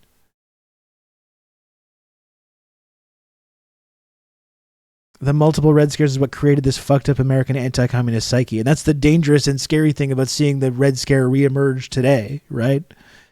We had it kind of receded into the distance for a while after this collapse of the Soviet Union, and now it's back in full force. The second Red Dawn was North Koreans. Yeah, that's right. Although the really funny thing about that Amazing Bird Show is that when they started to do the Red Dawn remake, it was supposed to be about China.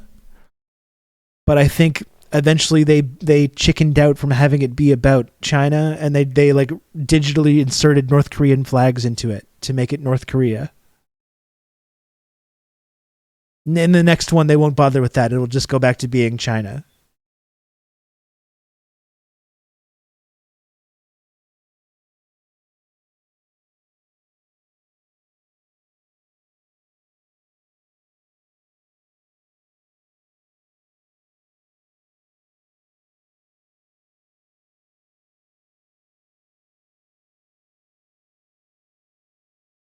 The Red Dawn trailer is such a don't threaten me with a good time kind of thing.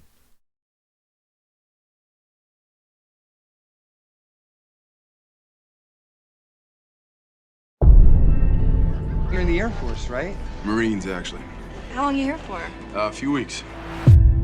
Yeah, it was North Korea, that's right. 30 seconds left. Just get us in field goal range. 22!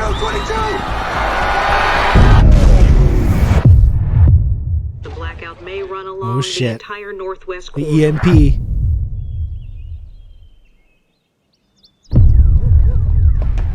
What's going on? God, I wish that were real.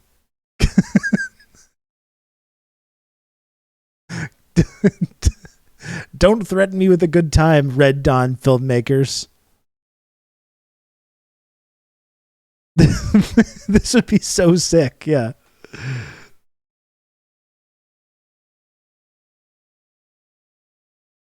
Exactly. The North Korean paratroopers are going to be heading into any town USA, like random small town in Indiana any day now, or Michigan. Right? It's Michigan in Red Dawn, I believe, isn't it? Or is it like California? Is it like California? I don't remember.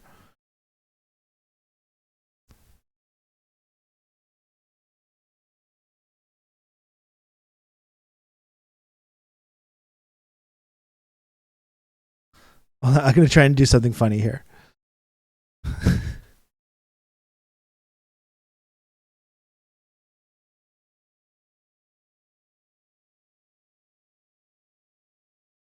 Okay, let me see if I can time this right. May run along the entire northwest corridor.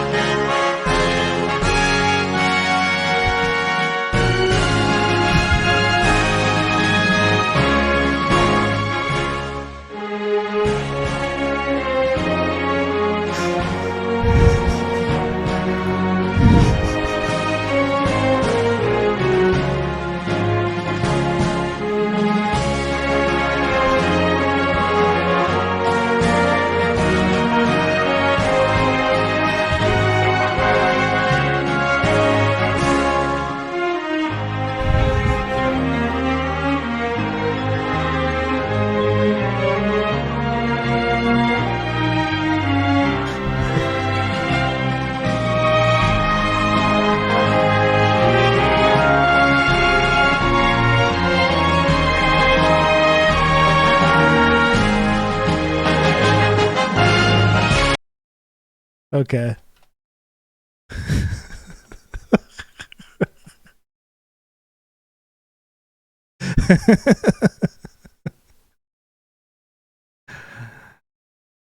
I would really love like that if they actually made a movie about that, like communists invading, like a high budget Hollywood movie about a communist invading America, but like good. I would watch the hell out of that movie.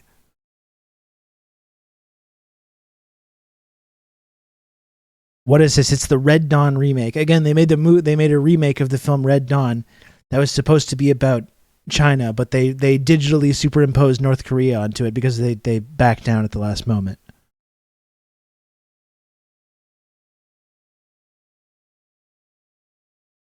The levels of derangements when Hollywood literally can't find enemies with military budgets like their own, so they fan fiction in a super strong DPRK. Yeah, exactly. That's the funny thing about like these Americans that are going to fight in Ukraine right now, that are like, this is like really scary. This is like really scary and difficult. And it's like, yeah, that's actually what happens when you fight in a war and you don't have just like complete air superiority, and your experience in the war isn't just like you see some fucking guy in a village takes a pot shot at you, so you just radio in a airstrike on the entire village and blow it up. Turns out actually in most wars are actually much more difficult and scary than that when you don't have the ability to do that. You can just instantly vaporize a village the moment you get scared for one moment. Those two captured dumb fuck Americans are in for a bad time. Oh yeah, they are. They're in the republics too. They're not back in Russia. And they're mercenaries too, so no one is obligated to follow any rules about troops and combat POWs or whatever. That's not going to be great for them, unfortunately. Again, as I've said before a couple times, if you don't want to have that happen to you, just don't volunteer to be a mercenary in another country in a war that has nothing to do with you, and you don't have to worry about that ever happening to you. Are we talking about how the U.S. coping and seething about China's defense system, which can shoot down any nukes the U.S. might send? That's not what we're talking about, Ben, but I know that is a phenomenon that's happening. What we were talking about was... hello, Ben, by the way. What we were talking about was the Red Dawn remake, when they made a film about North Korea invading the United States, which is weirdly, when you watch it, that's presented as a bad thing, which is like, that's the weird thing about it. What did you think of The Americans? Were some viewers sympathetic to the FBI US in that series? That's an interesting thing about The Americans, Plunger Man, is that it started off really before the Russia hysteria started picking up. And it's weird. It's like, it is strange that it's like kind of sympathetic to the Soviet Union in many ways because they're the protagonists of the series. I am getting towards the end of it though. I'm in the final season now, and they do start to lean on some of these tropes about the Soviet Union and stuff, and particularly the one character that like wants to leave behind their lives of spying for the Soviet Union. It's all disillusioned and stuff. Are you saying North Korea invading the U.S. would not be a bad thing? Yeah, that's what I'm saying, Brandon. That's correct.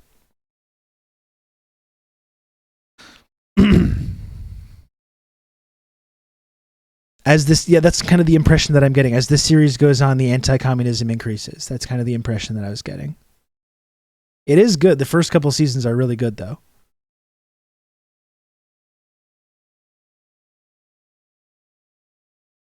What show are we talking about? The Americans. The Americans.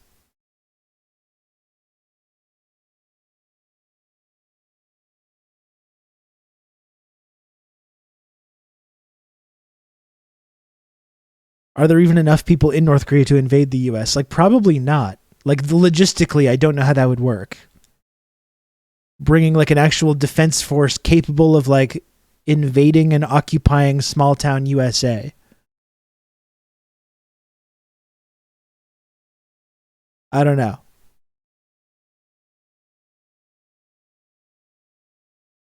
They do have a pretty huge standing army. Well, we often talk about that, right? When people talk about North Korea going, well, they're like militaristic. How could you ever support this like military? They fetishize this kind of militarism and stuff like that. And it's just like, yeah, no wonder that they do that. They've got the United States parked right on their border. The United States, who engaged in a mass murder campaign in their country, killed like 30% of their entire population.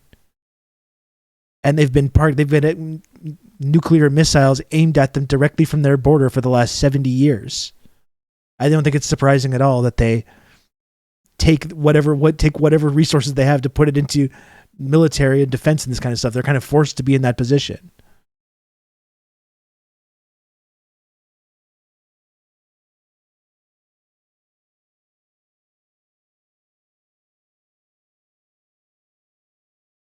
Have you ever seen the intro to Homefront: The Revolution? It's even more insane than the Red Dawn thing. No, I have not.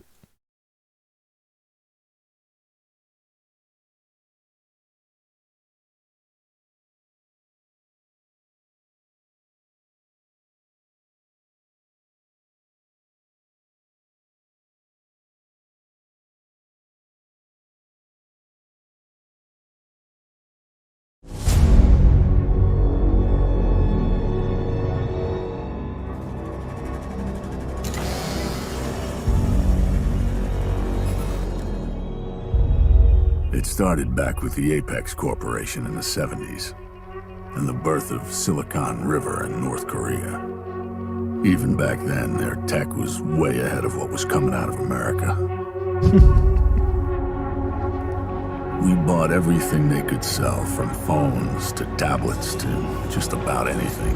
Oh shit, that's how they get you. And when they started making weapons, well, we couldn't resist. Our wars in the Middle East. We do be looking at our phones, don't we? Worse. One leading straight to the next. Even after that terrible day in Riyadh, we kept fighting as our country fell apart. And still, we bought Apex to give us an edge. As we the do be dollar looking at our tanked, phones. Debt to North Korea spiraled. Unemployment rocketed, and the country was on its knees. The failing government defaulted on the debt. The fact they didn't pay back the debt. Decision. Every piece of technology they'd sold us had a back door. Oh, fuck. They turned off our military with a single button press. Well, you shouldn't have done that. The first KPA troops on U.S. soil were said to be there to rebuild. But after the early aid packages, there was only brutality. They stole our liberty and our freedom. America is under control I didn't see anything. Of the KPA. None of my business. I'm sorry to tell you, Americans, if this ever happens, it's none of my business. I'm staying out of it. Are the revolution.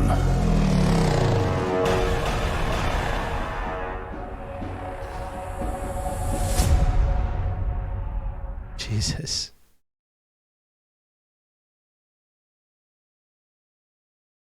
I'm sorry to say, Chad, if this ever happens, and America does fall to one of these despotic authoritarian regimes, I'm staying out of it.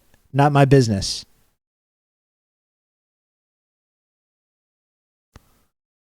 We're getting dirt bikes.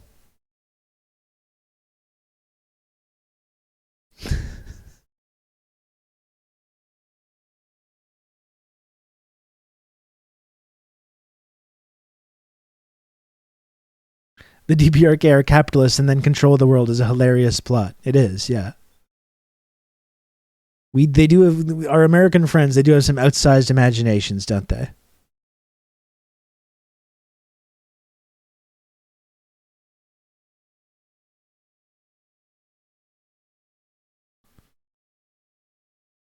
And yeah, Alexandro, I wanted to get your comment. Love it when Western leftists suddenly lose all material analysis when it comes to AES.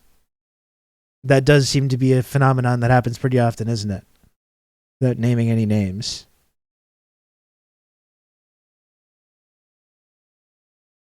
What does Kim Jong-un want? Well, I imagine one thing that he wants, Brandon, is like for the United States military to leave his country. Like the Korean War has still been going on. It's been going on for 70 years. It never really even ended. Probably what both Kim Jong-un and, in fact, many people in South Korea want this as well, is for the United States military to stop occupying Korea. That would probably be one of the main things. And to stop, aiming weapons at their country. And to stop doing like military drills on their border constantly. And to stop sanctioning and blockading their country to ensure that they don't have the ability to like meet people's material needs and feed as many people as they need to. I don't want to, like, I'm not an expert or anything. I wouldn't put words in anyone's mouth or make any assumptions. I imagine, though, that's probably a lot of what they want, is for just America to stop occupying their country. They would like to reunify. A reunification. They want to go back to being one country, right? Because there is no such thing as North Korea and South Korea. It's literally one country, Korea. So I think that's also what they want. And South Korea, just as any other like U.S. colony, whether it's in Israel or anywhere else, it would instantly collapse without being propped up by the U.S. military or Taiwan or, wherever else. It would instantly collapse.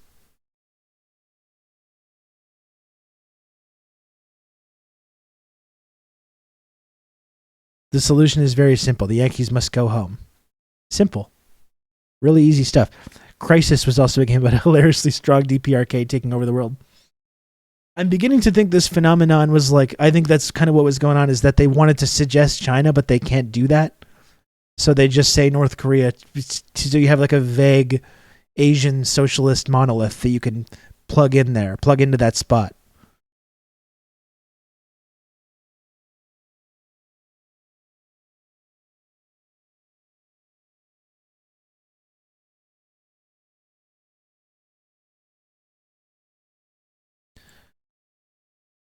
The Chicago Police Department literally has a higher budget than the DPRK's military.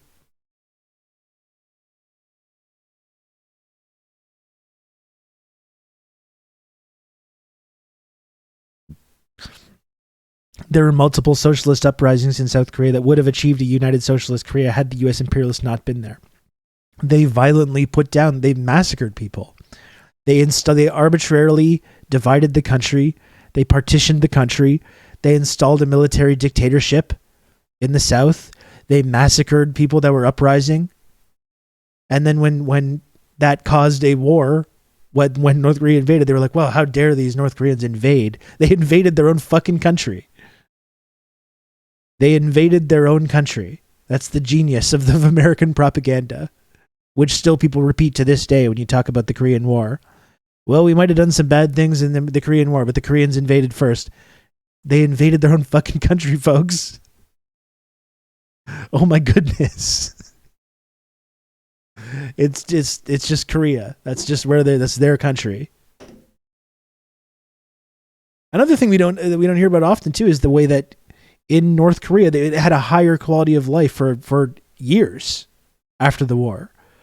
Like for years after the war, there was a higher quality of life and more freedom in North Korea than South Korea. And things shifted eventually because of sanctions and because of, the limitless funds that were being pumped into South Korea to development. But for a long time, there was a higher quality of life in the North after the war. What's the quality of life in North Korea now? I've heard it was pretty bad. Well, I've never been. I think probably it's a poor country, so I'm sure there's still issues there. I know that like there is an effort to like make sure people have housing and people have basic, standards, a basic social safety net. It is still a poor country though. Why is it poor? Well, part of the reason that it's poor is because of the decades of sanctions and that's a function of Western imperialism to ensure that these countries that don't submit to the American hegemony, you can kind of squeeze them with this kind of economic warfare to ensure that they remain poor and ensure that there is still problems and starvation and issues with meeting people's basic needs, building infrastructure, etc. But it would be interesting to see if they would continue to be poor if they didn't have this brutal sanctions regime in place, which has been there again for 70 years. 70 years they've been sanctioned and isolated by the West It is modern day siege warfare, yeah.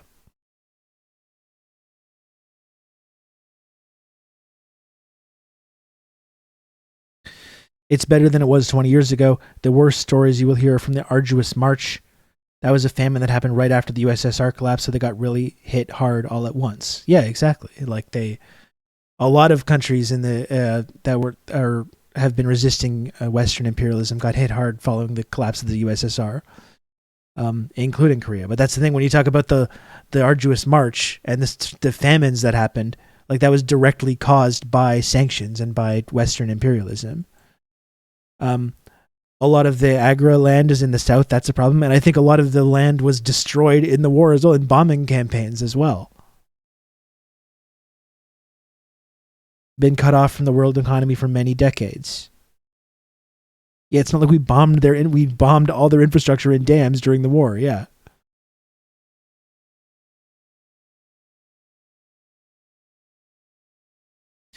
That's always the sick thing about, Western propaganda and stuff as well. When you talk about the arduous march and the misery that was deliberately inflicted on people in North Korea by Western imperialism, and then how that manifests like in the West, how people understand what happened in the North Korea, and they say, well, because this monstrous authoritarian regime, they just starve their own people. They're just these sadistic motherfuckers. They just deliberately starve their own people until they die because they think it's funny and cool. And not like that's not a direct result of our own actions.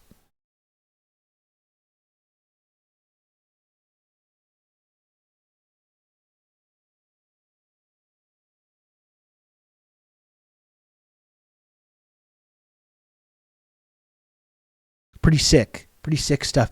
I guess I wanted to talk more about Ukraine stuff. I'm running a little low on time. We should probably look at this Zizek thing though, because it's so funny. It's so funny. Where is this in the Discord? Is it in Cursed Takes? I was really laughing hard about this. Did you see the Zizek thing in The Guardian?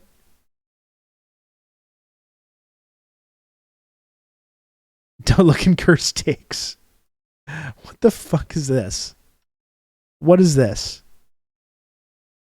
Someone explain to me what this is. This is ridiculous. What is this?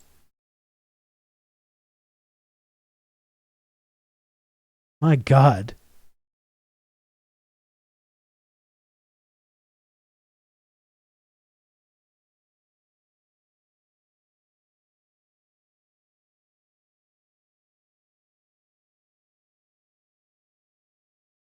Complains about not being published in the West, so he just writes us what they want to hear. Yeah. And again, I mentioned this at the beginning of the stream. Can we stop upholding this guy? Can we stop letting people on Twitch, etc., get away with like holding up Zizek as their like example of how Marxist they are? Give me a fucking break.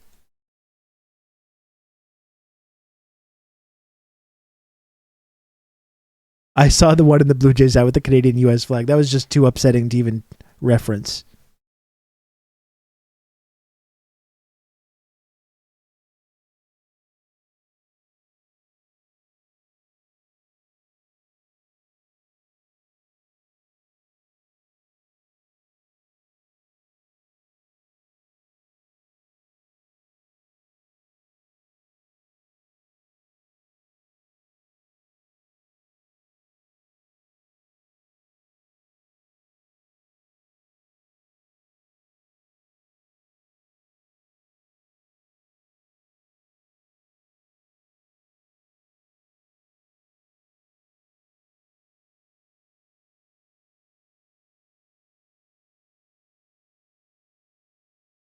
I'm a huge Zizek fan. Well, Brandon, I'm sorry to say that this piece is really bad. I mean, Zizek has said some. I think he's entertaining. Certainly, he said some things that I find to be somewhat insightful, but this is just complete dog shit. Everything about this. What is this? Like big white bar? Why is that there? Pacifism is the wrong response to the war in Ukraine. The least we owe Ukraine is full support, and to do this, we need a stronger NATO, says Slavoj Žižek.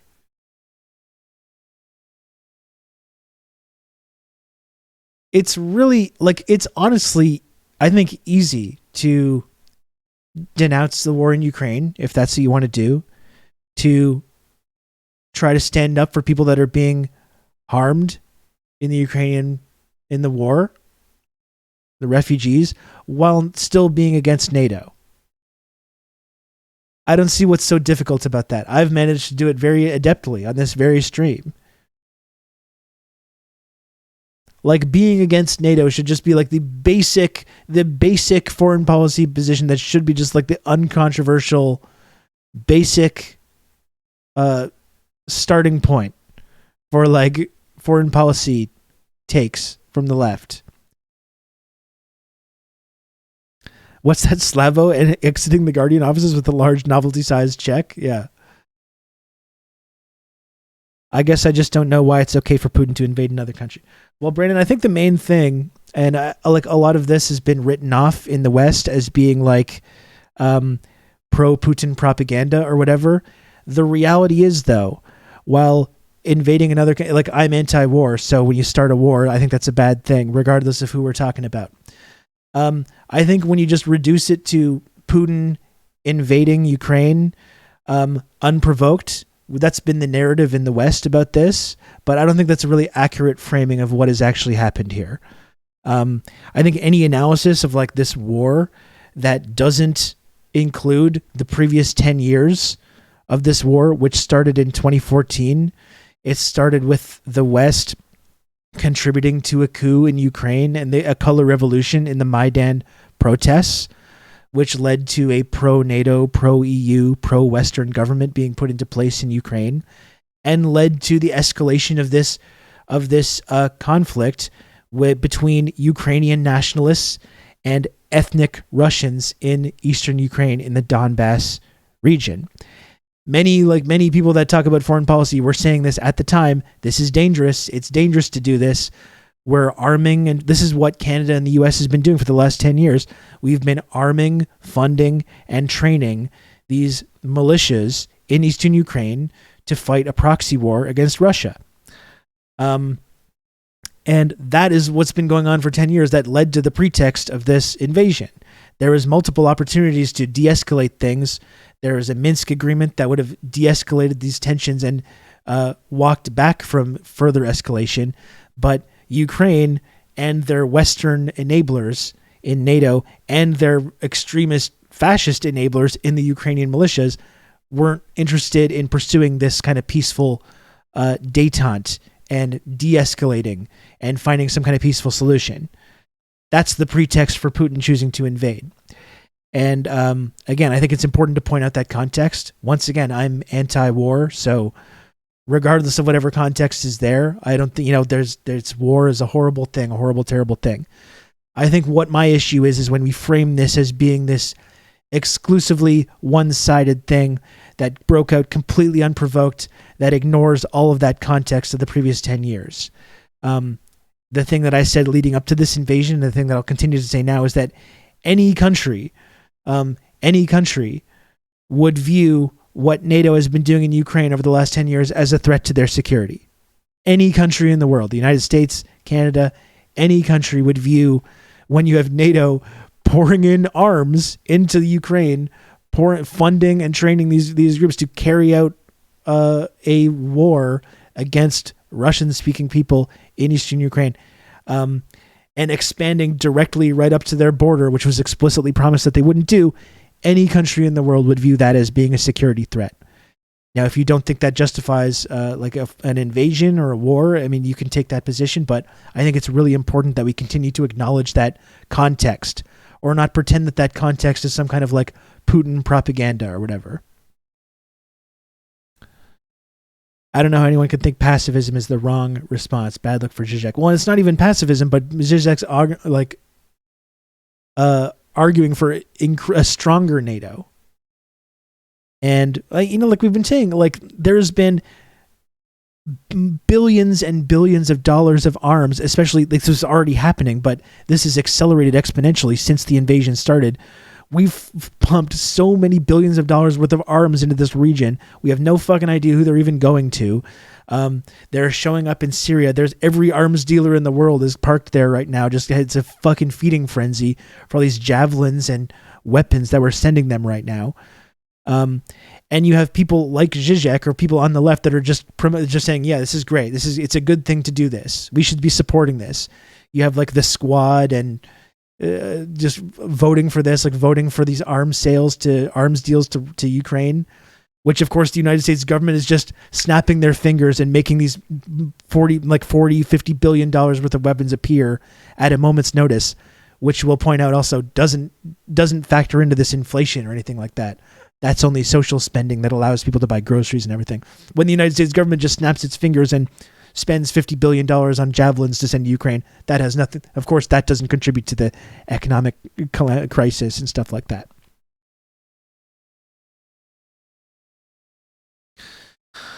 So that's kind of the editorial line of this channel that I've tried to maintain talking about this. You don't have to support the war, or you can acknowledge that terrible things happen in war, and I'm sure that the Russians have done terrible things as a war, as always happens in every war. But pretending that it's just this one-sided thing that was completely unprovoked, and the only solution is more escalation and more arms sales to Ukraine, as many Western leftists seems to agree, and as Slavoj Žižek also seems to agree. I think that's never been a solution. That's not a productive solution.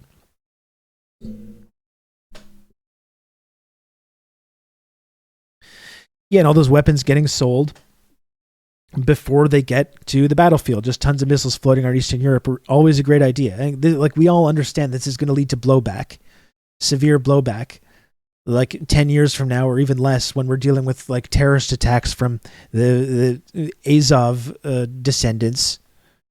All these people that were just advocating for this nonstop flow of weapons to Eastern Ukraine are going to pretend that they had nothing to do with it. But all the people like us that have been against that the entire time will still be framed as the extremists and the radicals and all that kind of shit.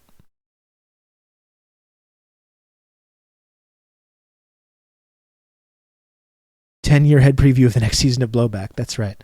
So let's take a look at this piece. We have Zizek in The Guardian arguing for a stronger NATO. That's simply beyond parody.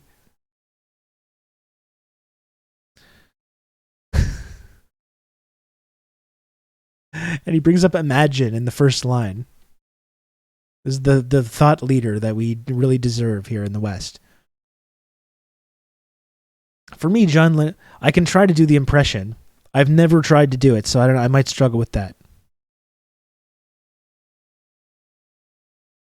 I guess I shouldn't be listening to Jackson Hinkle or Infrahaz for my understanding of this issue. I would avoid that, yeah, even though sometimes I don't really like either of those guys, even though sometimes they do have foreign policy stances that I agree with. Both of them have been taking the fully uncritical, like pro-Russian viewpoint, which I don't think is really helpful as well, though. For me, John Lennon's mega hit Imagine was always a song popular for the wrong reasons. Imagine that the world will live as one is the best way to end in hell. I don't think I can do it.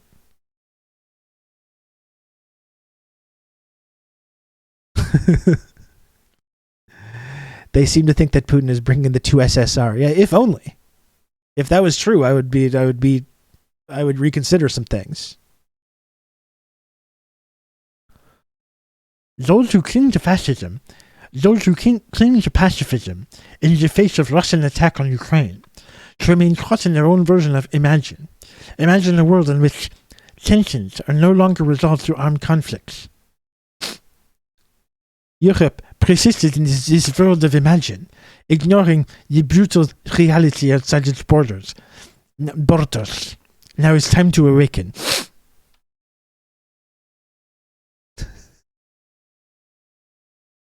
I can't continue to do it. I can do a Red Scare and be judgmental of the Slovene accent, but the lisp is on point. Yeah, it needs a lot of work. Warlock, I've never even tried. This is a live first attempt. Should be on SNL. Thank you, Maxie.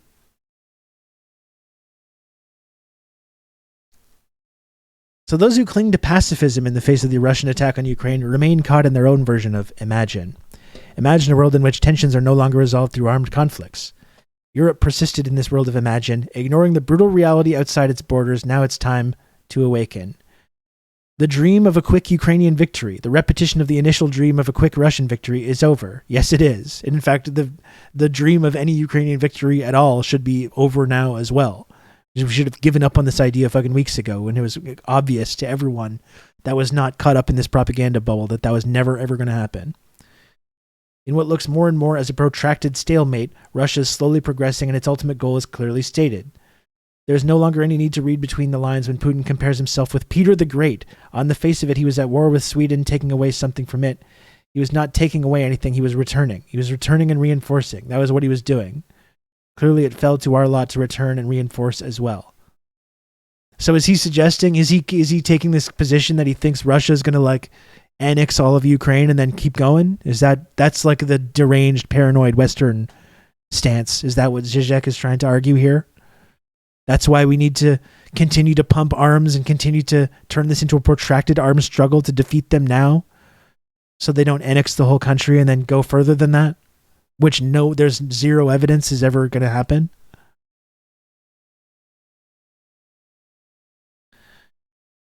More than focus on... How long is this? I don't think I can do this whole thing. Oh, it's so long. It's so long. I don't know if I can do it.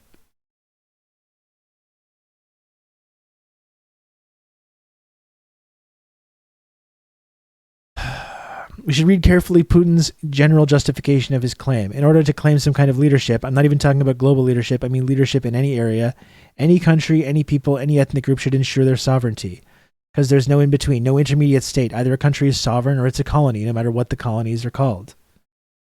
The implication of these lines, as one commentator put it, is clear. There are two categories of state, the sovereign and the conquered. In Putin's imperial view, Ukraine should fall into the latter category. And that's the thing, I actually don't, and we don't have to agree with what Putin says, but I actually don't think that's accurate.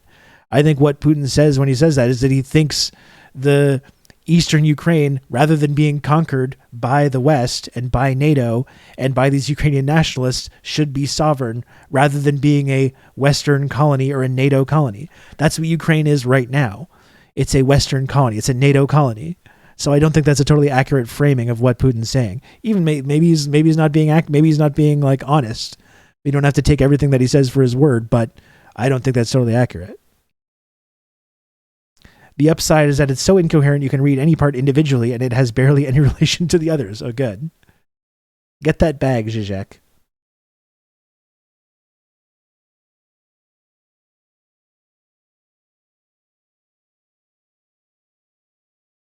But this is true.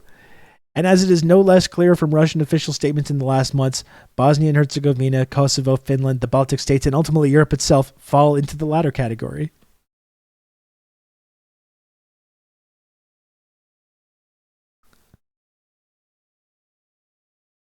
I'm going to read it as the discourse of the hysteric and put it down as a poor joke. That sounds like a good idea.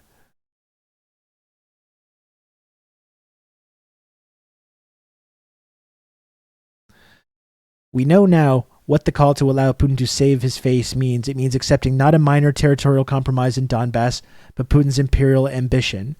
And again, I don't know if there's any facts that back that up. I actually do think it means a minor territorial compromise in Donbass. I think that's what this has been about all along. This whole war could have been avoided years ago by making a minor territorial compromise in Donbass, which, as we know from the statements of people like John McCain and Lindsey Graham who visited these Ukrainian militias, this was never a possibility. This kind of compromise or peace was never a possibility. Zelensky himself was elected in Ukraine on a promise of peace and de-escalation, and that's what that would have meant, which, of course, as soon as he was elected, was never an option. Zizek singing to the Western MIC choir. You hate to see it. You really hate to see it. Let's please stop upholding this guy on Twitch and all these other places. people love to like point out Zizek to point out their like radical Marxist credibility. And he's out here advocating for a stronger NATO in the fucking Guardian, of all places.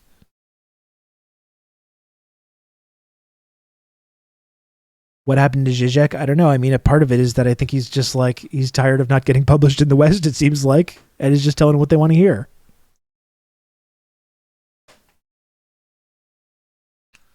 What do you got there? Oh, no. Carnage up to? I don't know what he's up to. You tell me. He's up to destroy Spider Venom. That happened. What are they all saying? Sean says they're in love. Are they hugging each other? No, they're fighting. Now what is he saying? They're saying Venom and they're waving and saying hello. Venom and Carnage are fighting. I guess we're done talking about this. Look at this. You see that? What's he saying now? They're saying, aw. Why do they fight? Why can't they just get along? It's cause they hate each other. See that. Now what are you saying, Sean? He says, who is stronger? I need more details.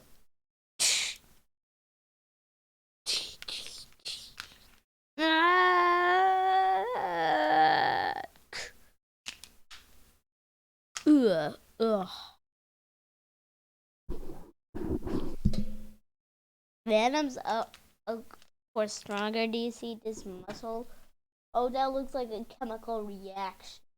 Oh. Folks, I'll just remind you, I'm 15 subs away from the goal. And when you subscribe to this channel, not only do you help keep the channel on the air, but you allow me to buy groceries for this guy. This guy's got to eat. This guy's got to eat. He's got to get toys and other stuff. It's really expensive. When you subscribe to the channel, that's what you're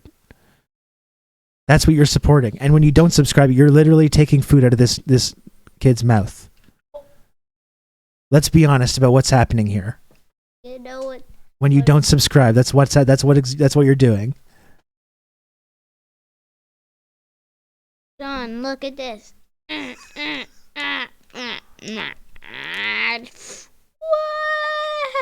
They fell through the ground. You can count on me. You're going to have good old Rob to talk you through all this. Thank you, Amazing Bird Show. Thank you for the gifted sub. Very much appreciated. Thank you. What's Sean saying now, Dad? Well, why are you fixating on Sean? There's other people. You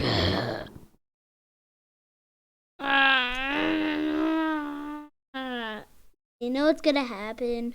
What? Carnage. What's going to happen? He used his spider web on Venom. Yeah. You can count on me. You're going to have good old Rob to talk you through all this. What are you drinking with that? Oh, thank you, Sam Sider. Thank you, Sam, for the gifted sub. You're going to have good old Rob to talk you through all this.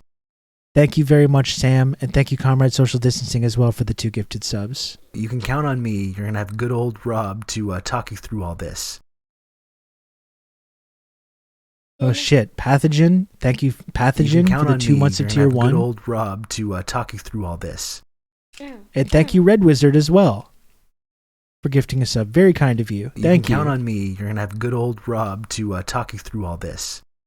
My favorite episode of the '90s Spidey TV show is when Venom, Carnage, and Spider-Man all fight. You love that, don't you? Yeah. On the show, the one from the '90s. You like that one? Wait. That's when, in the end, when Venom and Carnage go into the portal. Remember? Yeah. Look, Carnage is going to the portal. Ah! And also Venom. Ah! Look, Spidey knocks him into the portal. I'm gonna put you in Travis symbiote. Yacht. Ah!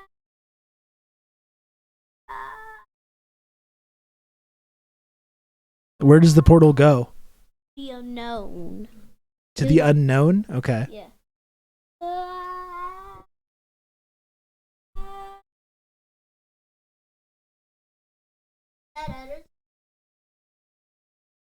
The unknown Spider-Man. Okay.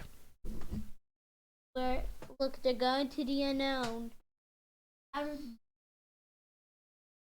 of the multiverse into the own. Okay. Out of the multiverse into the MCU. Yeah.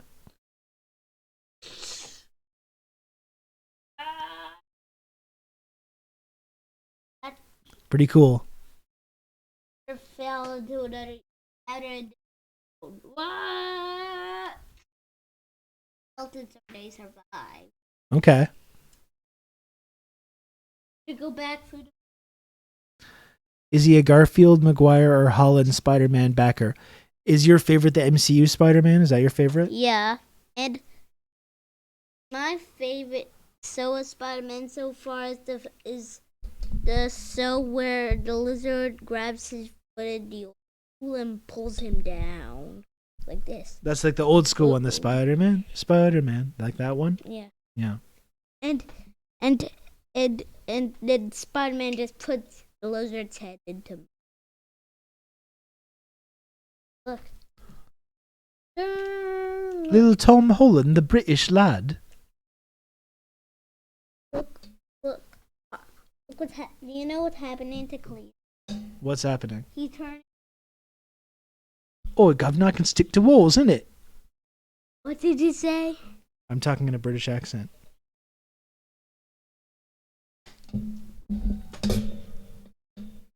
Look at this.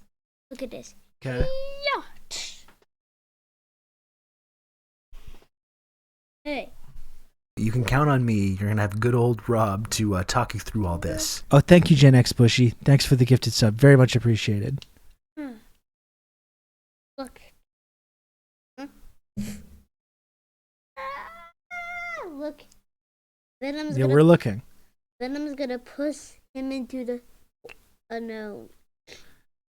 Have you guys watched the Spider-Verse movie? Yeah, we watched it.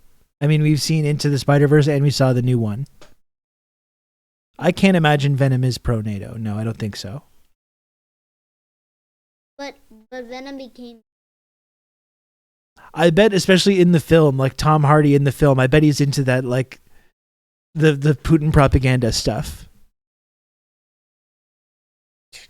I bet he fucks with that stuff or messes with it. Sorry. I'm gonna do the pitch. Oh boy. There. Okay. Does that look like the pitch? Yeah.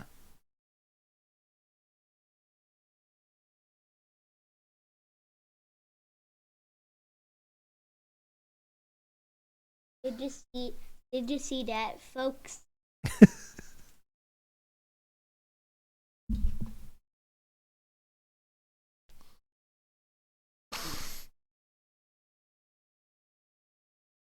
Look. How they kind of flew. Okay.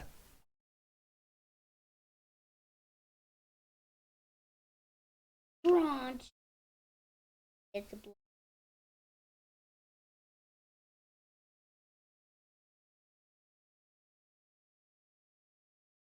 I got in trouble for laughing when both my sons swore after my wife did. You gotta be careful with that. I have two. Yeah. Dakadude. Yeah. A Dakadoon, Dad? Yeah, he's one of the chatters. Dakadoon's your son? No, Dakadoon is one of the chatters, and Dakadoon has two sons.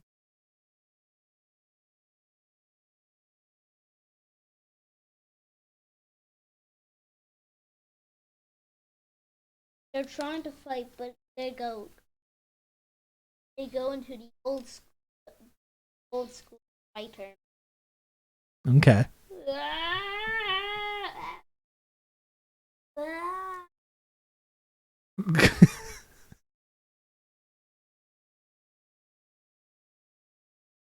They can't hear you. Where are they going? They're going to the old school Spider-Man. So they're gonna look all cartoony.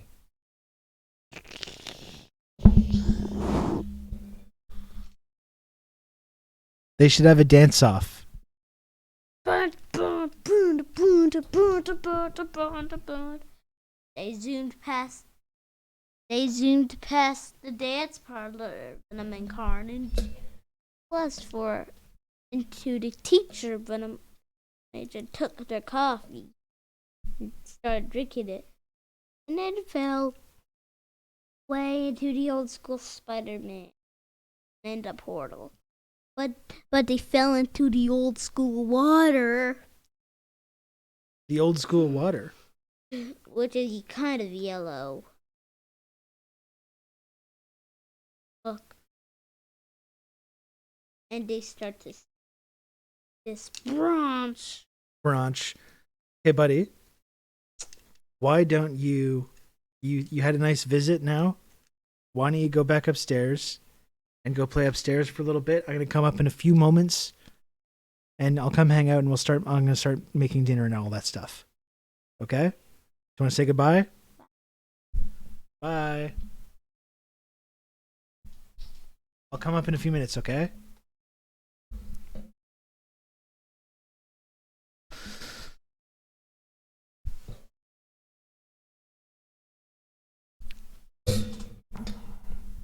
There we go. That was fun. That's always fun. He really enjoys coming on here. It's like one of his favorite things to do. With the one time that he came on and stayed for like 45 minutes, I downloaded the whole clip of it, and he always wants to watch it.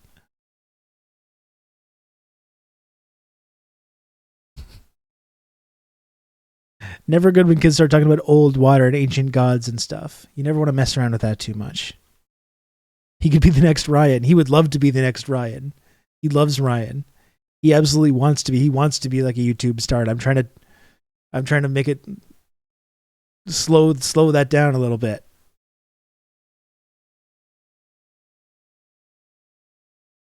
One of the many benefits of the friendship triangle. That's right, Gen X Bushy. That's right. Anyway, I better go soon, folks. I've been here 5 hours. You know, we don't need to get much more into the Ukraine Zizek thing. It's a is this your king moment? The Zizek Guardian piece. Zizek has come out officially as a pro-NATO leftist. So I would just like for people on Twitch and elsewhere to stop like holding up Zizek as like for their like radical credibility. I think now those days are now past. We can't be letting anyone get away with that anymore.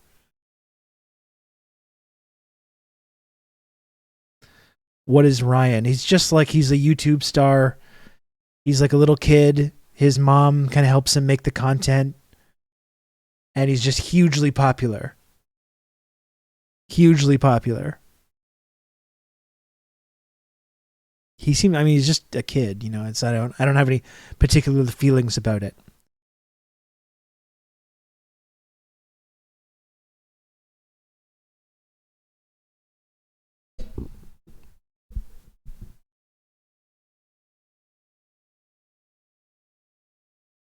He just plays and makes tens of millions a year. Yeah, now he has whole like TV deals and toy deals himself and everything.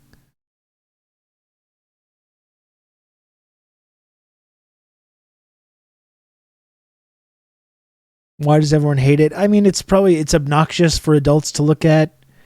It's probably a symptom of a kind of sickness in our culture. I imagine that's part of it as well.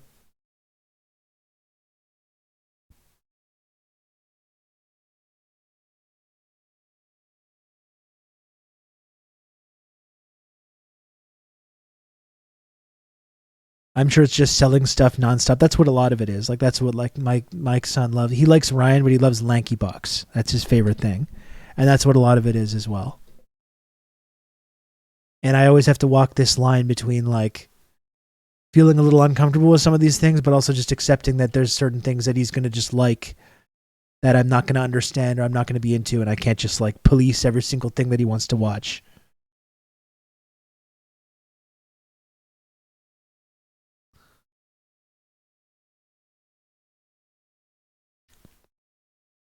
Anyway, I'd better go. Yeah, I've been here like 5 hours. You know, it doesn't look like I'm going to get the sub goal, but I'm not gonna. I'll try to make it up tomorrow.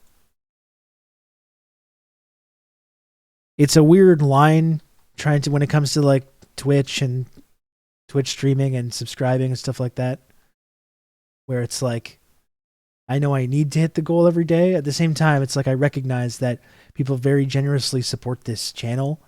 There's also like all this kind of crazy economic stuff going on right now. There's more precarity than ever. We're on the verge of economic collapse. There's inflation. And perhaps I should try and be understanding of the fact that not everyone is in the position to support the stream. It ebbs and flows throughout the year, yeah, and it seems like that.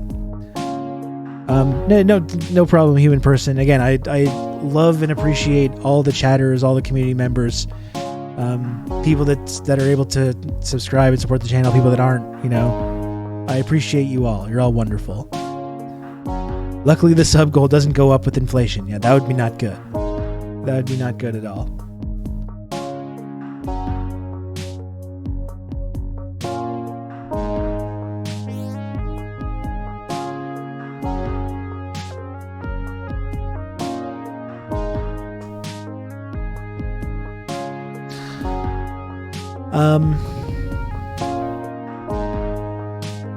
Thanks for watching, everybody. It was a good one.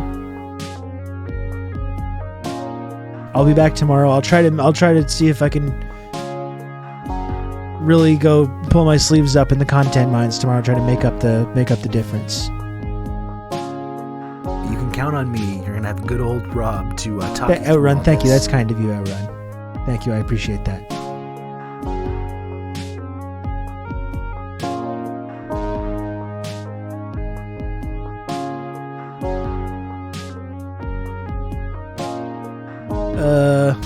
Anything else? I would say join the Discord. Join the Discord server.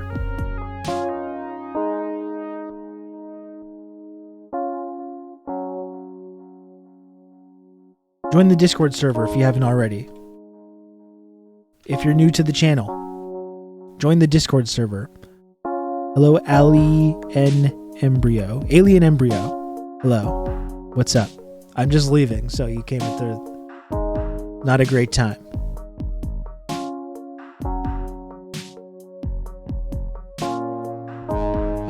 Thanks, folks.